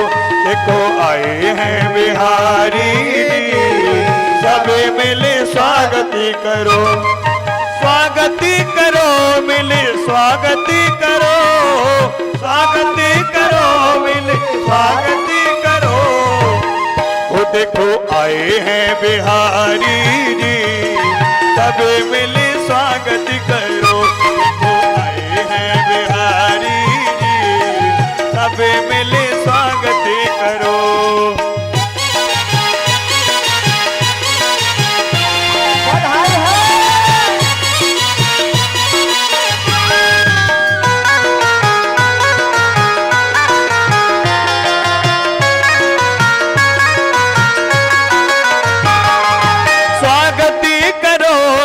स्वागति करो, स्वागति करो मिली स्वागति करो।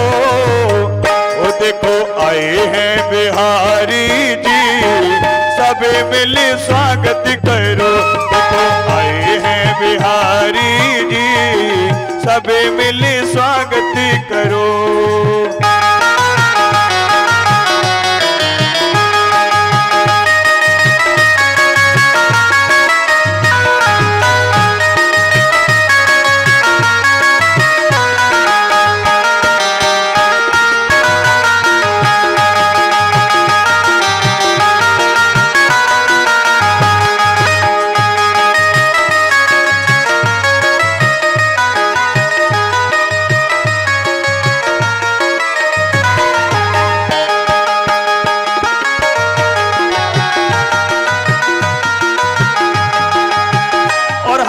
ठाकुर जी कैसे हैं?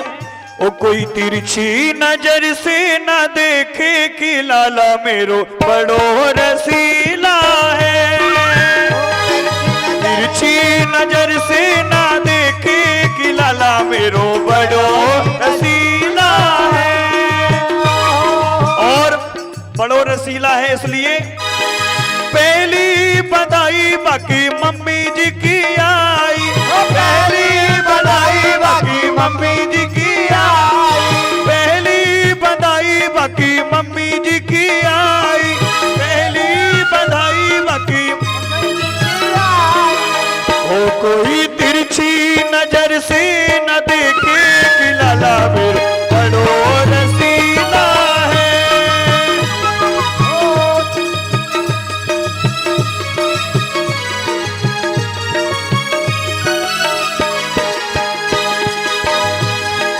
नंद झुके अंगना में बज रही आज बधाई। नंद झुके अंगना में बज रही आज बधाई। लोगों 100 बार बधाई। देखो बधाई जैसा तो लग नहीं रहा। बधाई जैसा इसलिए नहीं लग रहा क्योंकि आप लोग बधाई जैसा आनंद ही नहीं ले रहे। हमें पता है। सभी लोग खड़े हो जाइए। शर्मा रहे हैं इसलिए शर्मा रहे हैं। कोई ऐसा ना हो कि हमारे घर में जाके कह दे कि बधाई में नाच रही थी या नाच रहे थे, इसलिए शर्माना नहीं। जब सब नाचेंगे तो कोई किसी की कहेगा ही नहीं। अरे 100 बार बधाई लोगों, 100 बार बधाई लोगों, लाखों बार बधाई। नंद झुके, अब तो भैया बढ़ा दो थोड़ी। नंद झुके अंगना में बज रही आज बधाई। नंद झुके अंगना में बज रही आज बधाई।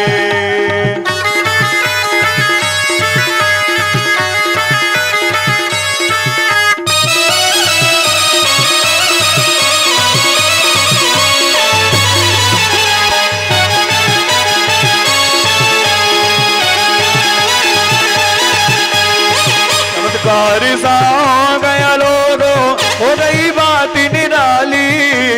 चमत्कार सा हो गया लोगों, हो गई बात निराली। रात ही रात में नंद बाबा की दाढ़ी हो गई काली। रात ही रात में नंद बाबा की दाढ़ी हो गई काली।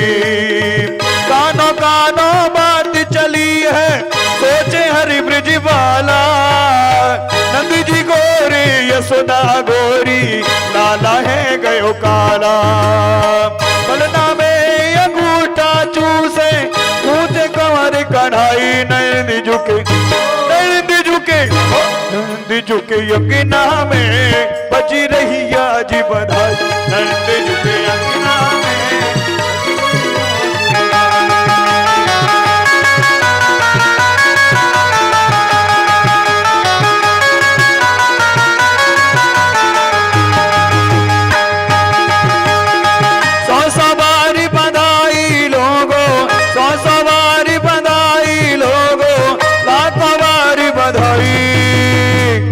नंद झुके, नंद झुके, नंद झुके अंगना में बजी रही आज बधाई। नंद झुके अंगना में बजी रही आज बधाई।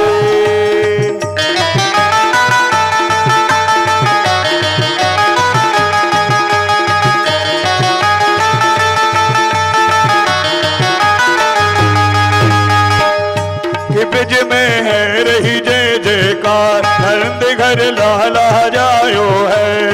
ब्रिज में है रही जय जयकार, नंद घर लाला जायो है।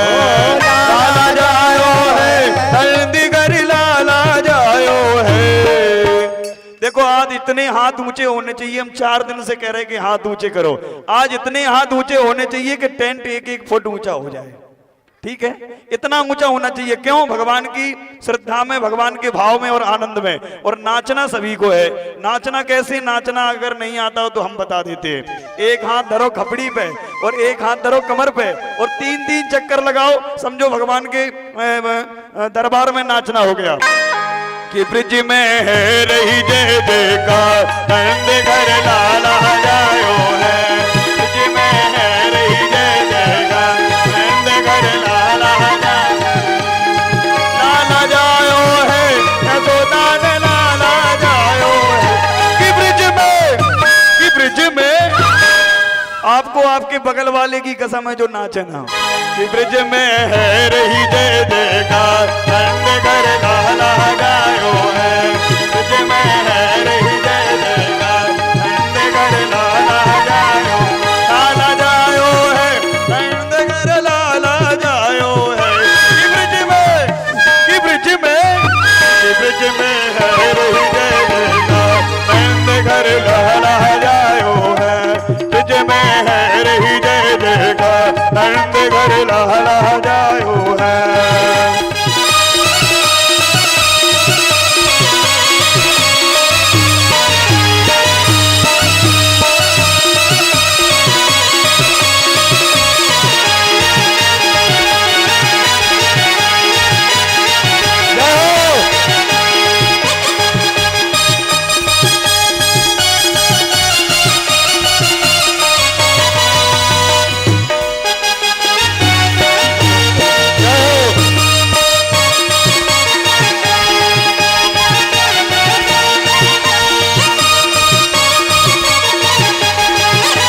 ब्रह्मा शिव सन कायद किया है, ब्रह्मा शिव सन कायद किया है।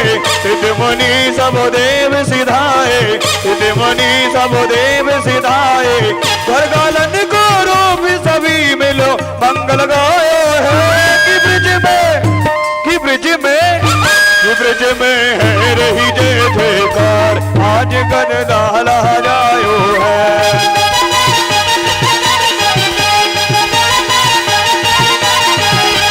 ब्रिज में है रही जय जयकार, आज नंद लाला जायो है।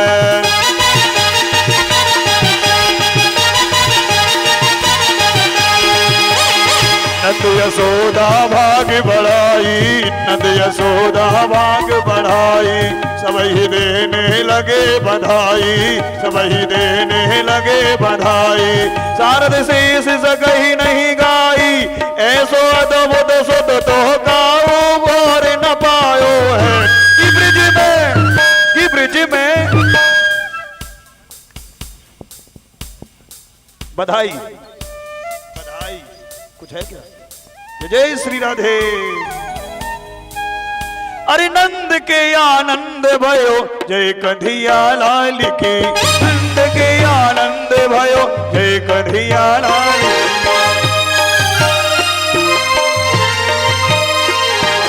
नंद के आनंद भयो जय कन्हैया लाल की, नंद के आनंद भयो जय कन्हैया लाल की। हाथी दिने घोड़ा दिनी और दिनी पाल की, हाथी दिने घोड़ा दिने और दिनी पाल की। नंद के आनंद भयो जय कन्हैया लाल की, नंद के आनंद भयो जय कन्हैया लाल की। अब देखिए जितनी भी माता हैं हम कहेंगे बधाई हो, तो आप लोग कहेंगी बधाई हो, और जो हमारे भाई हैं वो कहेंगे बधाई हो, हम भी कहेंगे बधाई हो। जो ज्यादा तेज बोलेगा उसको मोबाइल दिया जाएगा, है ना? सब लोग बोलेंगे। अब हमारी मैया जितनी भी हैं, मैया और बहनें, हम कहेंगे बधाई हो, तो आप कहेंगी बधाई हो। मैया बधाई हो, बधाई हो, और भैया बधाई हो, बधाई हो। दोनों लोग बराबर बोले, मोबाइल हमारा बच गया। अरे लल्ला की सुन के मैं आई, यशोदा मैया दे दे बधाई, दे दे बधाई। लल्ला की सुन के मैं आई, यशोदा मैया दे दे बधाई। लल्ला की सुन के आई, यशोदा मैया दे दे बधाई, दे दे बधाई मैया दे दे बधाई, दे दे बधाई मैया दे दे बधाई। अरे लल्ला की, अरे लल्ला की सुन के मैं आई, यशोदा मैया दे दे बधाई। लल्ला के सुनने में आई, ओ मैया मुझे दे दे बधाई।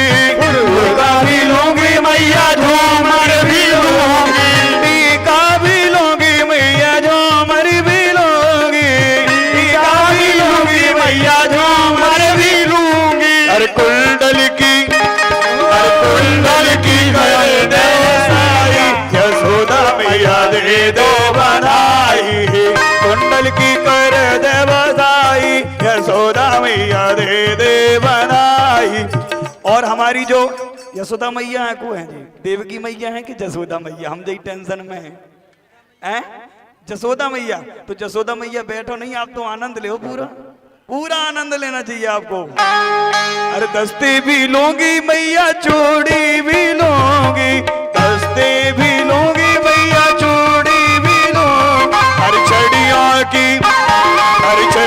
की कर दे बसाई, यशोदा मैया दे दे बधाई, अल्लाह की सुन के मैं आई, यशोदा मैया दे दे बधाई मैया, दे दे बधाई, अरे लल्ला की बबुआ की, लल्ला की सुन के मैं आई। एक मिनट, अब अंतिम बधाई है, इसलिए सभी लोग अपनी अपनी जगह पे 3-3 चक्कर लगाओ, मानो भगवान की परिक्रमा हो गई, ब्रजधाम की परिक्रमा हो गई। अरे लल्ला की सोने के में आई, यशोदा मैया दे दे बधाई, लल्ला की सोने के में आई, यशोदा मैया दे दे बधाई, यशोदा मैया दे दे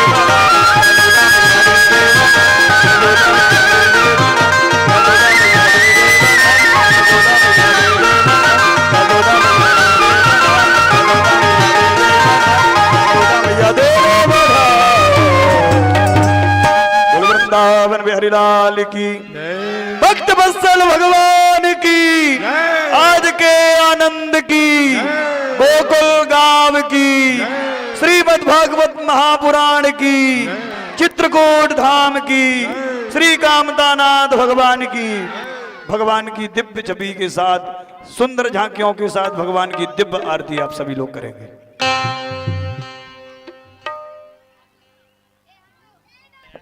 ओम ज्वालामालिन्यै नमः।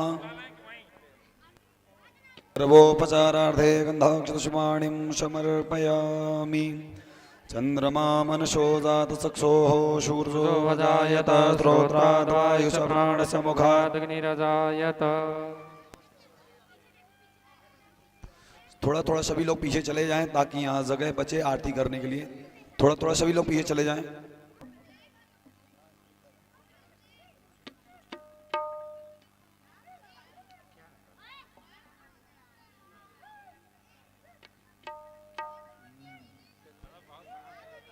हमारे डॉक्टर साहब सब